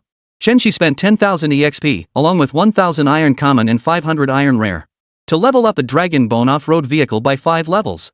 Battle Vehicle, Dragon Bone Off-Road Vehicle. Owner, Chen Zhi, Chariot Level 5, Tier 1. New talent acquired, Super Acceleration. Super Acceleration grants all vehicles in the convoy immunity to movement reduction effects for 5 minutes, increases speed by 30%, and reduces durability loss by 30%. Cooldown, 1 hour. Talents, Super Off-Road, Super Acceleration. Great talent. If Chen Zhi is the team's breacher, then Chen Zhi's off-road vehicle acts as an aura support. Liu Qingyun serves as both scout and firepower, while He Xinna is the information source. After so many days in this world, Chen Zhi had grown weary of grinding monsters. He craved combat. Against the tank survivors. Battle tank combat. Calling 100-ton king, calling 100-ton king. The unfamiliar voice crackling over the comm instantly snapped Chen Zhi out of his thoughts. This is Yang Kuei, captain of the 4th Squadron, Wolfpack Alliance. Acknowledge. Brother Chen Zhi, should I connect to the channel? Xiao Shan, connect. This is 100-ton king, copy that. Due to the Black Tide's abnormal advance, the Alliance has dispatched numerous high-ranking members to the newcomer zone to assist beginners. Do you require repair assistance or supply support? High-tier convoy? Just when I was thinking about getting some help, we run into a new convoy. Thanks, but we're fine for now. Chen Zhi replied in a low voice. Surviving the Black Tide requires fire seeds. Do you have enough? Thanks, but we... Put. Don't waste your time on them. A sharp voice cut off their conversation. We worked our asses off to get out of the sanctuary, and now we're helping these brats. And they don't even show gratitude. Newbies like these should just die sooner. Chapter 32, The Giant Baby Kong Jianeo. Kong Jianoa, that's going a bit too far. Yang Kuei's displeased voice crackled over the channel. Who hasn't been a newbie before? Put. Fine. Since you don't need help, we'll go search for another convoy. Copy that. Safe travels. After replying, Chen Zhi cut the communication. Brother Chen, shouldn't we try to connect with these veterans more? Liu Qingyun asked. No need. Chen Zhi opened the map. After leaving Hot Hope Town, they had already traveled 70 kilometers south. That Captain Yang Kuei is somewhat normal, but that Kong Jianoa by his side is clearly a giant baby. Warning. Radar detected LV-20 Evil Tide Ghost Turtle Legendary 1 ahead. Monster is extremely powerful. Recommended to retreat immediately.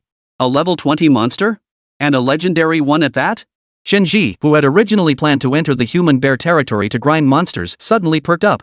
Spider, preheat the flamethrower and prepare to fire. Qingyun, guided missile ready for launch. Roger that. Chen Zhu Liu Qingyun. Brother Chen Zhi, Yang Kuei's convoy is requesting communication again. Connect them, Xiao Shan. Channel connected. This is Yang Kuei. Our combat vehicle radar has detected a level 20 boss tier Evil Tide Ghost Turtle ahead. Withdraw immediately. We'll handle it. Thanks, but we're not afraid. We're preparing to hunt it. If possible, we'd like you to cede it to us. Chen Zhi's calm reply instantly set Yang Kuei's squad channeling ablaze. That shrill voice cut in again, bunch of idiots. Serves you right for getting stuck in the Black Tide. For vehicles under level 10? You can't even enter the newbie protection zone, yet you want to hunt a level 20 Black Tide leader? Don't make me laugh. First, we're not trapped in the Black Tide, we're hunting Black Tide creatures within it. Second, we don't need help from rude people like you. He Xinna's indignant voice cut through the channel. Facing the taunts from other teams, the still immature He Xinna couldn't help but retort. Kong Jianeo. Watch your mouth. Yang Kuei's furious voice echoed through the channel. If it weren't for your sister insisting I bring you along to boost contribution points, no one would have bothered. FCKU, you old fart. What the hell are you showing off your seniority for? If it weren't for my sister's face, I wouldn't even bother coming out. If you don't want to take me, screw it, I'll go on my own. Kong Jiano has left the Yang Kuei convoy. On the radar map, a battle vehicle swiftly broke away from the convoy, heading toward the Demon Tide Ghost Turtle ahead. Kong Jianua, you. Shan, switch to one-way communication. Copy that. After switching to one-way communication, the irritating, pointless bickering finally faded from his ears. Chen Zhi instructed He Xinna to connect him directly with Yang Kuei. Captain Yang Kuei, your team member seems to be acting rather willfully. How did you tap into my communication? Well, it seems you guys have some skills after all. The ability to freely access another team's private communications earned Chen Zhi's team a new level of respect from Yang Kuei. Sorry to make you laugh, but that kid was just a connection guy. Now we have to clean up his mess. If possible, let's team up to hunt this Black Tide creature. We'll split the spoils. Yang Kuei proposed. That sounds even better. His idea was exactly what Chen Zhi had in mind. Although he could handle hunting the Dark Tide Ghost Turtle alone with his team. But facing a level 20 legendary tier monster for the first time, a little caution wouldn't hurt. Yang Kuei's convoy comprised 5 combat vehicles, 3 off-roaders, 1 race car, and 1 sedan. Kang Jianhua, who had stormed off in anger, was driving the weakest vehicle in the battle, the sedan. Moreover, according to the scan images relayed by the armored vehicle, the sedan was now less than 200 meters away from the evil Tide Ghost Turtle. After the 2 convoys confirmed their alliance, everyone was pulled into a shared communication channel. Get back here. Kang Jianhua, you idiot. Are you trying to throw your life away? If Yang Kuei had another chance, even if it meant stripping him of his captaincy, he would never take Kang Jianhua on a mission again. Oomph. Aren't you so tough? I'll see how you explain getting me injured to my sister later. Ha ha ha ha. I can already see the evil Tide Turtle. It really is a 3-story behemoth. A turtle body with a snake tail, exactly as described in the files. Kang Jianhua's excited voice crackled over the channel. Danger! Get away from it! Yang Kuei shouted anxiously. Though he looked down on this guy, he didn't want to watch him throw his life away for nothing. Ugh! Why is it snake tail attacking? Wah! Brother Kuei! Save me! The excited tone in the channel 1 second was replaced the next by the grinding, metallic crunch of breaking metal and Kang Jianhua's desperate cries for help. Hang on, kid! We're almost there. Vehicles 2, 4, and 5 accelerate and close in. Brother Chen Zhi, please have your convoy assist us too. We'll reward you handsomely afterward. Alright, I'll coordinate with you to rescue them. Though reluctant, Chen Zhi didn't want to burn bridges with them before the hunt for the Black Tide creatures even began. He ordered all weapons stowed, instructing them to let the others fire first and avoid shooting unless absolutely necessary. In a rare move, Chen Zhi issued a squad communication instructing the 3 women. 3 combat vehicles complied with Chen Zhi's order and retracted their mounted weapons.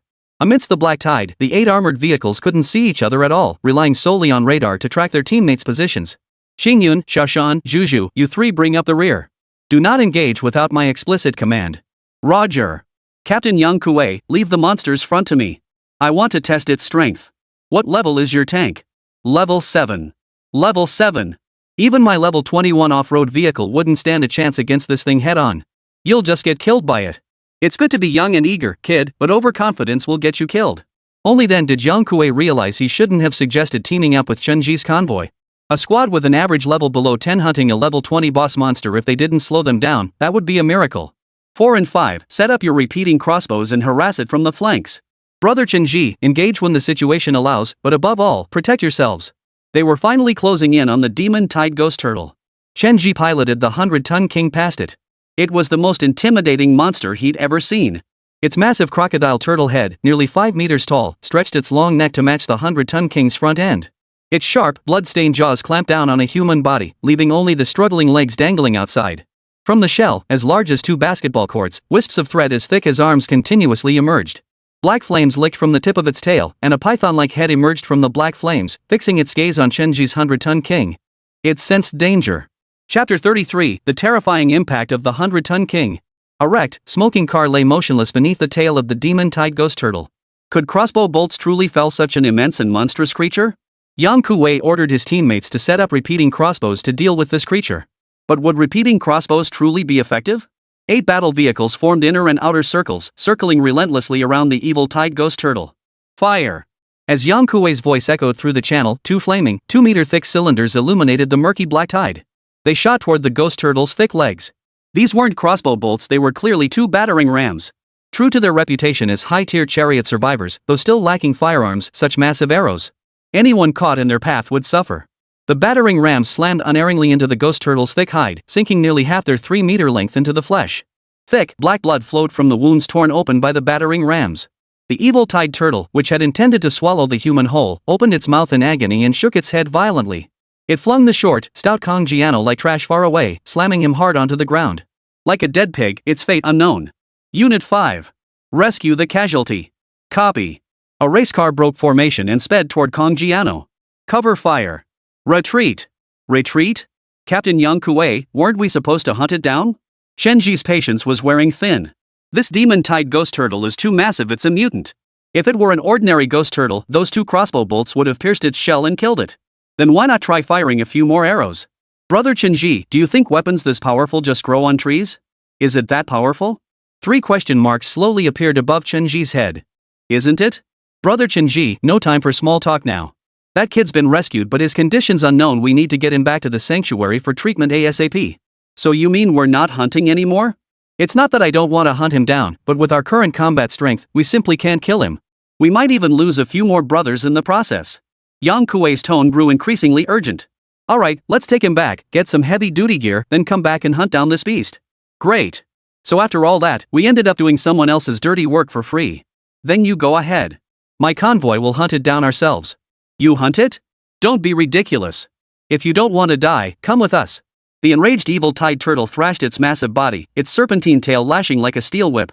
It lashed out at nearby chariots repeatedly, nearly overturning 2 of them several times. Though none of you are even level 10, I have a way to sneak you in. Come on. Sneak in? Chen Zhi shook his head. But there's a price to pay. Besides, he had no desire to sneak in covertly. Thanks for the offer. With those final words, Chen Zhi ended the call. Sigh. You can't reason with a stubborn fool. Let's head back. Yang Kuei lamented, frustrated beyond words. Take this damn fool back, then come back to rescue them. Yang Kuei drove the off-road vehicle, passing Chen Zhi's 100-ton behemoth in a flash. A streak of multicolored light flashed by in an instant. Yang Kuei abruptly glanced at the left rear-view mirror. The rainbow medal. Though it lasted only a fraction of a second, he was certain he had seen it clearly. A full 5 multicolored quality hunting medals. The bystanders had already dispersed. Then next. Charge. Qingyun, Shashan, Zhuzhu drive to a slightly safer spot further away to clear the stragglers. I'll go confront it. Brother Chen Zhi, it's too dangerous. Never mind, I trust you. Kang Jiano's aura, exposed within the dark tide, had already drawn a swarm of shadows rapidly closing in. The flamethrower and small homing missiles continuously targeted the gathering shadows, maximizing damage. Beep. Beep. It had been ages since I last honked the horn. The last time I haunted monsters was back then. The evil tide turtle instantly grasped Chen Zhi's intent. Within its field of vision, every detail of the dark tide was crystal clear. Facing the battle vehicle charging straight at it, it felt provoked. Roar! It raised its head and bellowed. The monstrous, crocodile turtle-like demon tide ghost turtle stretched its neck, extending its massive, sturdy beak toward the 100-ton behemoth.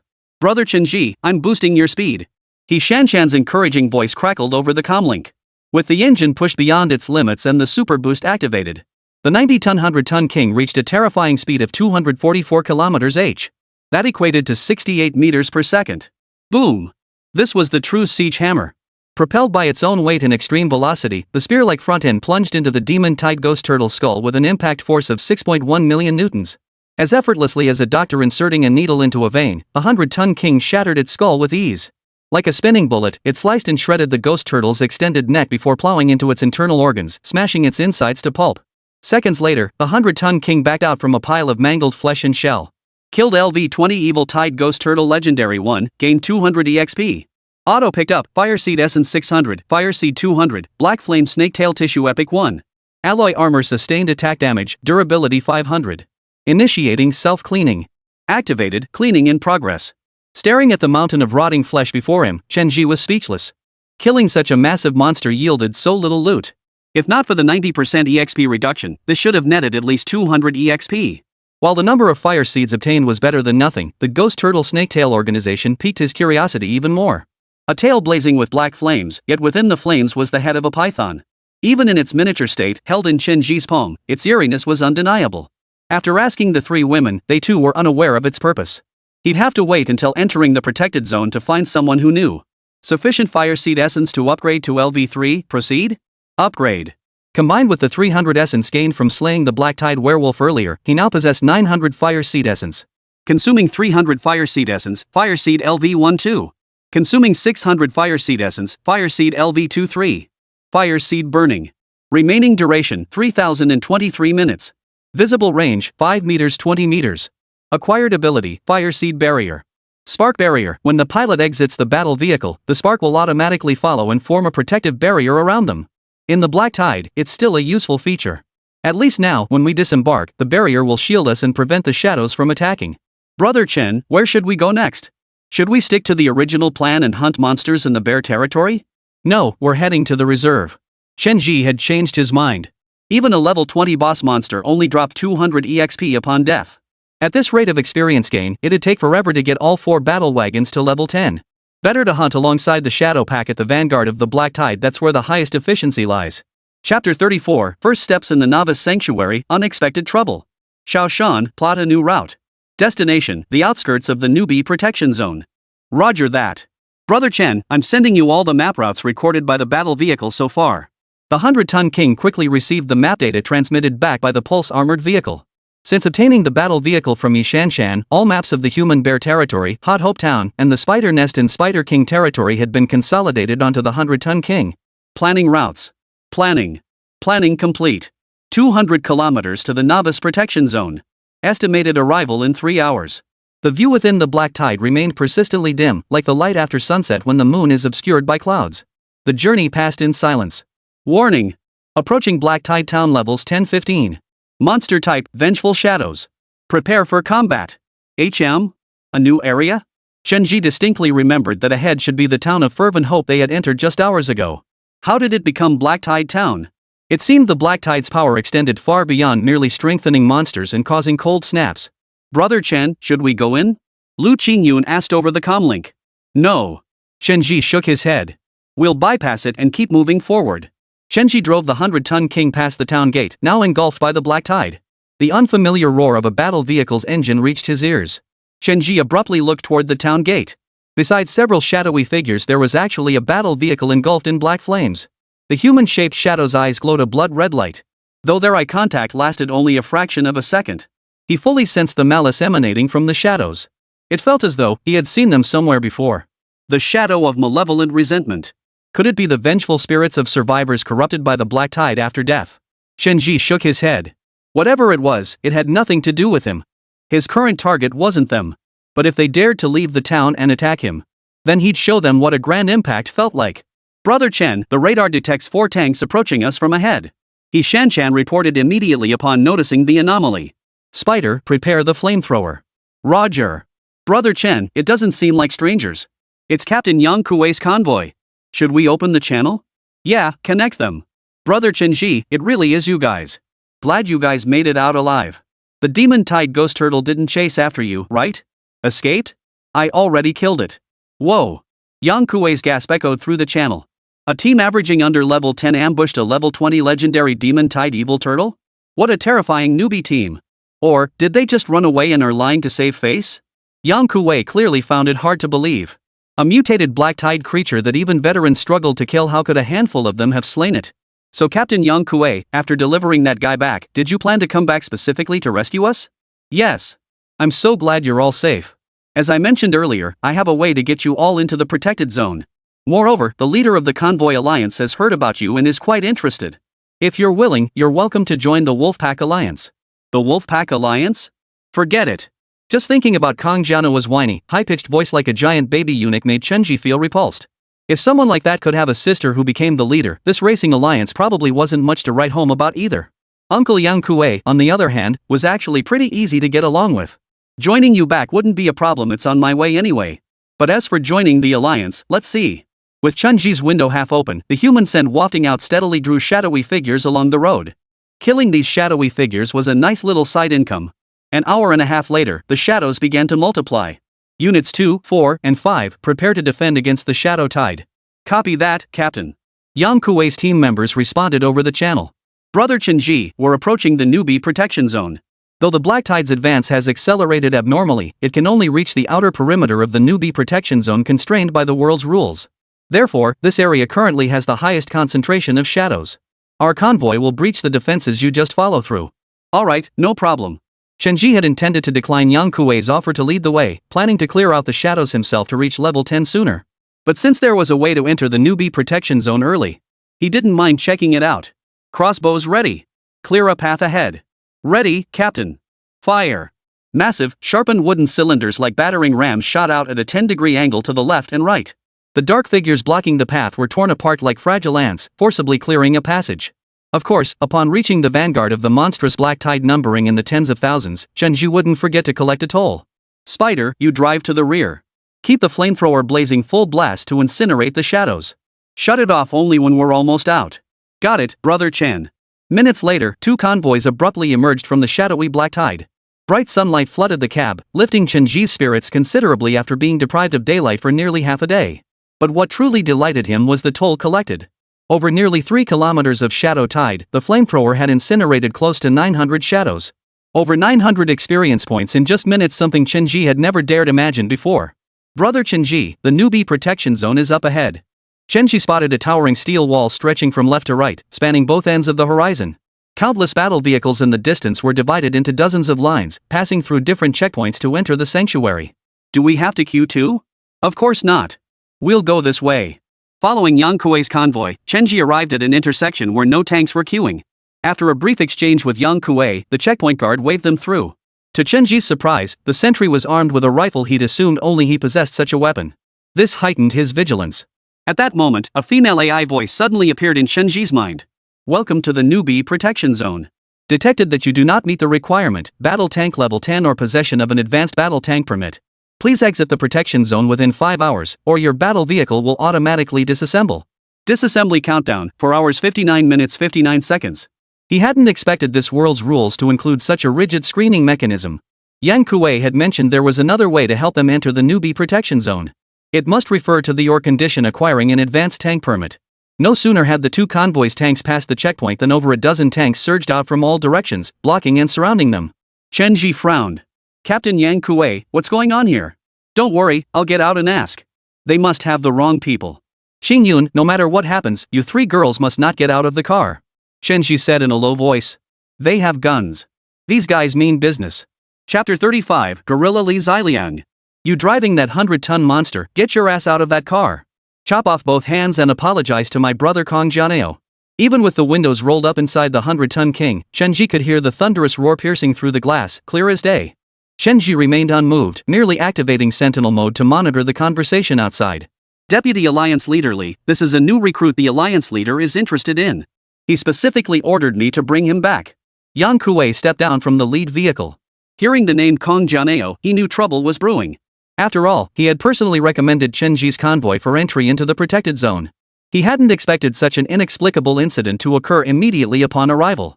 No mistake, this is the person Secretary Kong requested. Deputy Alliance Leader Li, sporting a fiery red rooster crest hairstyle, lifted his sunglasses perched on his nose and erupted in a torrent of curses. The person who crippled brother Kong Jianeo, you think he deserves to be brought into the reserve? If the Alliance leader finds out, do you think he'll get off easy? Let's settle this here and now. You won't face repercussions from the Alliance later. Deputy Chief Li, I brought this man in. I can't just hand him over to you. Yang Kuei explained in a low voice, his face darkening to a terrifying expression. What's with the attitude? You think your seniority and the Alliance leader's protection make you untouchable, huh? I, Li Ziliang, am no pushover either. Brothers, start the war machines. Cock your pistols. At Li Ziliang's command, the armored vehicles surrounding Chen Zhi and Yang Kuei's convoy roared their engines to life. His other hand gripped a pistol, which he thrust out the window, aiming it at his own 100-ton king. What an odd stance. Chen Zhi watched with a hint of amusement, yet his vigilance remained at its peak. Qingyun, prepare the small tracking missiles. The moment they fire the first shot, launch the entire salvo. Roger that, Brother Chen. 2 small mechanical arms extended from either side of the F-1 supercar's front. Inside the launchers, 4 football-sized homing missiles stood poised for action. Be boss. They have artillery. The closest henchman to the F-1 supercar spotted the anomaly and shouted. Shells. Ha, no wonder that old guy took a liking to it. Li Ziliang raised an eyebrow. Yang Kuei, get your crew out of the way. We're here to settle accounts with this 100-ton monster. Don't push me to the brink. Guys. At Li Ziliang's command, the pistols that had been aimed at Chen Zhi's convoy swiftly shifted their sights toward Yang Kuei and his men. Though they had been aggressive moments before, the sight of Chen Zhi's convoy brandishing firearms instantly shifted their focus. Indeed, combat prowess remained the ultimate currency in this arena. You all get out. I'll stay here. Yang Kuei glared at Li Ziliang's arrogant demeanor, struggling to suppress his anger. No way. Captain, we're staying with you. Yang Kuei's team members immediately refused. What right do they have to detain us? Shut up. You have wives and children, I don't. Get the hell out of here, all of you. Despite Yang Kuei's insistence and shouts, the 3 team members drove the combat vehicle out of the encirclement. Fine. Since you refuse to leave, stay here and watch the men you brought in atone for their sins. Li Ziliang slapped Yang Kuei's face, then walked to the front of the 100-ton king. Kid, you better be sure about this. You may have ammunition, but if you fire even a single shell and damage the surrounding buildings, you'll become the most wanted criminal in the entire alliance within the protected zone. As he spoke, Li Ziliang raised both hands, opening his chest to reveal the character evil tattooed on his toned pectorals beneath his deep V-neck shirt. What buildings? Chen Zhi had already scanned the area, just a few small structures. What difference would destroying them make? All I need is for you to accompany me to Brother Kong Jianeo's hospital bedside and offer him a sincere apology. If he agrees to forgive you, this matter will be settled. I guarantee our Wolfpack Alliance will handle this with absolute fairness, openness, and justice. Just moments ago you were talking about cutting off your own hands if you got off the bus, and now it's reduced to a meaningless apology? You just want to trick me into getting off the bus, don't you? You really think you're pulling some clever little trick? If he actually got out, Chen Zhi couldn't imagine any outcome besides being riddled with bullets from a dozen pistols. The fairness, openness, and justice you speak of, does that mean being surrounded by 14 armored vehicles right now? Chen Zhi smoothly pressed the clutch, and the 100-ton behemoth surged forward several meters. Seeing the massive front end larger than his own house wall charging toward him, Li Ziliang recoiled in terror, stumbling backward several steps before his feet slipped and he crashed to the ground. The spear array on the front end was already stained with splatters of blood in various hues, sending cold sweat trickling down Li Ziliang's forehead. I'm giving you two choices. Either let us out and I'll pretend nothing happened, or I kill every last one of you and walk out myself. After watching this gorilla's performance for so long, Chen Zhi's patience was wearing thin. Ha ha ha ha. Ha ha ha ha. Li Ziliang wiped the cold sweat from his forehead, forcing himself to stand calmly as he continued shouting. Do you even know what you're saying? 5. Today, if you dare lay a finger on any one of our brothers here. 4. The Wild Wolf Alliance is 3,000 members. 3. We'll hunt you down relentlessly until one of us falls. Qingyun, take him out. Roger. I advise you. Boom. Before he could finish, a homing missile kissed his rooster like hair from above, blowing him to bloody fireworks. His organs and mangled flesh, mingled with gunpowder smoke, splattered in all directions. The boss is dead. Everyone, commence attack. Close the gate at the checkpoint. After Li Ziliang's death, his men immediately radioed the gate. Yang Kuei-chen took advantage of the chaos to dive into the combat vehicle, then slammed his fist hard against the steering wheel. Things had ultimately unfolded in the way he dreaded most. He hadn't expected Chen Zhi to possess such advanced weaponry, which offered him some small measure of relief. Bang! Bang! Bang bang bang! Rapid gunfire erupted instantly, while the mechanical steel gate behind them began to descend slowly. Alloy armor damaged by attack, durability 50. Alloy armor damaged by attack, durability 80. Alloy armor damaged by attack, durability 43. Brother Chen. I've launched. Liu Qingyun's excited voice crackled over the calm. Boom! Boom! Boom! Several homing rounds launched, locking onto targets and exploding all around the convoy. Good work, Chen Zhi affirmed. I'd been itching to do this for ages. These bullies who pick on the weak. Amidst the blinding flashes of explosions, Chen Zhi spun the vehicle around and charged the convoy toward the exit checkpoint. But the checkpoint, alerted by the commotion, had already closed the steel gates.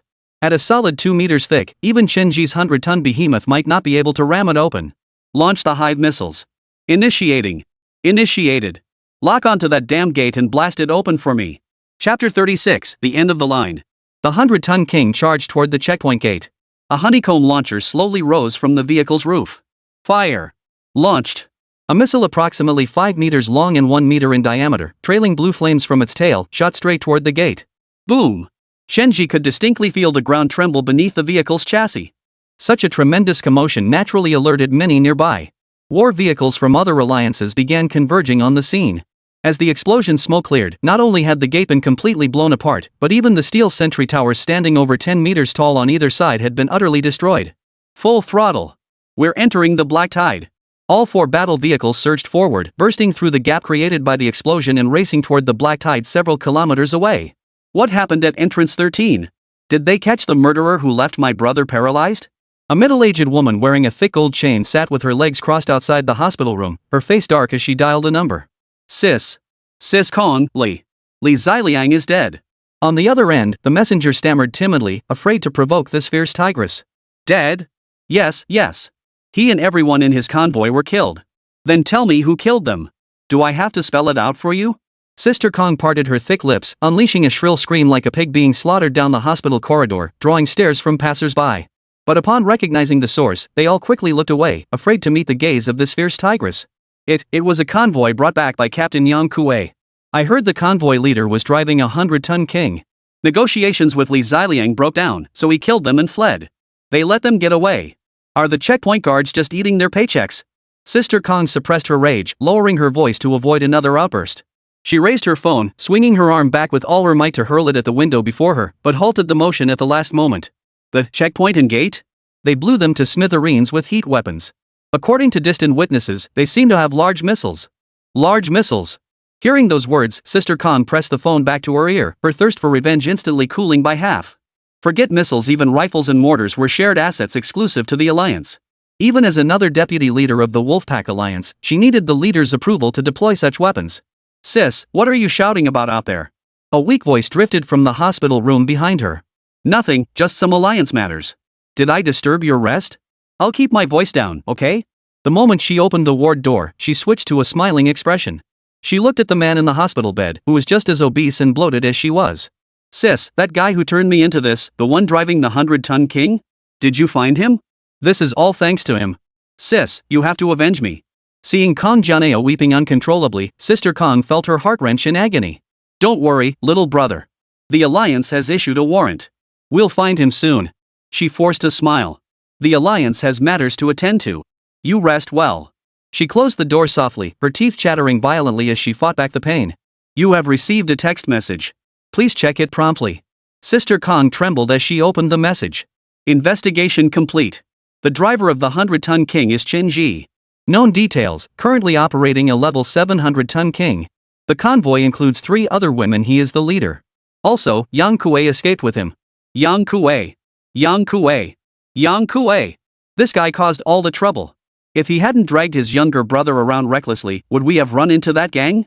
After the doctor's examination, Kong Jianeo was left paralyzed from the waist down. The Kong family line was now completely cut off. Steeling herself, she began her reply. Reward 10,000 tank parts. I'll transfer them to you immediately. Bring me the heads of these 5 men. Name your price.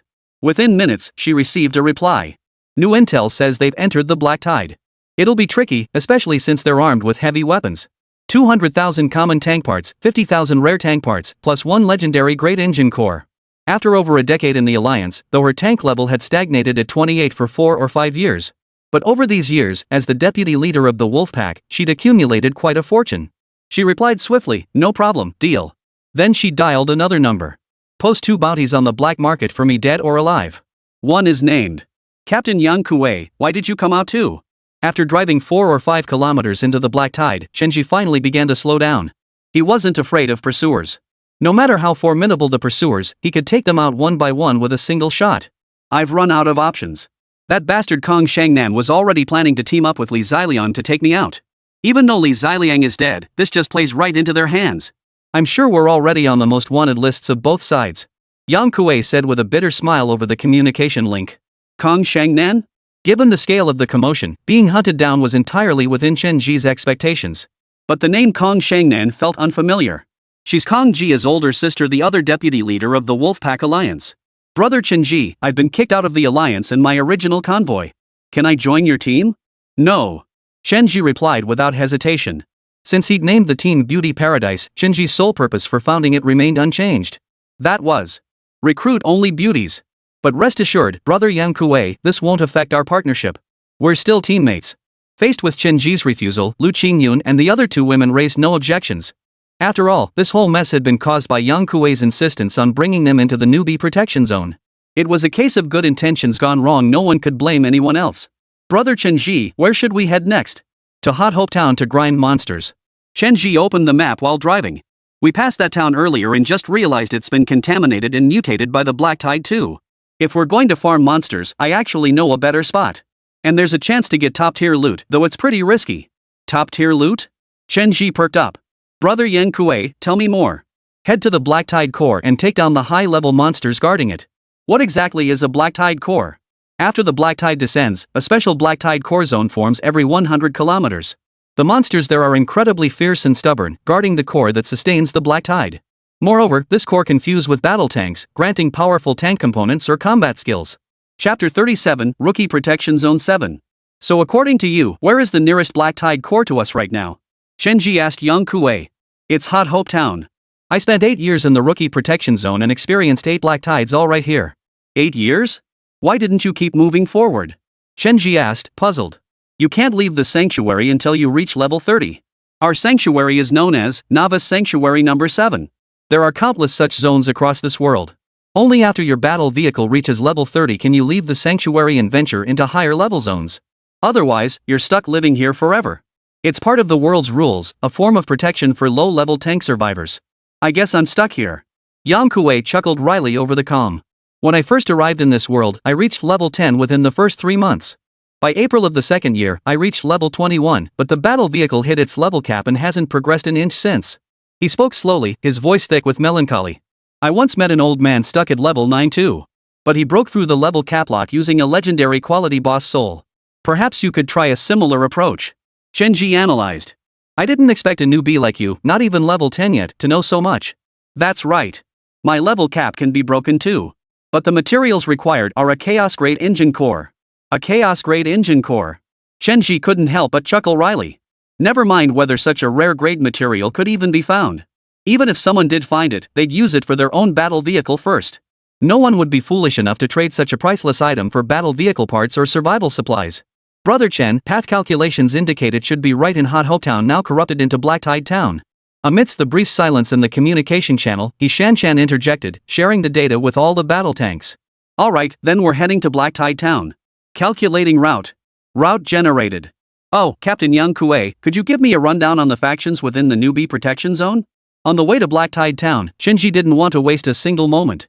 Yang Kuei paused briefly over the calm before replying. Currently, there are 8 convoy alliances within the sanctuary, comprising over 2,000 convoys and nearly 50,000 survivors. My former alliance, the Wolfpack Alliance, is the weakest and smallest combat vehicle alliance. With just over 3,000 members and fewer than 250 convoys.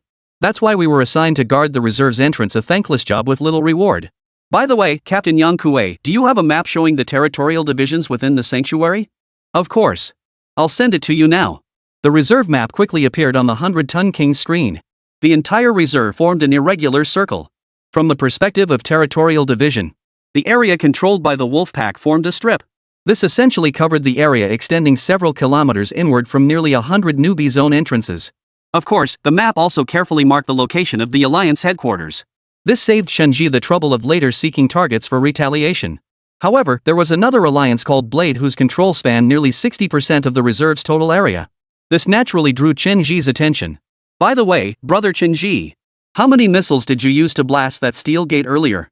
Can you only use them a few times a week? Facing Yang Kuei's inquiry, Chen Zhi suppressed a smile, making no attempt to conceal the truth. After all, demonstrating one's strength was the best defense. As long as I have enough tank parts, I can fire an unlimited number. And there's no daily usage limit. The only drawback is that after firing, it requires a 10-second reload time. Whoosh! Yang Kuei's sharp intake of breath crackled clearly over the comlink.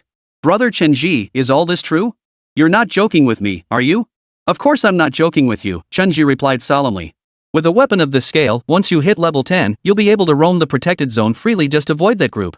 Yang Kuei exclaimed, his voice tinged with excitement. Who would have thought getting kicked out of the Wolfpack Alliance would lead to meeting such a powerful newcomer? Truly, misfortune may turn out to be a blessing in disguise. Which group? Chen Zhi was taken aback. He had assumed that with his hive missiles, he might not be second in command in the reserve. At the very least, he should be the top dog. But there were even stronger players out there. The only group to watch out for is the top-ranked alliance in the reserve, the Blade Alliance. The Blade Alliance's leader is Huang Baiqian. Last year, he killed the previous leader and seized control of the alliance using the small, controllable nuclear warheads mounted on his battle vehicle. This year alone, he's jumped 4 levels from 25th rank to 29th. Miniature nuclear warheads. Is that even something you can mount on a battle tank? Chen Zhi suddenly felt his infinite evolution talent was utterly insignificant. Moreover, within the Blade Alliance, the top 10 tank survivors all possess power sufficient to destroy half the protected zone. Chen Zhi nodded. No wonder they control nearly 60% of the reserve's territory. When I go back to settle accounts with the Wolfpack, they won't interfere, right? No. Usually not, Yang Kuei replied cautiously after a moment's thought. The lowest-ranked war chariot alliances often clash with factions seeking to overthrow them. As long as it doesn't involve the Blade Alliance's interests, they usually won't get involved. That's good. Attention! Kuroshio Town is 1 kilometer ahead. Prepare for battle. After all that coming and going, they finally returned to the town gate. Chen Zhi glanced at the time. It was already 3 p.m. In 3 or 4 hours, the sun would set and night would fall. Before nightfall, we must clear this place completely. We couldn't afford to delay the heart-to-heart talks with the 3 women late into the night. The 100-ton king led the charge, driving through the main gate. The malevolent shadow that had stood at the entrance when he passed by earlier was now gone. But Chen Zhi was certain they would soon be encountered. Beep! Beep!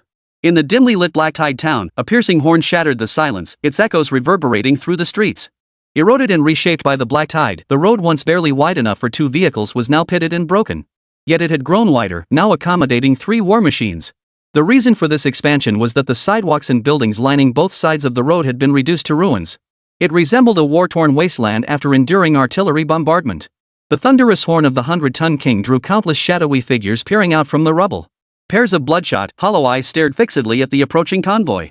Chapter 38: The Sinister Ambush of the Black Tide Chimpanzees. Warning! Multiple LV-3 shadows detected, LV-15 Malevolent Shadows 5, LV-28 Malignant Tide Chimpanzee Legendary 1. Prepare for combat. The lurking shadows soon lost patience. Hordes began harassing the convoy from both flanks and the rear. Without Chen Zhi's prompting, Chen Zhi had already activated her flamethrower, indiscriminately incinerating any shadows daring to approach, reducing them to ashes. Killed LV-3 Shadows 5, gained 50 EXP. Killed LV-3 Shadow 8, gained 80 EXP. Killed LV-3 Shadow 1, gained 10 EXP. They instinctively avoided the lead vehicle, the 100-ton king, seemingly sensing the greatest threat. Thus, not a single shadow dared stand in the path of the 100-ton king to become a speed bump. They possessed some intelligence, but not much. Otherwise, they wouldn't be burned to death in droves by flamethrowers, yet still fearlessly gather around the rear vehicles. 200 meters into the town, they reached the first intersection. To the left lay a clothing store, to the right, the once bustling Hot Desire bar. Now, however, both lay in ruins, eroded by the black tide. Chen Zhi chose to keep driving straight ahead until the largest intersection in the third town. That intersection marked the very heart of the town, where He Xinna believed the core of the black tide lay. But now, a group of peculiar black shadows blocked the path of the 100-ton king. Unlike the black mist that usually enveloped ordinary shadows, the shadows ahead were as distinct as silhouettes projected onto a screen in a shadow puppet show. Moreover, beside them stood equally distinct battle tanks completely enveloped in the black tide. Everyone, be on alert. Malevolent shadows have appeared ahead. Prepare for combat. Roger that, Brother Chen. Tracking missiles locked on target. The F-1 racer accelerated to the left, keeping pace with the 100-ton king, while Yang Kuei's off-road vehicle followed on the right. No need for tracer rounds. An explosion this close would damage our vehicles too. I'll handle it. Chen Zhi slammed the accelerator. Ahead, the malevolent shadow opened its gaping maw, teeth bared in a snarl, and mounted its own battle vehicle. War Chariot versus Black Tide War Chariot? Interesting. Even though the convoy had so many advanced weapons, Chen Zhi still preferred the simple, primal head-on collision. Clearly, the 5 malevolent shadows ahead shared the same sentiment. A medium-sized bus enveloped in the black tide roared toward them. Boom! Amid the bone-chilling screech of twisted metal, the front half of the black tide bus was crushed flat by the immense impact, embedded into the front end of the 100-ton king. The outcome of the collision didn't surprise Chen Zhi. What did surprise him, however, was that the black tide bus hadn't disintegrated. The black tide bus hadn't disintegrated. Even though the front cab had been crushed into a sheet of metal, the malevolent shadow behind the wheel remained unharmed, still snarling at Chen Zhi. Immune to physical impact damage. Could these malevolent shadows be mere specters of resentment? Chen Zhi shook his head. Impossible. The broadcast had already classified them as monsters, meaning there must be a way to eliminate them. Chen Zhi maneuvered the 100-ton king backward, allowing the front half of the bus to crash onto the ground. Spider, try burning them with fire. At Chen Zhi's command, the Dragon Bone off-road vehicle drove forward and unleashed a torrent of flames upon the wreckage. The black tide bus melted visibly, like ice meeting fire. Even the malevolent shadow driving the bus vanished completely after resisting the scorching flames of over 1,000 degrees for 5 seconds. So they can be killed after all. Chen Zhi now understood fire seemed to be a potent countermeasure against black tide creatures. Chen Zhi employed the same tactic against the next 4 black tide combat vehicles, colliding head-on before letting Chen Zhi incinerate them. After several minutes of scorching destruction, they finally reached the third intersection. The black tide concentration here was significantly denser than outside the town. Even the blaze of a level 3 fire seed seemed dim and gloomy. You have entered the core black tide zone. Visibility within this area is reduced by 50% from the baseline. Fire seed consumption rate increased by 5x. After the convoy crossed the zebra crossing and entered the town's largest intersection today, the gathering mass of shadows abruptly halted its advance, ceasing to move forward before slowly dispersing. This place seemed to be the territory of even more powerful black tide creatures. Why aren't they chasing us? I haven't had my fill of burning yet. Chen Zhi muttered, still craving more. What are you talking about? Chen Zhi sighed, pressing his hand to his forehead. Earlier, when Liu Qingyun had fired missiles within the reserve, revealing her excitement, Chen Zhi had witnessed it. So he'd corrupted his little sister too? How could she develop such a bizarre fetish? Warning! Encountering LV-28 boss, Dark Tide Chimpanzee Legendary 1. Prepare for battle. Above the flower bed at the crossroads, illuminated by the 100-ton king's headlights, a faintly visible black rhombic crystal reflected light as it floated in the air. From its lower tip, a dark, murky mist continuously spread outward in all directions. Is this the Dark Tide core? What about the guard chimpanzee mentioned in the broadcast? Why haven't we seen it after all this time? Just as Chen Zhi was pondering, a massive impact echoed through the comlink. Brother Chen Zhi, it's behind me. Wah! Activating sentry mode, Chen Zhi saw on the screen that Yang Kuei's off-road vehicle had overturned to his right rear. I see it too. It's moving too fast. The tracking missile system couldn't even lock on in time. Liu Qingyun's alarmed voice crackled over the calm. Switch to manual control then. I taught you before, don't panic. Captain Yang Kuei, are you okay? Chen Zhi immediately maneuvered the 100-ton king to the overturned SUV, using the impact to right it back onto all four wheels. Cough, cough. Still alive, but I've definitely cracked a few ribs. Yang Kuei sat in the driver's seat, weakly giving Chen Zhi a thumbs up. That vicious tide chimpanzee, it's clever. It used the extremely low visibility to sneak up on me and flipped my vehicle right over. It's huge, almost as tall as my SUV. So it tried to take advantage of the murky darkness of the black tide to strike. Chen Zhi sneered dismissively, raising his hand to touch his advanced tech eyes. The eyes instantly activated thermal imaging mode. The chaotic black tide of mist suddenly revealed blue outlines. These were the thermal signatures of the shadowy figures standing at the crossroads, observing. The extreme cold within the black tide made it nearly impossible to see any colors other than shades of blue in the thermal image. Watch out, Qingyun. Accelerate full throttle forward. It's right behind you. Reacting swiftly, Chen Zhi and Liu Qingyun unleashed their skills, instant acceleration and super acceleration respectively. The F1 supercar's speed instantly surged to 77 meters per second. Chen Zhi saw it clearly. A massive blue palm, nearly the size of a single-seat cockpit, emerged from the rear of the car, attempting to flip it over.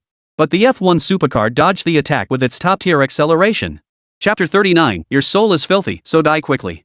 Failing to land a blow, the evil tide chimpanzee retreated almost instantly, vanishing into the dark tide. Yet Chen Zhi could still discern its silhouette through the thermal imaging of his advanced tech glasses.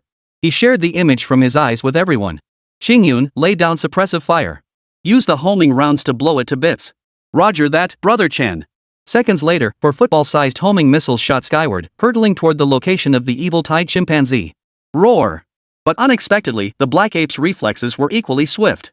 Almost the moment the homing rounds launched, the chimpanzee began leaping and dodging at high frequency. Boom! Boom! Boom! Boom! It dodged every single homing missile. That kind of reflex is terrifying. Everyone witnessed the scene firsthand, and He Xinna exclaimed in shock over the calm. Brother Chen, why not just take it out with a few hide missiles? No, the hide missile's too powerful. Chen Zhi dismissed the idea. Forget multiple rounds, even a single one would obliterate this entire intersection, including us. It might even destroy the Black Tide core. That's too risky. Never in his wildest dreams did he imagine he'd one day agonize over having too much firepower. The Black Tide core? I've got an idea. The moment Chen Zhi thought of the Black Tide core, a plan suddenly formed in his mind. Since it was born to guard the core, then all I need to do is attempt to seize the core. Won't it just come out willingly? Chen Zhi immediately floored the accelerator. Let's go. We'll advance another 50 meters, get closer to the core, and force it out. Brother Chen Zhi, I'll handle this. Yang Kuei spoke up immediately. My attacks won't do much against a monster of this caliber. Rather than holding you back in a fight later, let me be the bait. Captain Yang Kuei, are you sure you're okay after the damage you took earlier? Chen Zhi didn't object to the proposal, but he didn't want to lose another team member either. Don't worry. This old body's been through a lot. A few scrapes like these won't bring me down. Alright, we're counting on you. We'll cover your back. If danger arises, leave the core area immediately. Got it. Chen Zhi stopped the car, rolled down the window, mounted his 19-1 rifle, adjusted the scope to 2x magnification, and aimed at the distant Black Tide's vicious chimpanzees. Qingyun, prepare the tracer rounds. Roger. Chen Zhi inhaled the frigid air of the Black Tide, the chill clearing his mind. Yang Kuei drove the off-road vehicle at a slow pace of 10 yards per hour. Roar! The vicious black chimpanzee in the Black Tide let out an angry roar, as if warning Yang Kuei not to advance further. As the off-road vehicle drew nearer, the malignant tide black ape grew increasingly restless and agitated. Its instinct urged it to emerge from the Black Tide and destroy the SUV to protect the core. But reason told it that several other battle vehicles were watching it. Emerging would guarantee an attack. When the off-road vehicle entered within 20 meters of the core, the evil tide chimpanzee could no longer contain itself. It roared and thrashed as it leapt out of the black mist. Yang Kuei, already on high alert, rapidly reversed the combat vehicle, narrowly evading the evil tide black ape's attack. It crashed heavily onto the spot where the off-road vehicle had been just 3 seconds earlier. Now. Qingyun. Got it. Yang Kuwei drove the off-road vehicle backward at full speed as four homing missiles streaked toward it. But this time, it couldn't dodge. If it jumped away again, the Black Tide core behind it would be the one to suffer. In truth, Chen Zhi was gambling too. If the Black Tide chimpanzee panicked and dodged, the core behind it might be destroyed. Fortunately, it didn't dodge. Two homing rounds exploded on its raised arm, spraying black blood. One struck its left eye, the other its abdomen. Loyalty. Roar. The wounded evil Tide chimpanzee grew even more frenzied. With its injured arms, it tore ping-pong table-sized chunks from the hard ground and hurled them viciously at the 100-ton king. Liu Qingyun and Chen Zhi swiftly maneuvered the battle vehicle behind the 100-ton king. Boom! The massive boulder slammed into the 100-ton king's front, thudding with a dull impact. At the same moment, Chen Zhi pulled the trigger. Rat-a-tat-tat-tat. The fully automatic rifle spat flames in the dim, icy darkness, instantly shattering the evil Tide chimpanzee's eyes. He wasn't unwilling to aim for the head or chest, it was just that even the tracer rounds hadn't inflicted fatal damage earlier, let alone regular bullets. Qingyun, keep going. Feed me ammo. Already fired. As Liu Qingyun's voice faded, for fully loaded tracer rounds had already been fired. Trailing long plumes of smoke, they converged once more upon the evil Tide black ape and detonated simultaneously. Boom! The blast finally drained the last of its strength. The mountainous figure dripped thick, foul-smelling black fluid as its barrel-thick arms hung limply at its sides. Finally, it crashed face first to the ground. After the Tide gorilla's fall, everyone remained silent for over 10 seconds. Is it dead? Liu Qingyun couldn't help but ask. No, it's not dead yet, Chen Zhi spoke up in the communication channel, a rare occurrence. Yes, and there's been no kill notification. I'll go take a closer look first. Chen Zhi retrieved his rifle from the window, closed the car window, rubbed his hands together, and drove forward. 100 meters. 80 meters. 50 meters. When the 100-ton behemoth was less than 10 meters from the black chimpanzee. Through the thermal imaging, Chen Zhi clearly saw its still beating heart. It wasn't dead yet. But the 100-ton king couldn't retreat in time. The malignant Tide black ape instantly snapped out of its feigned death, pouncing onto the vehicle's window and clinging to it with deadly grip. The spear array stretching 2 meters from the bow pierced clean through its body. Was it committing suicide? Chen Zhi stared in bewilderment at the rotting eye sockets of the evil Tide chimpanzee. It roared in fury, how dare such a creature think it can kill me? You despicable humans. One day, you will all be swallowed by the Black Tide. Pressing its face against the windshield, it suddenly revealed a terrifying, eerily human-like grin. May the Black Tide reforge our filthy souls. Defeated LV-28 boss, Malignant Tide Chimpanzee Legendary 1, gained 3000 EXP. After uttering its final words, the Malignant Tide Chimpanzee's massive form dissolved like ink, dripping onto the ground. Blah blah blah. Just die already. Your soul is filthy. I've already sent it to the afterlife for you. 3000 EXP. TSK, what a waste. Outside, that would have been 30,000 EXP. Alright, everyone, come over here. The danger has been neutralized. Four battle wagons approached the Black Tide core from all sides, encircling it. The core floated silently atop the pedestal where a small fountain once stood at the crossroads. Brother Chen, how do we get it down? How else? We get out and take it, of course. After confirming the area was clear, Chen Zhi opened the door and stepped out. Chapter 40, Bounty blazes 3 pain cars. Chen Zhi reached out and grasped the core, which continued to release a black mist. The core felt icy cold to the touch, offering none of the defensive resistance he had anticipated. It was seized effortlessly by Chen Zhi. Seized Black Tide Core 1. Reward, 3000 personal EXP. Chen Zhi swallowed hard, but no further announcements followed. That's it? What now? Captain Yang Kuwei, how do we use this Black Tide Core? Though Chen Zhi possessed combat prowess unmatched among his peers. Having arrived in this world only days ago, he remained utterly clueless about many things. At your current tank level, it's not usable yet. You'll need to reach level 10 and unlock the tank drilling and embedding feature before it can be fused with your tank. I see. Chen Zhi nodded. Though it was useless for now, since it was an item capable of forming the Black Tide. It would surely bring Chen Zhi substantial rewards in the future. With 6,000 experience points already accumulated, it was time to upgrade the 100-ton king. Consume 6,000 EXP, Iron Common 1300 to upgrade the 100-ton king? Upgrade. Upgrade successful. Battle Tank, 100-ton king. Level, 807,000. Owner, Chen Zhi. Durability, 17,000 18,000 18,000. Upgrade successful. Battle Tank, 100-ton king. Level, 807,000. Tier 1. Owner, Chen Zhi. HP 16000 17000 17,000. Weight 100 tons. Speed, modified parts, metals. Received surprise reward draw 1, evolution attempt 1. 100 tons. My own 100-ton king, finally a true 100-ton king. Using draw attempts. Drawing in progress? Acquired talent, psychic control. Mind control. While inside your battle tank or within 500 meters of it, you can mentally command the tank to move and attack. Just as Chen Zhi was pondering how this differed from the intelligent driving capabilities granted by Sentinel Mode and the advanced tech classes, a sudden, piercing pain shot through his mind. Instinctively closing his eyes, he felt an excruciating agony as if thousands of silver needles were stabbing his brain. Curled up in the driver's seat, cold sweat poured from Chen Zhi's forehead until the agony finally knocked him unconscious. Whoa whoa. Brother Chen Zhi, what happened to him? Don't worry, we have a way to take revenge. Enemies are coming. You must leave. In his dazed state, Chen Zhi kept hearing the voices of the three women ringing in his ears. After an unknown amount of time, he finally came to, clutching his head. Opening his eyes, he found a pair of ample breasts blocking the upper half of his vision. Sister Qingyun. This convoy is targeting us. This isn't some coincidence or accident. Our weapons are completely useless against them. He Shanshan's frantic voice crackled over the comlink. Protect brother Chen Zhi. I'll draw them away, Yang Kuei said weakly. Qingyun? Chen Zhi reached out, his hand seeking the softness above. Brother Chen Zhi. Seeing Chen Zhi awaken, Liu Qingyun, who had been holding her breath for who knows how long, embraced him and burst into tears. Brother Chen Zhi is awake. You're finally awake, sniffle. What happened? He sat up, pulling Liu Qingyun into his arms. After you suddenly collapsed, an unfamiliar convoy appeared out of nowhere. They said if we handed you over, they'd let the others go. We've been in a standoff for nearly an hour. Her muffled voice came from Chen Zhi's chest. Very well. You've all done well. Leave the rest to me. He turned his gaze toward the battlefield before him. The armored vehicle and the dragon bone off-road vehicle were parked in front of the 100-ton king, protecting Chen Zhi. Yang Kuei sat covered in blood inside the overturned off-road vehicle. Further ahead lay 3 race cars, their flaming bodies pressed painfully close. Enough. Our patience is running thin. If you still refuse to hand over Chen Zhi's head in 5 minutes, you'll all die. The loudspeaker atop the central pain car delivered the final ultimatum.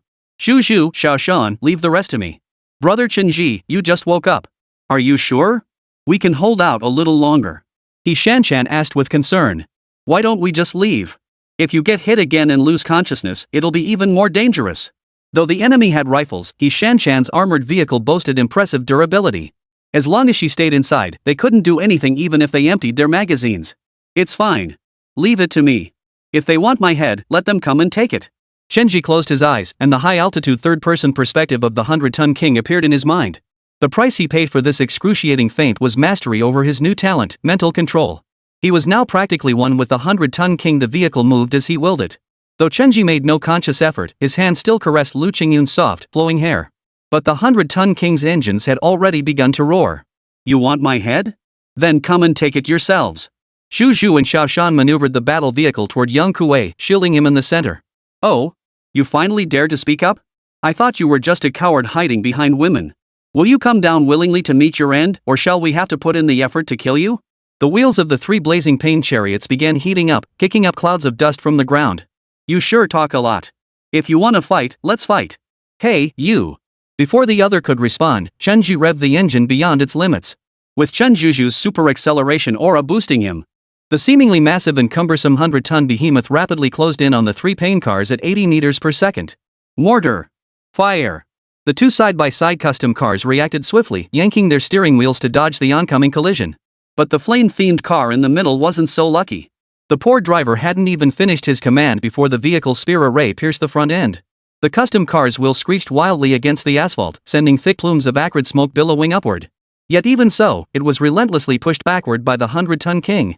From the driver's seat, the survivor, speared through the chest, stared in disbelief at the unfolding horror. POS Ibble. Destroyed LV-28 Flame Racer 1, vehicle disintegrated. Automatically collected Iron Common, Rare X10 5000, Engine Core Epic X1, Advanced Battle Tank Order X1. Chen Zhi, eyes closed, wore a sneer of contempt. A battle vehicle with such pathetic strength dares to challenge me? Seriously. Boom. Boom. The next instant, 2 mortar shells landed with pinpoint accuracy on the 100-ton king's hull. Alloy armor damaged by attack, durability 500. This can't be. A mere level 700-ton king actually took 2 full mortar rounds without disintegrating. Reload and fire another round. The 2 surviving custom vehicles immediately called for artillery support from their distant allies. My shells need 5 minutes to cool down. You guys hold them off. Don't give him a chance to launch missiles or we're all dead. Chapter 41, Love playing with artillery barrages? Taste my guided missiles. Though it didn't seem to inflict significant damage on the 100-ton king, the explosive shockwaves still reverberated through the cockpit. The violent jolt sent Liu Qingyun tumbling from Chen Zhi's embrace. Brother Chen, why are your eyes closed? Aren't you driving anymore? Chen Zhi shook his head and placed his index finger over her lips. I become one with the 100-ton king. Just watch my maneuvers. Despite the chaos-grade alloy body providing inherent 50% damage reduction, it still suffered 500 points of durability loss. The enemy mortar position must be taken out immediately. Xiaoshan, can you calculate the firing coordinates? Yes, Brother Chen. It's already calculated. Moments later, Chen Zhi received the data transmitted from the armored vehicle to the 100-ton king. Northeast, 2 to 3 o'clock direction, within a range of 200 to 300 meters front and rear. Almost instantly after receiving the information, 3 missiles from the honeycomb launcher fired in a simultaneous salvo. Since acquiring the talent of mental control, Chen Zhi commanded the 100-ton king with effortless precision. No commands were needed anymore. Even launching missiles felt as natural as raising a gun to take aim. I advise you to stop resisting. Even if you drive us back, the next wave of bounty hunters will come to kill you. Boom! Destroyed LV-23 mortar launchers too. The bright flash of distant missile explosions, accompanied by shockwave-driven winds, swept toward the group. Nearly half the town was engulfed in the aftermath. The figure conducting the distant fire assault vanished along with his combat vehicle in the explosion. Damn it, run! He needs recharge time after his first missile salvo. Run? Aren't you here to take my head? The 100-ton king suddenly accelerated, crashing into the flaming pain car on the right. The panicked pain car accelerated frantically, attempting to outrun the 100-ton king with sheer speed. But He Xinna, already prepared, immediately activated the armored vehicle, blocking the pain car's retreat. Get out of the way! Get out of the way, damn it! Trapped in a desperate situation, the bounty hunter slammed the accelerator to the floor. As the car crashed into the armored vehicle, the 100-ton king slammed into it from behind. Boom! Destroyed LV-25 Flame Custom Car 1. Automatically collected 10,000 common, 3,000 rare battle tank parts. The 100-ton king pushed both tanks nearly 50 meters. The bulk of the impact was absorbed by the pain car, now crushed between them into a pulp. After confirming the enemy's demise, Chen Zhi reversed the vehicle. Xiaoshan, is your tank okay? Did it take much durability damage? It's fine, Brother Chen Zhi. But losing 1,000 durability points to take down one enemy? That's nothing. He Xinna exclaimed excitedly. Just this one collision cost nearly 1,000 points? Given her fearless, reckless nature, the durability loss from this battle probably wouldn't be less than 5,000. He'd have to compensate her properly afterward. Brother Chen, don't worry about me. The other tank has already escaped. It's safe now. Let it go. Zhu, get out and check on Captain Yang Kuei. Rescue him from the cockpit. Roger. Xiaoshan, can you hack into his communications? Sure, Brother Chen. I'm connected. Can speak directly now. Tell Kong Shangnan when you get back. The driver of the flaming torture car, frantically fleeing the scene, heard the sudden intrusion of another living voice into the vehicle's communications. He jumped out of his seat in fright. If you want to kill me, come find me here yourself. Tomorrow, I'll be waiting here for her. Alright. I'll definitely pass it on. Let me go. The driver quickly ended the call, his palms already drenched in sweat as he gripped the steering wheel. Chen Zhi got out of the car and approached Yang Kuei. Brother Yang Kuei, you've worked hard. He looked at Yang Kuei, whose shirt was stained with dried blood. Yang Kuei waved his hand and coughed a few times. I'm a man. A few scrapes like this are nothing. As long as I've got breath left, I'll be fine. Chen Zhi helped Yang Kuei to his feet and led him away.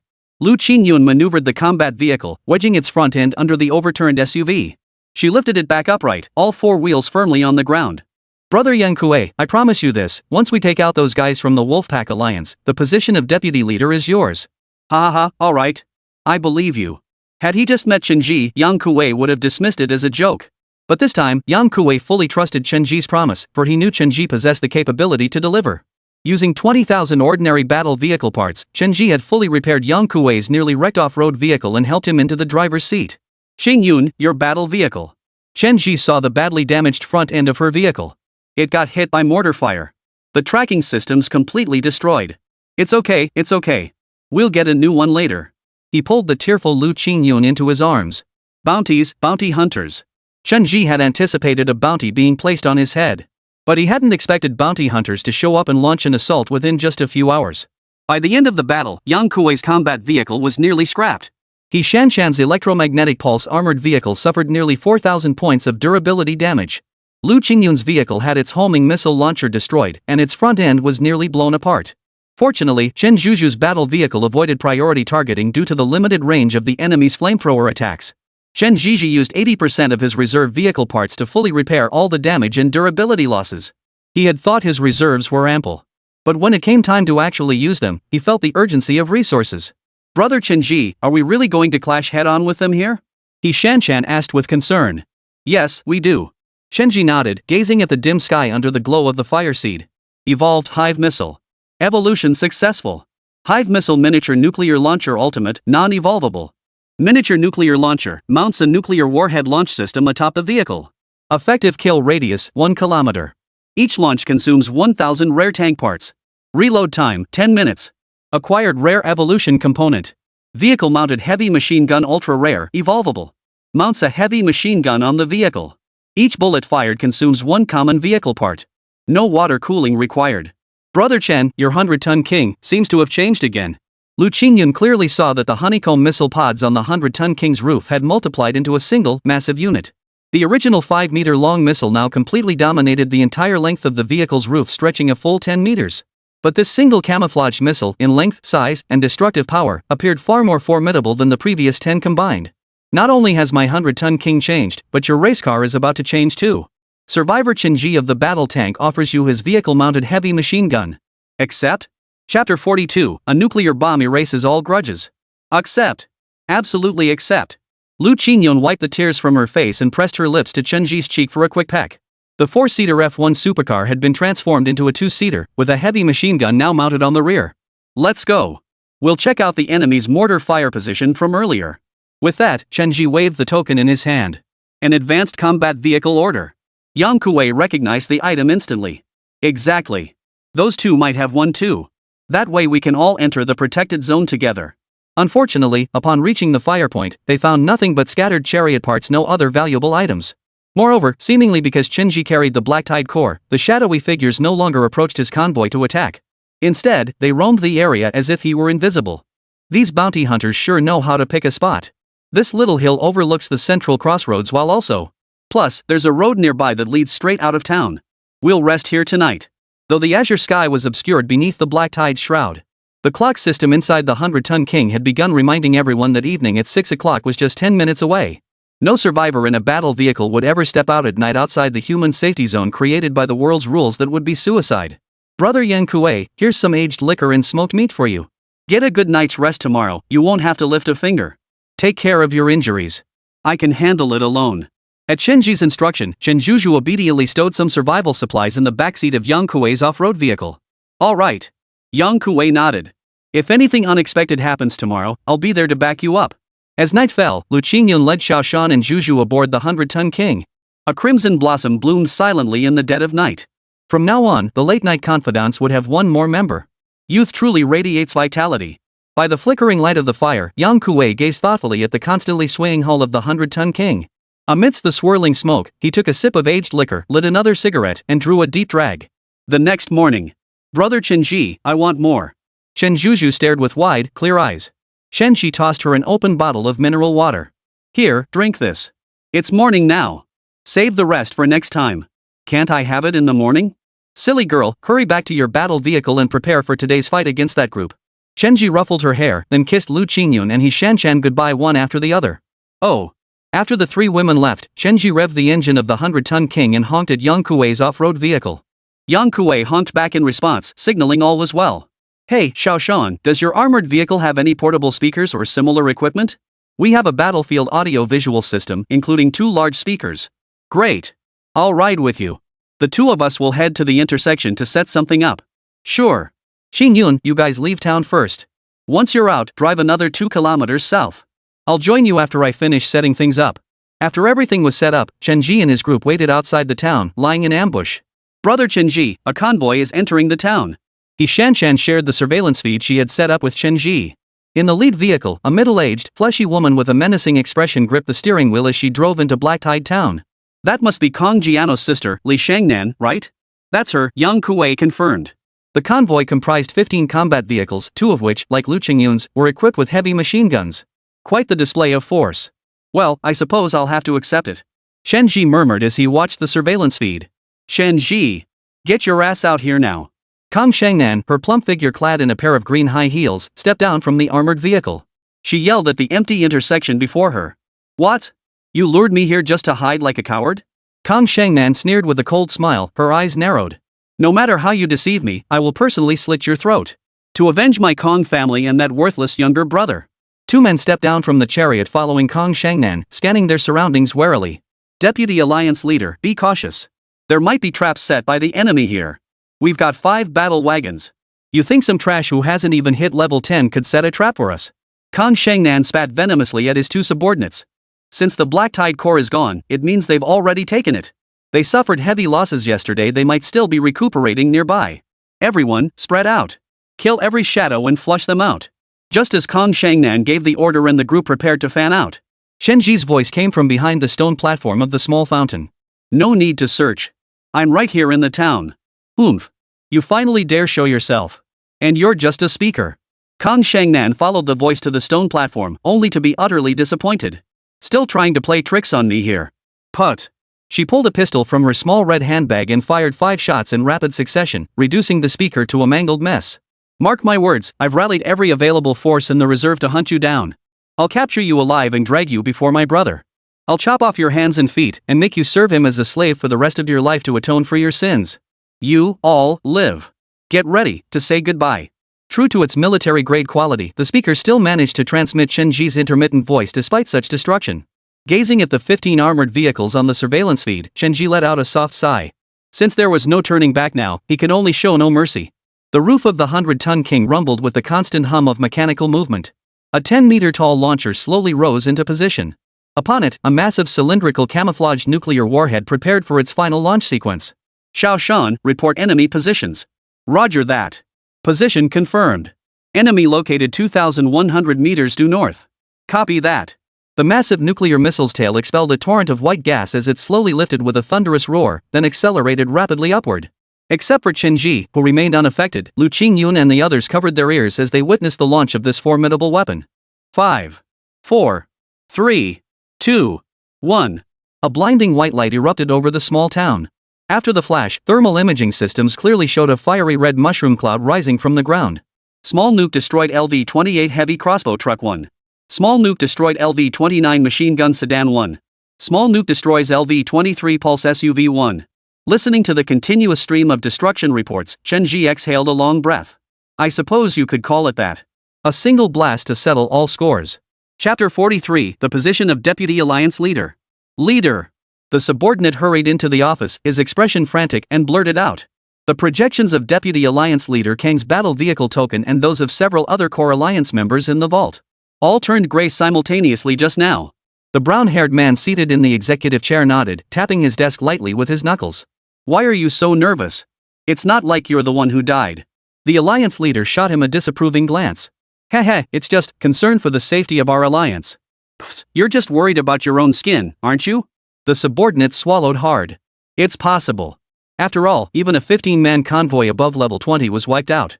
Killing a lowly level 25 grunt like me probably won't be too hard. Enough with the pity act. Our alliance has 3,000 members. Kang Shangnan can mobilize nearly a tenth of that force. If we hadn't blocked her this time, she'd only have brought a dozen or so trusted men. Do you think Chen Zhi would have survived? He only has a grudge against the Kong siblings, not against our entire alliance. Once we meet them, we'll lay out the stakes clearly. They won't keep doing foolish things after that. Go. Send word to Yang Kuei. Then withdraw the bounties on those two from the black market. Also relay this to all checkpoints if Yang Kuei and Chen Zhi's convoy are spotted returning alive. Extend the highest honors of the Wolfpack War Chariot Alliance to them. Escort them directly to my presence. Yes, Alliance Leader. 2 kilometers south of Black Tide Town. We've been waiting for an hour. The radiation levels remain dangerously high. Chen Zhi pursed his lips as he studied the monitoring panel displaying the 100-ton king's readings. Qingyun, bypass the town, don't enter. We'll meet north of the town. The radioactive fallout from the nuclear blast is too intense. Your battle vehicles lack radiation shielding. The 100-ton king has protection, plus an auto-loot function. I'll go in and search for loot. Brother Chen, please be careful. He Shan urged. Chen Zhi split his convoy into 2 groups. Within about 7 or 8 minutes, they quickly regrouped north of the town. Brother Chen. Any rare finds? He Xinna's eager voice crackled over the comlink. Unfortunately, no. Chen Zhi shook his head. But it's not a total loss. At least we've all made it into the protected area. The town's interior was almost exactly as he'd imagined. The central area was scorched and barren, devoid of any vegetation. Aside from 3 high-grade battle vehicle orders, all other dropped items had been obliterated by the nuclear blast. True to their origin as artifacts born from the world's rules, if they weren't designed to drop only upon the owner's death. All battle vehicle orders would shatter upon their owner's death, impossible to destroy by any other means. The nuclear blast leveled the town while also wiping out vast numbers of Black Tide creatures, rapidly accumulating 12,000 experience points in the convoy's pool. Chen Zhi didn't rush to level up the 100-ton king to level 9. Instead, he used the tank parts to upgrade all 3 women's tanks by 1 level. Liu Qingyun, F1 supercar, level 6.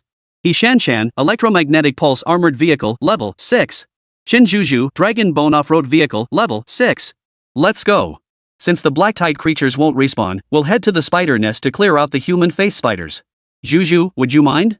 If you do, we can head to the man-bear territory instead. Chen Zhi inquired. He recalled the moment Chen Zhi transformed and was engulfed by green flames. Countless tiny spiders leaping into the flames, burning themselves to ease her agony. I'd rather not go to the spider nest, okay, brother Chen Zhi? Of course, we'll listen to our spider. Once we all hit level 10, we'll storm back into the reserve. Chen Zhi immediately turned the vehicle around, leading the convoy southward. Brother Chen Zhi, I received a communication from the reserve. It's a message from the Alliance leader. Do you want to see it? Yang Kuei sounded hesitant over the calm. Send it over for me to take a look. Yang Kuei, please convey this to Chen Zhi. 1. Kang Xingnan's actions are unrelated to the Alliance, and we have no intention of pursuing the matter. 2. The black market bounty on your heads has been revoked. 3. I still have 2 deputy Alliance leader positions available. Would either of you be interested? The gates of the protected zone remain open to you at all times. Sincerely, Mo. The terms offered are quite tempting.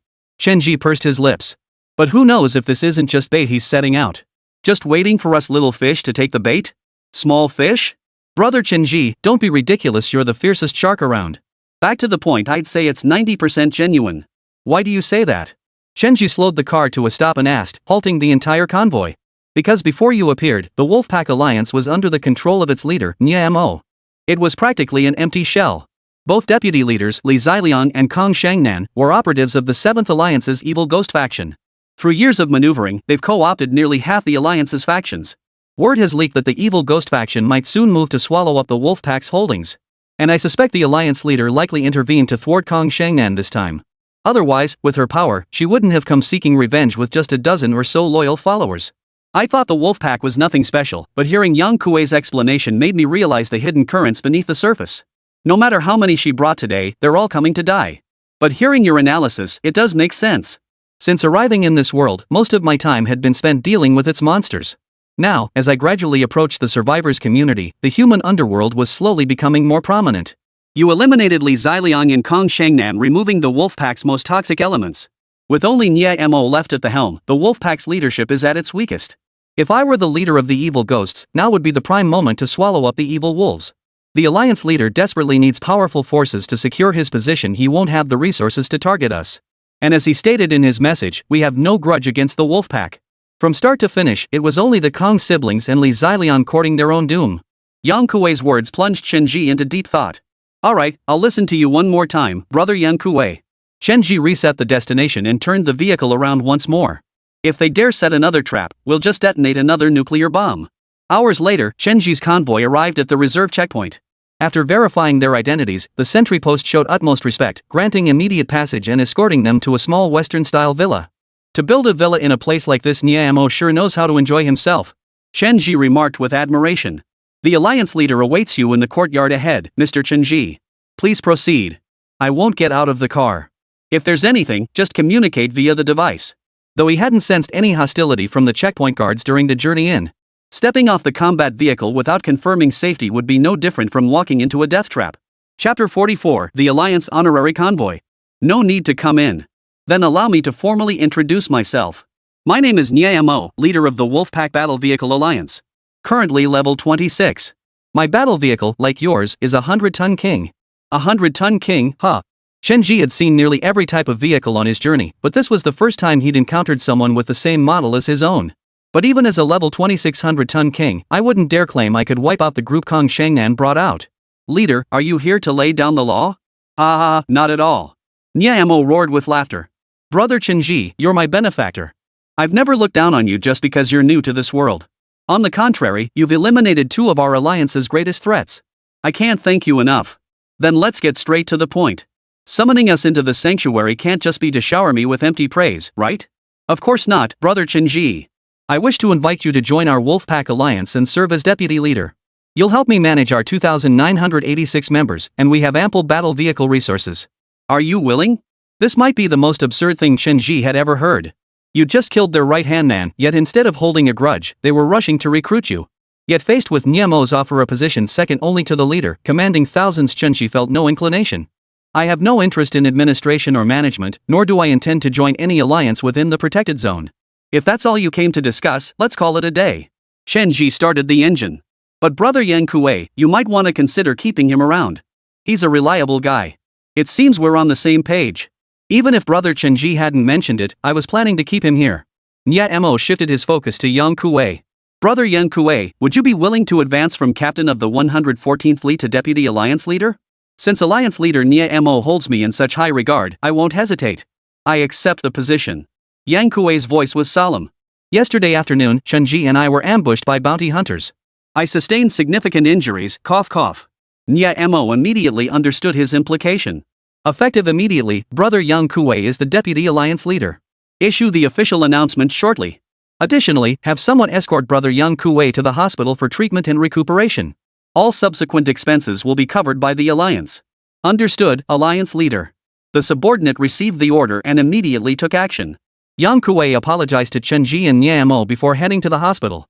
Ensuring his safe return and accommodation within the alliance had been one of Chen Zhi's reasons for entering the protected zone in the first place. After all, he never intended for Yang Kuei to join the convoy.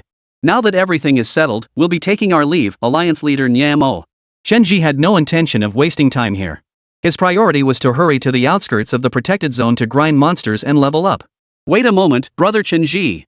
Hearing Chen Zhi's departure, Nyamo's tone grew slightly urgent. I have an idea, one that could benefit us both. Since Brother Chen Zhi dislikes being bound by the alliance's rules, how about this? I'll nominate your convoy as an honorary convoy, merely a nominal title. All members would receive the same treatment as the fleet captain, and you wouldn't have to follow orders from anyone, including me. What do you think? Nothing comes for free, and there are no such things as free lunches. Chen Zhi understood this principle well. He cut straight to the chase. What's in it for me? What do you want me to do? I enjoy dealing with smart newcomers like you. I'll provide you with a safe place to stay. And in 3 days' time, your team will represent the Alliance's new recruits in the battle for the Alliance ruins. A place to stay wasn't a big deal after all. The 100-ton king had plenty of space for 4 people. But this so-called Alliance ruins battle piqued Chen Zhi's curiosity.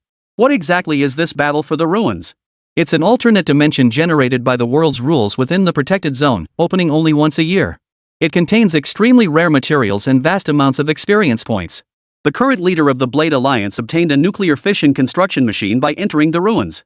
That's how he managed to mount a mini nuke on his battle vehicle, swallowing up the Oak Alliance to become number 1. As far as I know, Brother Chen Zhi's battle vehicle isn't even level 10 yet, right? This might be a prime opportunity to break through to level 10. Chen Zhi rubbed his chin with the back of his hand, weighing his options. A mini nuke? I have one too. Alright, I'll do it.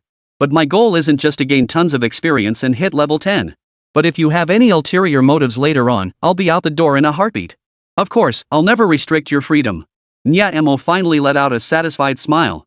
Report. A convoy is provoking us at the Alliance gates.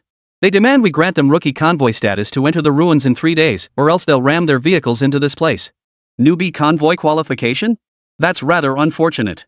Nyamo looked at Chen Zhi with a hint of amusement. Brother Chen Zhi, each alliance can only send 1 rookie convoy into the ruins. Just recruited me, and already trying to boss me around? 10,000 standard battle vehicle parts? I'll handle it perfectly. Chen Zhi wasn't unreasonable after all. This sole qualification had been granted to him. As the beneficiary, it wouldn't be right for him not to handle it, but asking for a little compensation wasn't unreasonable, was it? Nyamo's eye twitched involuntarily as he watched Chen Zhi's outstretched hand. Of course, it's no problem. I'll transfer it to you right now. Wolfpack Alliance Manor, before the main gate. Tell your alliance leader to get his ass out here. 2 deputy leaders are dead. What gives you the right to still hold the 8th Alliance's seat? 3 modified sedans roared to life, their engines bellowing like Formula One race cars. 2 more bikers parked their motorcycles across the entrance, shouting menacingly. Beep beep. As a 100-ton truck turned left into the entrance, the gates slowly swung inward. Hey! Stop right there. Can't you see my ride still parked right in front of the gate? If you wreck it, you're paying for the damage. Bam! 3 quick-thinking sedans immediately reversed and pulled over to the side, narrowly avoiding a scrape with the monster truck. But the 2 yellow-haired punks who'd parked their motorbike across the estate gate weren't so lucky.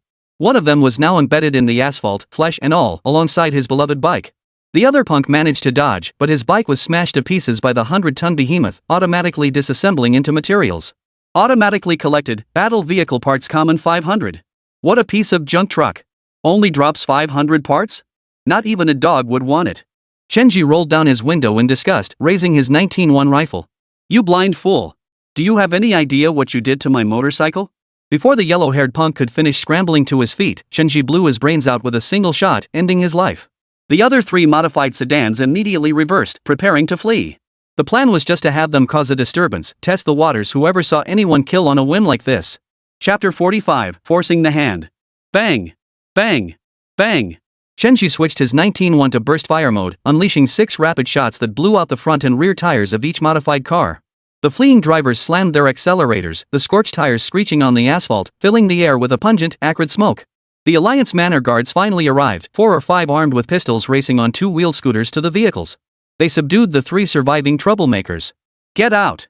No, no, no! Don't shoot! I'm getting out. We didn't mean to. It's all a misunderstanding, a misunderstanding. A misunderstanding? Chen Zhi slung the 19-1 across his chest, hands resting on it, and walked up to the 3 men crouched on the ground with their heads blown off. Which one of you is the leader? Chen Zhi demanded. Me. Me.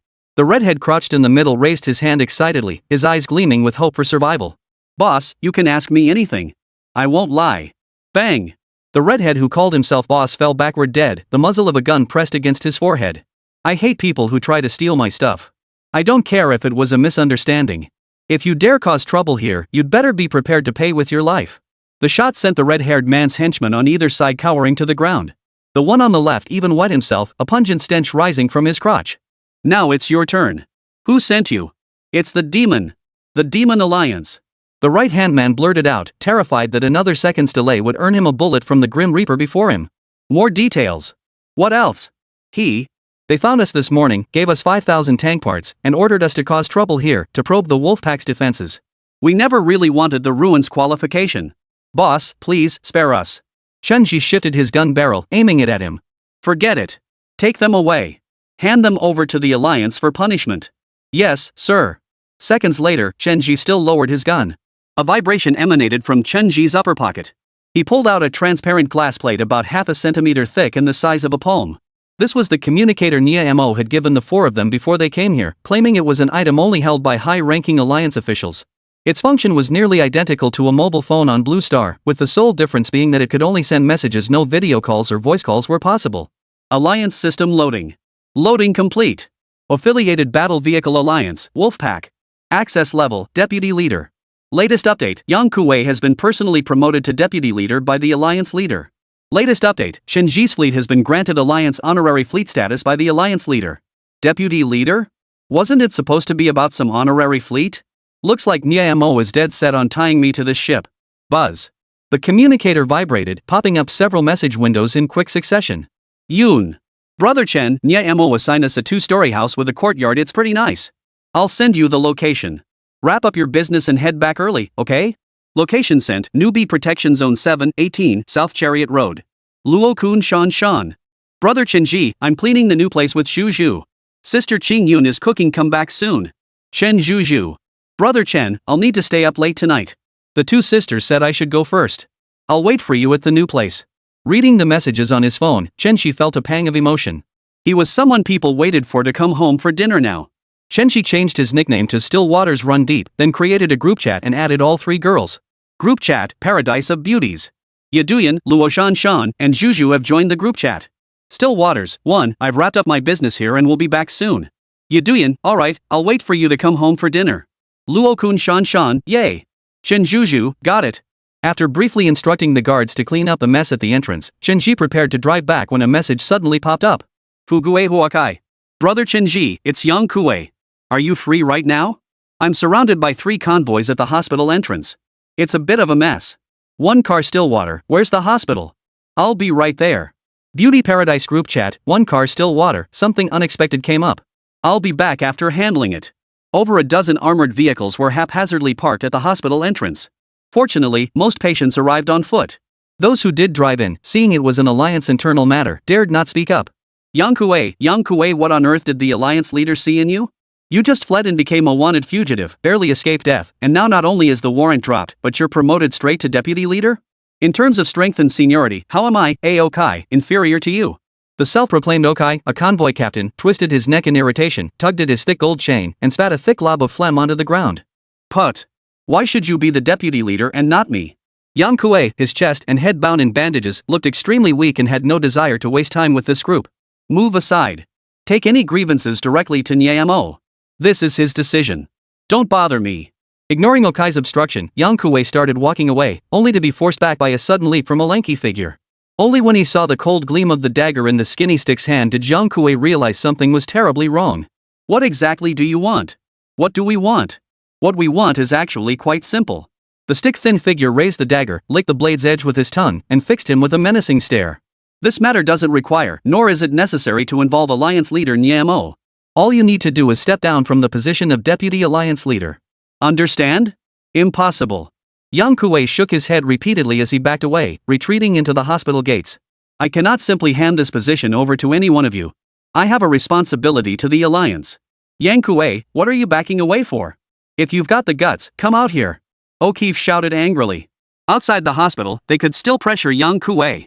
But once Yang Kue entered the hospital as a patient, even they wouldn't dare act recklessly. Angering another alliance was something they couldn't afford. Go! Secure every entrance and exit of the hospital. I refuse to believe he can stay inside forever. The gaunt man sheathed his dagger with a grim expression, his eyes fixed on Yang Kue. Beep! Beep! Deafening sirens blared at the hospital gates. The few men cursing at the entrance flinched in fright. Damn it, what kind of blind bastard is this? Can't you see your old man's handling business here? The skinny stick picked his ear, then strode up to the 100-ton behemoth and yelled. After entering the protected zone, Chen Zhi concealed the spear array on the vehicle's front and the nuclear missile launcher on its roof. Externally, it appeared as an ordinary 100-ton king with sleek cabin armor. As the window slowly rolled down, a rifle barrel extended out. Say that again? Chapter 46, Establishing Authority, Dinner at Home. The moment the rifle appeared, the skinny stick reflexively raised both hands in a surrender gesture. Rifle. Brother, I'm sorry. Don't shoot. Chen Zhi raised his chin. Tell your people to move the car away from the hospital entrance. Did you hear me? Get moving. Boss, should we still block the other exits? The subordinate asked hesitantly. Block what the hell? Didn't you hear me tell you to drive away? Yes. A dozen henchmen quickly drove off, leaving only the 3 convoy captains behind. News that the newcomer possessed a rifle had spread throughout the upper echelons the moment Chen Zhi first entered the protected zone. Although pistols could now be produced in small batches, and even artillery shells and other hot weapons were available. But to date, Chen Zhi was the first to possess an automatic rifle. Young man, you must be Chen Zhi, the new recruit who killed Sister Kong and Li Ziliang? No need to be so hostile. Let's talk this out calmly. The female convoy leader, who hadn't spoken a word from start to finish, finally broke her silence. She flipped the large curls at the back of her head and tossed a flirtatious glance at Chen Zhi seated across from her. The northern hemisphere revealed by her deep V neckline was undeniably eye-catching, but Chen Zhi had no interest in looking. My name is Su Qianwen, captain of Alliance Team 23. Let's get acquainted. Bang! Chen Zhi fired a shot into the ground in front of Su Qianwen, startling her into a gasp as she clutched her chest and gasped for breath. Chen Zhi, how could you be so inconsiderate? Chen Zhi raised the muzzle slightly. If I were inconsiderate, that bullet would have already shattered your pretty face. Got it? Bang! Bang! 2 more shots rang out, sending Su Qianwen cowering to the ground, clutching her head and shrieking. These shots struck the retreating figures of O'Keefe and the skinny stick figure. You two come over here too. Oh, Kai shot a hateful glance at the skinny stick. For fear of death, he'd actually sent all his men away. What a fool. Su Qianwen and himself were only temporary recruits he'd pulled, and they hadn't brought any of the convoy crew. Otherwise, they wouldn't be in such a passive position now. As captain of the Alliance's 10th convoy, when had Aokai ever been held at gunpoint like this? But now, he had no choice but to submit. So the 3 of them obediently stood beneath the door of the 100-ton king, awaiting Chen Zhi's verdict. You're all core members of the Alliance. I don't want to kill you provided you don't go out of your way to get yourselves killed. Got it? Su Qianwen rose to her feet, all traces of her former seniority's arrogance vanished, replaced by fear as she nodded. I hope this is merely an internal power struggle within the alliance and has nothing to do with the evil ghost. Chen Zhi's words were delivered in a flat tone. At the mention of evil ghost, however, the skinny stick's eyebrow twitched noticeably.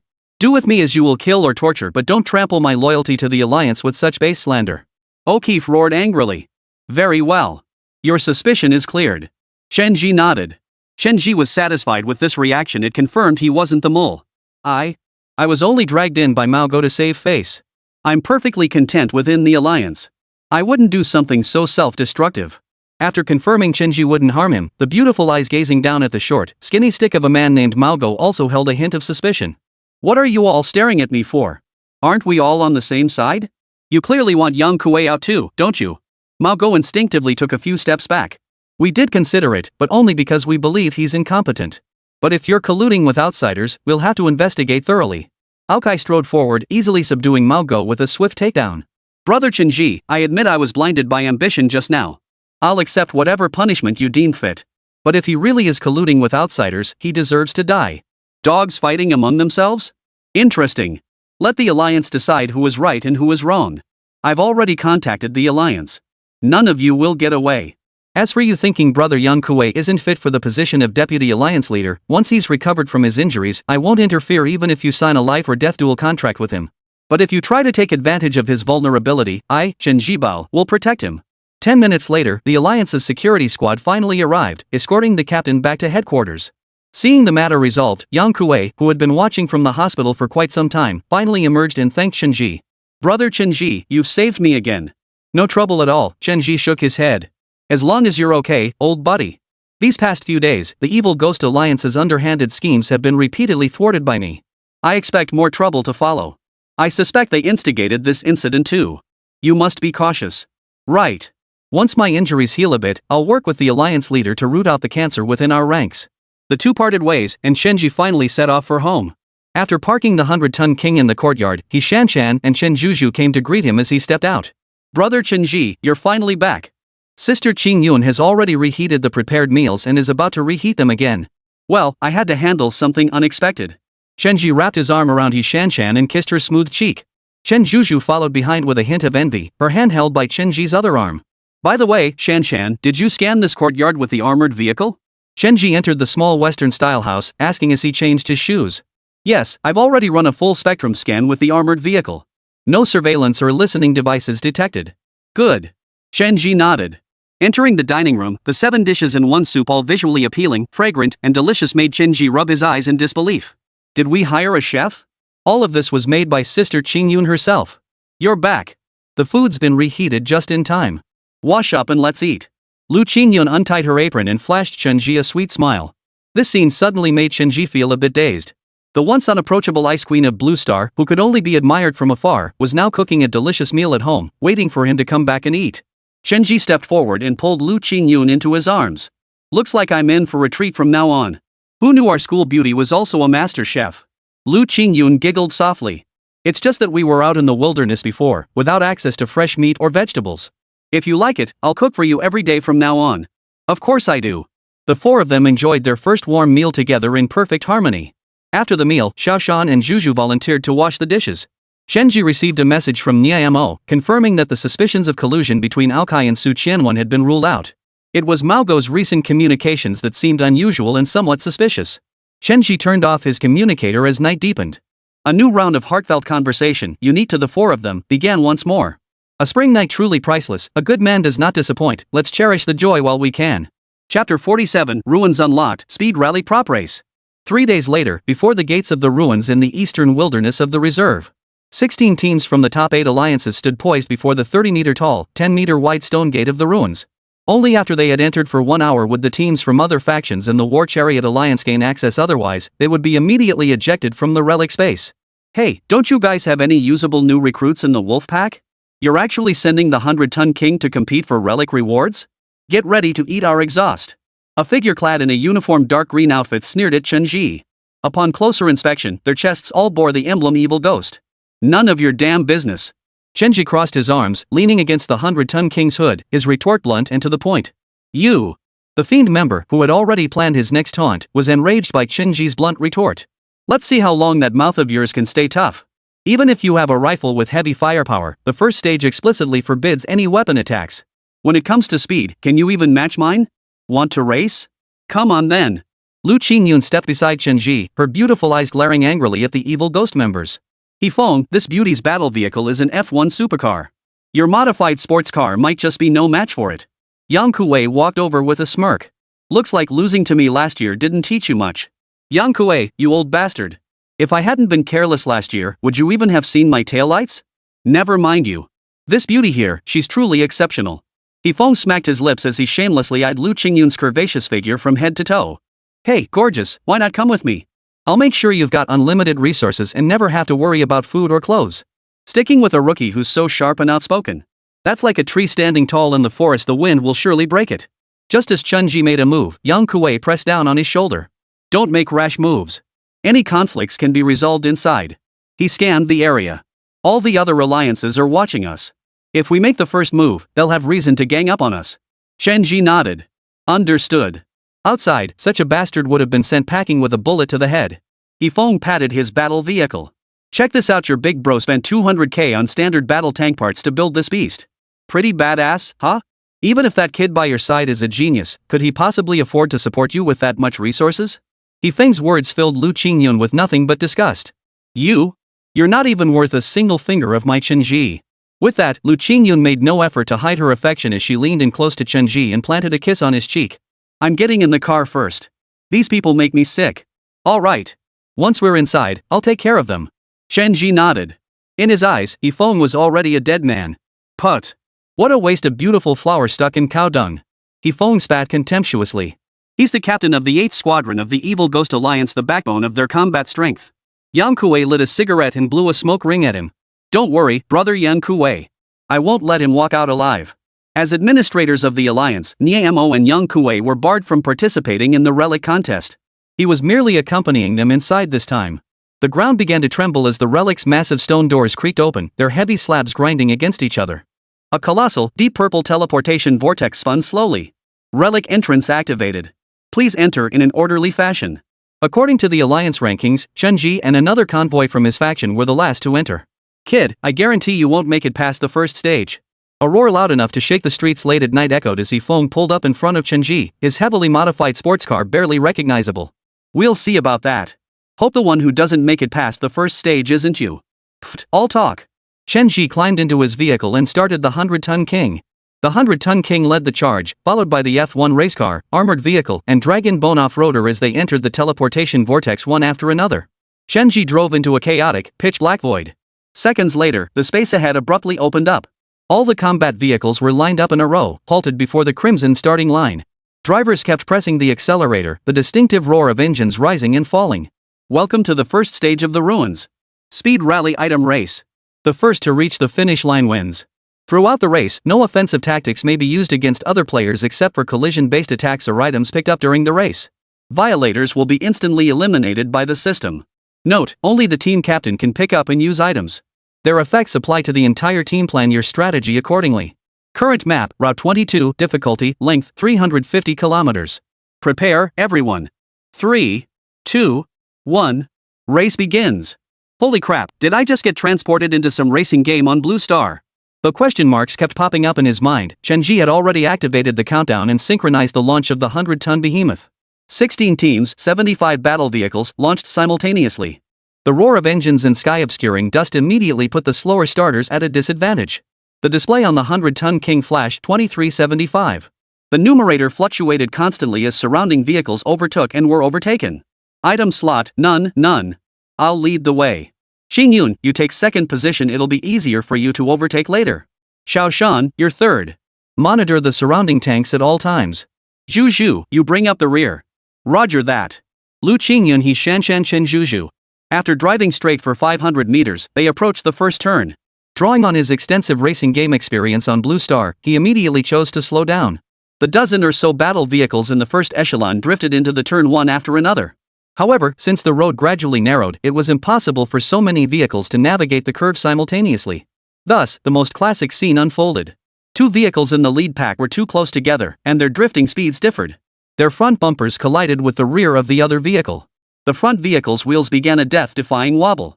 Finally, its center of gravity shifted, causing it to flip over and come to rest across the road. The vehicles behind it were doomed. Unable to avoid the collision due to their high speed, they slammed into it one after another. Despite some drivers' quick reactions to swerve sharply, the chain reaction continued, resulting in over a dozen tanks colliding in a pileup, some overturning and exploding. Explosions and thick smoke billowed upward, while agonized screams filled the air. Chen Zhi watched as the number of participants steadily dropped from 75 to 62 before finally stabilizing. A mere eighth of the vehicles were eliminated at the first corner alone. This so-called speed race was far from as simple as it appeared on the surface. Chen Zhi piloted the 100-ton King, leveraging its exceptional durability and massive inertia to plow through the wreckage piled on the road ahead. The vehicles following behind Spider also benefited from the 100-ton King's path, trailing behind it as they navigated their way out of the wreckage-strewn curve. The moment he cleared the curve, Chen Zhi spotted a familiar, shifty figure. Chapter 48: Crush and Explosion. He Feng sat atop his modified race car, grinning widely at Chen Zhi. Why had he stopped? Chen Zhi kept his eyes on the rearview mirror and was startled to see that just as his team's vehicles cleared the curve, those parked by the roadside had only just started their engines, now chasing after Chen Zhi at the rear of the convoy. These guys actually waited specifically after the crash just to see if we'd been caught up in it? Approaching first item point. Captain, be aware of item competition. The spatial broadcast sounded as a row of pale blue, translucent cubes appeared floating on the ground 100 meters ahead. Each cube bore a question mark in its upper center. Grab the props? Looks like it's all down to luck. Brother Chen, it looks like we're being tailed by the Ghost's convoy. Wah! Along with Chen Zhi's voice over the comm came the sound of her dragon bone off-roader being struck.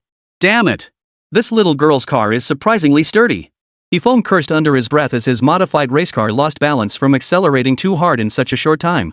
Compounded by his deliberate collision with Chen Zhi's vehicle, his front wheel wobbled dangerously before finally stabilizing. Once we pass the prop point up ahead, team leader Qingyun, I'll take the rear to defend against their attacks. Roger. I'm accelerating now to prepare for the handover. Liu Qingyun shifted gears, pressed the accelerator, and broke formation to accelerate. 100 meters seemed like a long distance, but for a battle vehicle with full horsepower, it was merely a matter of seconds. The 100-ton behemoth roared past the item point, successfully grabbing a magic cube. Too bad we can't grab two items at once like in the game.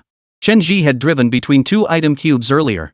Given the 100-ton King's width, it had fully touched both, yet the display still showed only one item obtained. Picked up item cube 1. Obtained item, Guardian Angel automatically activated. Guardian Angel, all vehicles in the convoy will be immune to attacks from all items for the next 30 seconds. So it was a defensive item after all, but better than nothing. Brother Chen Zhi, the Huffling convoy is requesting channel access.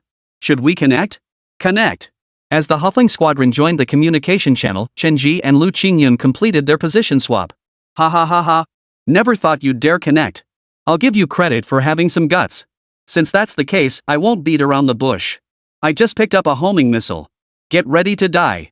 Chen Zhi cast a somewhat pitiful glance at the modified race car alongside him.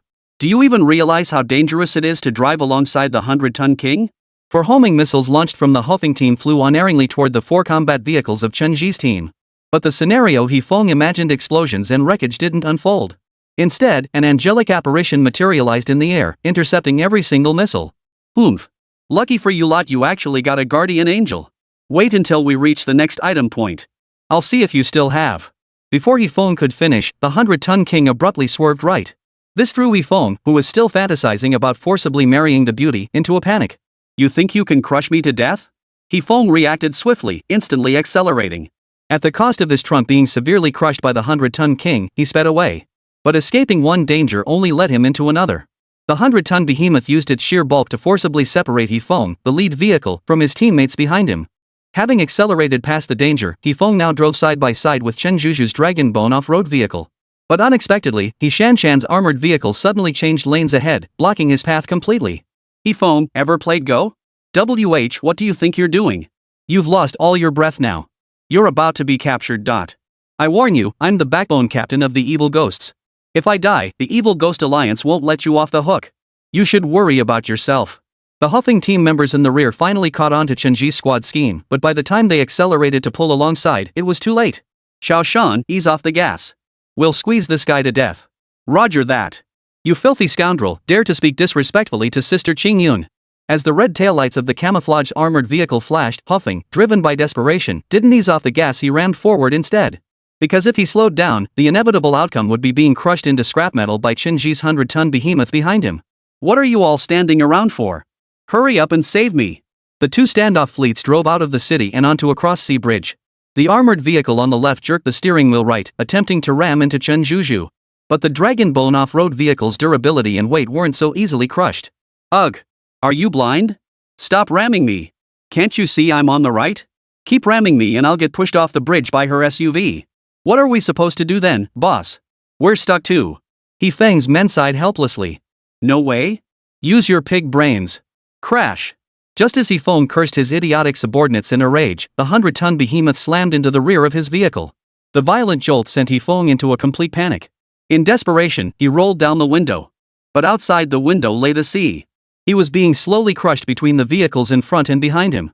He Feng glanced at the speedometer, which now read 119 kilometers per hour. Even if he jumped out, death was the only outcome. Damn it, I'll go down fighting with you all. Like a cornered dog, He Feng, trapped in the driver's seat as it was gradually crushed into scrap metal, roared as he stood up and yanked the steering wheel hard to the right. But the airbag suddenly deployed, slamming his body back into the seat. He couldn't even muster a final act of defiance. He could only watch helplessly as his battle vehicle was crushed and deformed by the massive tanks pressing in from both ends. The windshield shattered under immense pressure, raining shards like hail onto He Feng. The war vehicle's bending steel frame slowly pierced his body. Accompanying He Feng's blood-curdling screams was a steady flow of crimson blood seeping through the steel. Only after seeing the vehicle's crew count drop by one on the screen did Chen Zhi ease off the throttle. Xiao Shan, that's enough. Speed away now. He Feng sat slumped in the driver's seat, his head lolling to one side, already a lifeless corpse. I have no grudge against you. He Feng is dead. If you want to end up like him, feel free to try. Chen Zhi finished speaking, and He Feng's three teammates immediately accelerated their battle tanks away, abandoning their attempt to encircle Chen Zhi's convoy. Unshackled from the front armored vehicle, the 100-ton king accelerated relentlessly. The modified battle vehicle, crushed and twisted into a heap of scrap metal, was lifted by the powerful airflow. It rolled twice across the 100-ton king's hull. It finally slammed back onto the ground. As Chen Zhi watched through his rearview mirror, it exploded into flames, utterly destroyed. Approaching second prop point. Captain, be mindful of item contention. Chapter 49, Muddy Wasteland, go big or go home. The F1 supercar sped past, and the 100-ton king successfully passed the second item point. Picked up item, Rubik's Cube 1. Obtained item, Super Boost 1.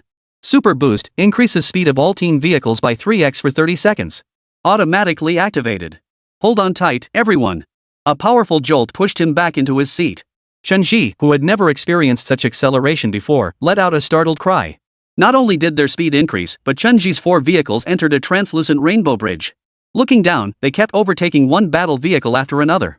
Every so often, they spotted several wrecked and abandoned vehicles parked by the roadside. 2055. 1553. 1149. Thanks to the rainbow acceleration lane created by super acceleration, Chen Zhi's team steadily climbed the rankings until they reached 5th place. Isn't that the team we just had a heated exchange with? Emily asked, watching the 100-ton king overtake them on the rainbow bridge and settle ahead. That's right. It's the wolf pack. Only that 100-ton king entered the ruins. Captain, should we overtake them? A team member asked. No rush. Emily's fingertips tapped the steering wheel as the scenery outside the window flashed by at breakneck speed. Since they managed to leapfrog into second place with that super acceleration luck, they're surely aiming for first now. Let them battle it out with the Blade Alliance's Zhao Liang first. We'll make our move at the end. But for a team that's been at the bottom year after year, they sure got lucky recruiting such a promising rookie this season. But relying solely on one rookie to keep the Wolfpack from falling out of the top 8? That's nothing short of wishful thinking. Descending from the triple acceleration rainbow bridge to level ground, Chen Zhi still savored the lingering sensation of that acceleration's push against his back. No wonder those thrill-seekers love racing through the night, though the danger is very real. While reveling in that intense rush, your mind goes completely blank. Driving recklessly brings tears to loved ones' eyes, it's true everywhere. Approaching 6th row prop point. Captain, be mindful of item competition. Already at the 6th row item point? As we approach the item point, many battle vehicles begin to accelerate. The current ranking is insignificant. What matters is securing items first, gaining the upper hand to eliminate more opponents. Picked up cube item 1. Obtained item, map change item 1. Upon use, randomly changes the map. Use? If we're going to play, let's go all out. Use. Using. Randomly selected map, Swampy Wasteland, difficulty, length 88 kilometers. Terrain debuff, swamp. All vehicles suffer a 30% movement speed reduction due to the boggy terrain. Slow debuff? Perfect. Chen Zhi's Dragon Bone off-road vehicle comes with an innate talent that ignores environmental effects. Plus, her vehicle's convoy acceleration and group aura that reduces environmental debuffs came in handy. All vehicles were instantly teleported from the open countryside to a dark, muddy dirt road. All members notice, Chen Zhi has used one map alteration item, changing the map to barren marshes. Newbies are just newbies, you idiot. You slowed everyone down. What good does it do him anyway? The Blade Squadron, leading the first echelon, slammed their steering wheel and glared angrily through the rearview mirror at the rapidly closing 100-ton king. It's fine, Captain Jiang Yixing. We're still in first place. Besides, his 100-ton king is the heaviest. In this terrain, it'll get stuck in the mud first. Just wait and see him reap what he sows. You've got a point. Wait. They're clearly closing in on us. The terrain slowdown doesn't seem to be affecting them much. As the 100-ton king's headlights grew larger in the rearview mirror, Jiang Yixing realized they were being caught up to even at full speed. Number 4, activate group acceleration now. Captain, isn't that skill meant for the final sprint? Just do as I say. The sooner we use it, the sooner it'll be off cooldown. Got it. Under Jiang Yixing's command, Team Member 4 activated basic acceleration. For the next 30 seconds, all vehicles in the convoy gained a 10% speed boost. This finally halted the closing distance behind them, creating a temporary stalemate. Spider, use super acceleration. Chen Zhi sneered dismissively upon noticing the front fleet's acceleration. Now that we're on my turf, you're gonna have to eat my exhaust, aren't you? Got it, brother Chen. Chen Spider controlled the Dragon Bone off-roader, activating the super acceleration skill. For the next 5 minutes, all vehicles in the convoy gained immunity to speed reduction effects, saw their speed increase by 30%, and suffered 30% less durability loss. Captain. They've accelerated again. The unfamiliar roar of engines drew closer to Jiang Yixing's left side as the massive front end of the 100-ton behemoth pulled alongside him. Spotting the light green paint job on the taxi's cab, Chen Zhi waved at Jiang Yixing inside as a greeting. What kind of monsters are these people? I'm level 29 at 180 km/h, and they're still overtaking me. What should we do, Captain? Should we deploy our formation to intercept them? How exactly? Do you want your battle tank turned into scrap metal? They're driving a 100-ton king. Jiang Yixing frowned deeply, visibly displeased. As the elite backbone of the Blade Alliance, the premier tank alliance in Protected Zone 7, he had led his convoy into the ruins 4 times, effortlessly securing first place in the initial stage each time. Unexpectedly, this year likely his last attempt before reaching level 30, his team had been overtaken by a rookie convoy barely past level 10. Let them pass. Avoid conflict. Maintain speed. We'll observe for now. Roger that, Captain. Watching the Blade Alliance voluntarily yield in the rearview mirror, Chen Zhi nodded with satisfaction. After all, they were the top-ranked alliance, far more sensible than those idiots from the Wicked Ghosts. Approaching 7th item point. Captain, be mindful of item contention. The 100-ton king sped past. Picked up item, Cube 1. Obtained item, Tracking Missile 1. Can be used to lock onto and attack any vehicle ahead. Automatically self-destructs if used within 30 seconds. Countdown, 30 seconds. 29 seconds. 28 seconds. Prey guns, my convoy's in the lead now. What fleet up ahead could possibly fire at me? Speechless, Chen Zhi desperately wanted to contact customer support to complain, but this wasn't the game world of Blue Star. He could only watch helplessly as the loot he'd secured self-destructed. Warning. Ink attack detected, lasting 30 seconds. Chen Zhi froze as he watched the 100-ton king's windshield suddenly smeared with a thick layer of black ink. It was as if someone had smashed a balloon filled with ink onto the glass, completely obscuring the road ahead. At nearly 200 km/h, with the road ahead plunged into darkness, most people would have already begun to panic. But Chen Zhi, possessing the innate talent, mind control, had long since made the 100-ton king an extension of his own body. From start to finish, he'd been piloting it entirely from a third-person aerial perspective. Chapter 50, War Chariot Soaring, Ghostly Wall. Brother Chen Zhi, our vision is completely blocked. We have to slow down. Liu Qingyun, driving the lead vehicle, shouted urgently. Sis Qingyun, don't worry, data's already shared. As soon as He Xinna finished speaking, the armored vehicle's scan map appeared on all the battle tank screens. On the muddy path marked by the map, the 4 combat vehicles advanced with steady green lights, while dozens of red dots pursued behind them. My radar waves will continuously scan all surrounding road conditions, updating our forward direction in real time. Even if we lose visual contact, we can still navigate normally. Well done, Xiao Shan. Though Chen Zhi didn't need it, Liu Qingyun and the other 2 women truly required this functionality at this moment. How come they're still moving so fast? Jiang Yixing stared incredulously at the vehicle ahead. Even with their vision completely blocked, they're still pushing forward without slowing down. Are they out of their minds? Warning. Broken bridge ahead in 300 meters. Ha, Captain, they've got nowhere to retreat. Jiang Yixing heard his teammates' gleeful laughter over the calm. There's a sharp turn right after this broken bridge. We have to adjust our direction the moment we land. Otherwise, they'll crash straight into the mountainside, total wreckage and death. At their current speed, the moment they clear the broken bridge and land will be precisely when the ink attack effect fades. There's no way they can react in such a short time. They were the first to enter the ruins and don't know the map's routes. They'll surely watch themselves crash into the cliff face and die. Let's hope so. Jiang Yixing gripped the steering wheel tightly, preparing for the post-flight maneuver. Up ahead was a waterfall?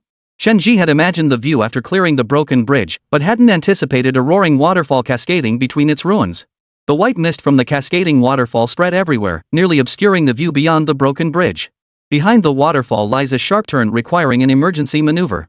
Everyone, please be extremely cautious. He Shanshan's warning crackled over the comlink. Chen Zhi glanced at the scan map on the screen and realized she was right, a near 90-degree turn. For any driver, it was an extremely challenging test. Brother Chen, can the 100-ton behemoth make this turn? She asked with concern. If not, we're still over 100 meters from the waterfall. We can stop now and figure out our next move. Safety first. For an ordinary 100-ton king driver, it might indeed be impossible. But for Chen Zhi, who commanded the 100-ton behemoth with effortless precision, it was no challenge at all. Don't worry, Xiao Shan. I'm 100% confident I can make the turn. I believe you, Brother Chen Zhi. The broken bridge loomed ahead. The F1 supercar soared onto the bridgehead first. Its extremely low stance and blistering speed allowed Liu Qingyun to slice through the cascading waterfall like a razor blade. Without even splashing much water, the car landed steadily, drifted smoothly, and navigated the curve flawlessly. Compared to the F1 supercar's crisp precision, the 100-ton King's crossing exuded overwhelming grandeur. The 100-ton King accelerated relentlessly as it broke free from the broken bridge, its front end plunging like a colossal fist into the waterfall. The cascading waterfall resembled a white silk ribbon severed at its waist, allowing the car to fly over it in an utterly domineering manner. Upon landing, Chen Zhi adjusted the tire angles, executing a heavy drift to absorb the impact. Less than a meter from the mountain wall at the bend, he fully straightened the vehicle and used momentum to navigate the curve. Behind him, He Shanshan and Chen Zhuzhu's battle vehicle also benefited from the 100-ton King's intervention. Using the torrent halted by the 100-ton King, they leapt over the waterfall. But Jiang Yixing, trailing behind, wasn't so fortunate. The pent-up kinetic energy from the waterfall's brief interruption slammed head-on into Jiang Yixing's green taxi. Damn it! The violent impact of the water surge caused the battle vehicle, which should have swiftly flown over relying on its own weight and speed, to suddenly sink a short distance. Full throttle! Jiang Yixing shouted. The exhaust pipe suddenly spewed pale blue flames, acting like a booster that propelled the entire vehicle forward with a jolt. Just as the front end was about to crash into the other side of the broken bridge, it managed to scramble onto the opposite edge. He yanked the steering wheel, sending the vehicle into a 180-degree drift. Finally, the front end faced the broken bridge as it came to a halt by the roadside. Huff, huff. He gasped for breath, still shaken by the ordeal. Though the windows were closed, Jiang Yixing's back was soaked through. Had he activated his life-saving skill even 0.1 milliseconds later? He would most likely have ended up crashing and dying. No, impossible. Jiang Yixing whipped his head around. The scene he had imagined, the 100-ton monster crashing into the mountain wall at the bend ahead, bursting into flames or even exploding, had not materialized. Apart from the heavyweight truck leaving distinct skid marks on the ground. Even every single tank in their convoy had made it through this section unscathed. Looks like another batch of tanks got wrecked around the bend after the broken bridge. Watching the number of participating tanks on the screen steadily decrease, Chen Zhi could imagine the scene of multiple tanks wrecked and smoking at the turn. Approaching 8th item point. Captain, please be mindful of item competition. The 100-ton King sped past. Picked up cube item X1. Come on, give us something useful. Obtained item, Ghost Wall 1. Upon use, a 5m×5m square portal will open at your location, lasting 30 seconds. Tanks entering the portal will be teleported back to the previous item point. Will be usable again after 10 seconds. Everyone, switch to a horizontal formation. The three women, having received the item information, immediately maneuvered their tanks into position. 1 second before the item activated automatically, the 4 battle tanks were lined up side by side. 4 pale purple, semi-transparent portals materialized behind them, nearly blocking the entire road. What are these purple gates? Portals? While the newbie drove straight in without slowing down, the veteran player alerted his teammates and hurriedly reduced speed. Watching the red dots on the map disappear and reappear behind them as they entered the looping maze, Chen Zhi couldn't help but laugh out loud. Ha, this is the fun part. Now we've gained another lead over the other team.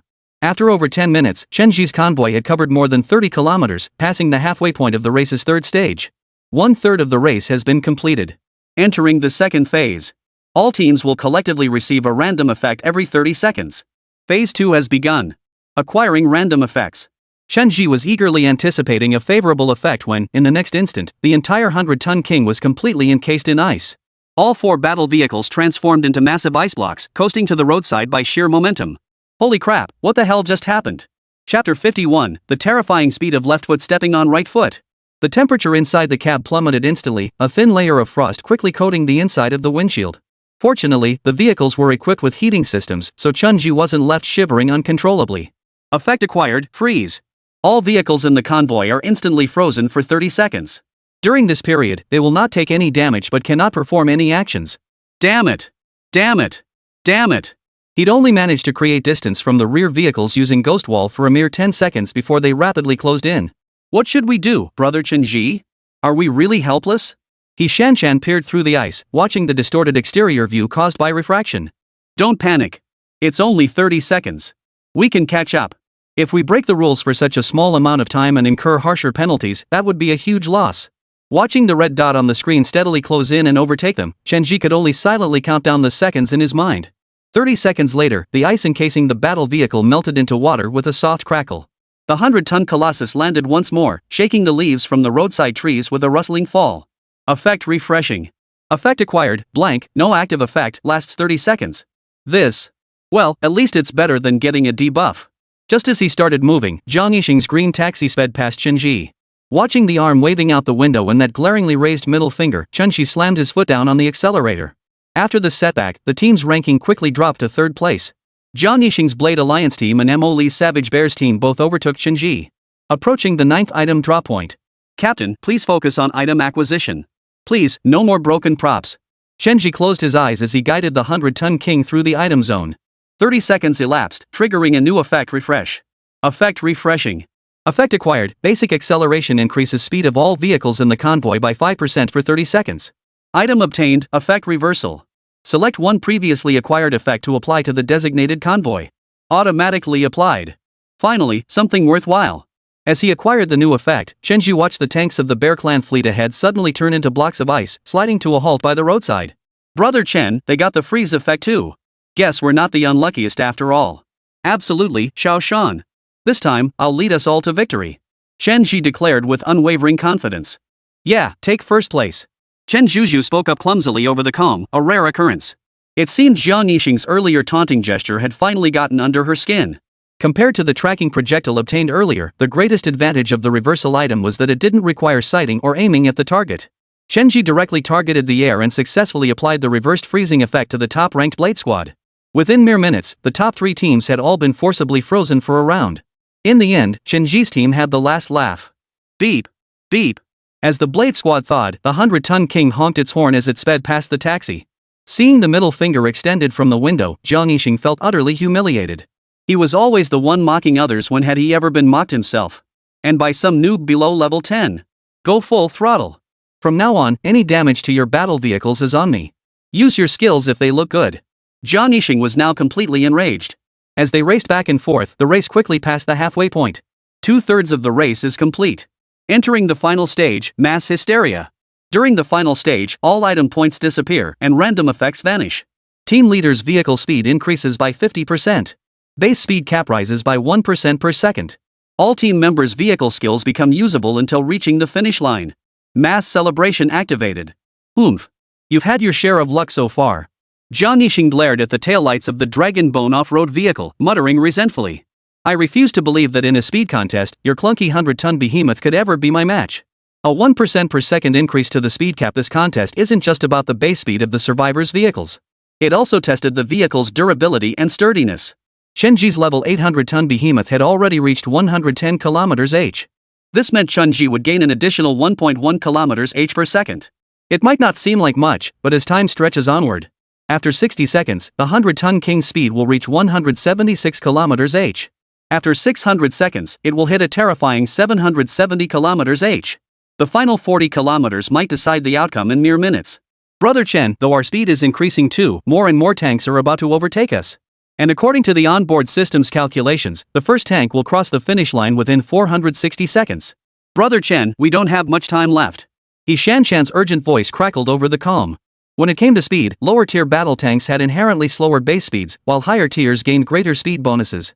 In less than 40 seconds, Chen Zhi's team was continuously overtaken by other battle tanks, dropping from first place to third. The level 800-ton King speed, after bonuses, had reached 165 km per hour. While not slow, it paled in comparison to the over 200 km/h speeds achieved by level 20+ battle tanks with their speed boosts. Fortunately, there's always a way out. Since he could utilize his teammates' vehicle skills, that changed everything. Chen Zhi immediately replicated the Dragon Bone off-road vehicles' super off-road and super acceleration skills. Super off-road allowed Chen Zhi's vehicle to completely ignore speed reductions on muddy terrain, while super acceleration temporarily boosted his speed by 30%. Combined with Liu Qingyun's F1 super tank's engine overdrive, which tripled the tank's speed for 5 seconds. Combined with the 100-ton King's inherent engine overdrive, it doubled the 100-ton King's speed for 5 seconds. Moreover, these were merely copies of teammates' skill uses, while the original users retained their rights to employ those skills. This means the buff effects from group skills will be doubled again. Skills only last 5 seconds? No, it's 2 5-second relays. Xiao Shan, calculate the optimal timing for using the skill based on all conditions. Roger that. Seconds later, the armored vehicle's onboard system calculated the optimal deployment window. Brother Chen Zhi, please activate all skills during the final 16 kilometers. We're projected to cross the finish line within 3 minutes. Got it. You're a huge help, Xiao Shan. Looking at the map on the in-vehicle screen, most of the red dots were drifting farther and farther away from the 100-ton King. Only the other rookie team entering the ruins followed closely behind them. But the more critical the situation, the more important it was to stay calm. 2 minutes later. Brother Chen, use your skill. With He Xinna's shout, Chen Zhi activated Super Off-Road. Combined with Chen Zhu's inherent Super Off-Road bonus, a 100-ton King speed surged to a terrifying 990 km per hour. The sudden acceleration pressed Chen Zhi firmly into his seat. Even so, 2 skills remained unused. The scenery outside the window blurred into a complete haze as it streaked past. The front of Baidu King kept emitting fleeting clanging sounds. Speed bumps? Oh no. Those were battle tanks, crushed into scrap metal by the 100-ton behemoth as they failed to swerve out of the way. Chapter 52, Level Up to 10, Grenade Launcher. Captain, we're 8 kilometers from the finish line. Looks like first place will once again be claimed by our Blade Alliance. Hearing his teammates' joyful words, Jiang Yixing felt a bit more at ease. That's for sure. My current speed has already reached 600 km per hour. With the base speed cap increasing by 1% per second, I'll cross the finish line in under 40 seconds. That rookie Chen Zhi may look fierce, but in the end, he'll still fall short because of speed, right? No matter how talented you are, the gap in levels is something you can't. Bang! Before Jiang Yixing could finish his sentence, a violent shockwave swept through the air, carrying a cloud of dust as it streaked past the taxi's right side. The taxi was merely grazed by the passing colossus, yet it felt like a direct hit. The entire vehicle spun wildly, crashing into a roadside tree trunk. Jiang Yixing's head slammed into the steering wheel, knocking him unconscious. Final 6 kilometers. Propelled by the successive boosts of engine breakthrough and engine over limit, the 100-ton behemoth reached a terrifying speed of 5,940 km per hour in its final 5 seconds. Exceeding 4 times the speed of light. The extreme velocity created violent dust cloud shockwaves wherever the 100-ton King passed, like the jet stream from a rocket's engine ignition during launch. Chen Zhi covered the 6 kilometers in under 5 seconds. Beauty Paradise Team, Captain Chen Zhi driving the 100-ton King, crosses the finish line first to claim the championship. As Chen Zhi crossed the line, the 3 women chasing him from over 10 kilometers behind were instantly teleported to the finish. Team rewards, 80,000 EXP, War Machine Parts Common, Rare, Epic 80,000, 50,000, 20,000. This was the first time Chen Zhi had ever seen an epic quality battle vehicle part. 50,000 EXP. Brother Chen Zhi, you can level up the 100-ton King to level 10 now. He Xinna cheered. Yeah, that's exactly what I was thinking. As time passed, other teams steadily crossed the finish line. The 4 drove their battle vehicle to the flat ground beside the finish line and immediately began organizing their loot. Gaining 50,000 EXP in one go was a massive windfall for the entire team. But Chen Zhi wasn't swept away by this massive influx of experience points. In fact, he prioritized upgrading the 3 women's battle vehicles first. Spending 55,000 experience points in several chariot parts, he upgraded the 3 women's chariots from level 5 to level 8 in one go. Only then did he turn his attention to upgrading his own 100-ton King. Consuming 17,000 EXP and 10,000 epic grade chariot parts, he elevated the 100-ton King to level 10. Chariot, 100-ton King. Level, 10,012,000. Owner, Chen Zhi. Durability, 18,000 20,000 20,000. Tier 2, acquired chariot attribute, mechanical. Tank attributes? This was yet another new attribute for the chariot.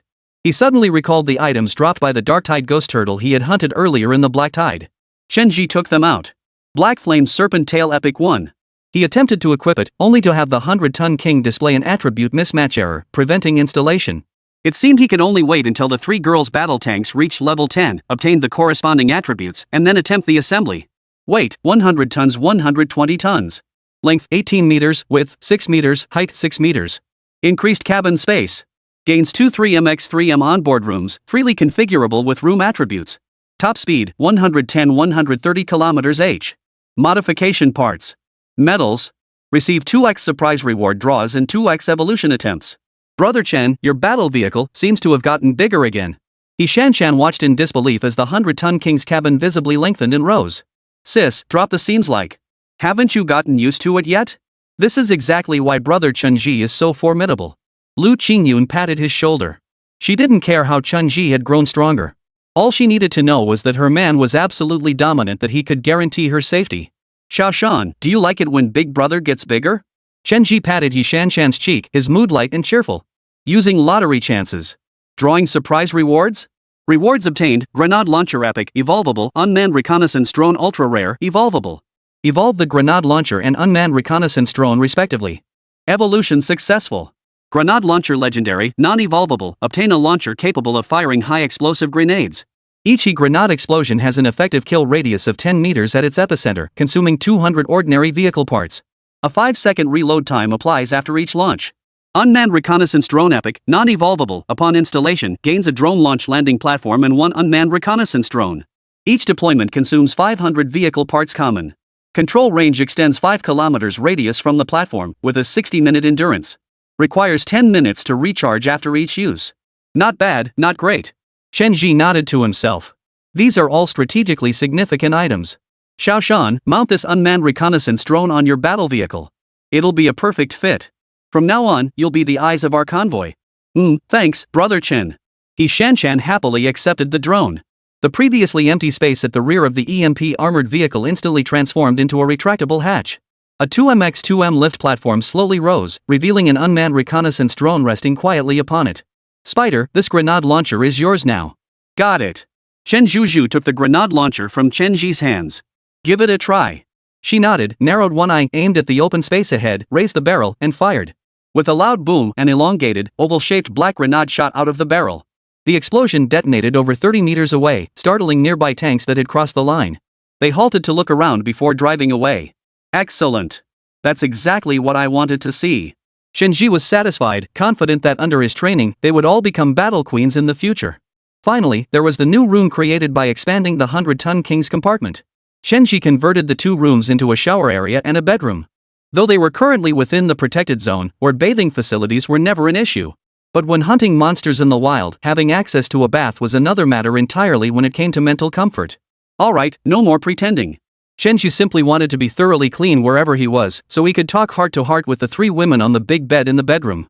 Minutes later, all vehicles had crossed the line, and the spatial rules sounded once more. The first checkpoint has concluded. Proceeding to the second checkpoint. Everything blurred before their eyes, and they found themselves transported atop a hillside in their respective battle vehicles. Looking out, they saw a desolate city in the distance, its crumbling skyscrapers overgrown with greenery under the bright sunlight. Second stage, Zombie Siege.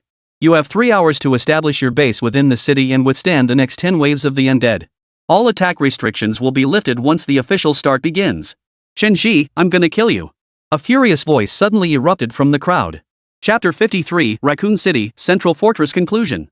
Chen Zhi turned to see Jiang Yixing, ignoring his teammates' attempts to restrain him, charging toward Chen Zhi with rage etched across his face.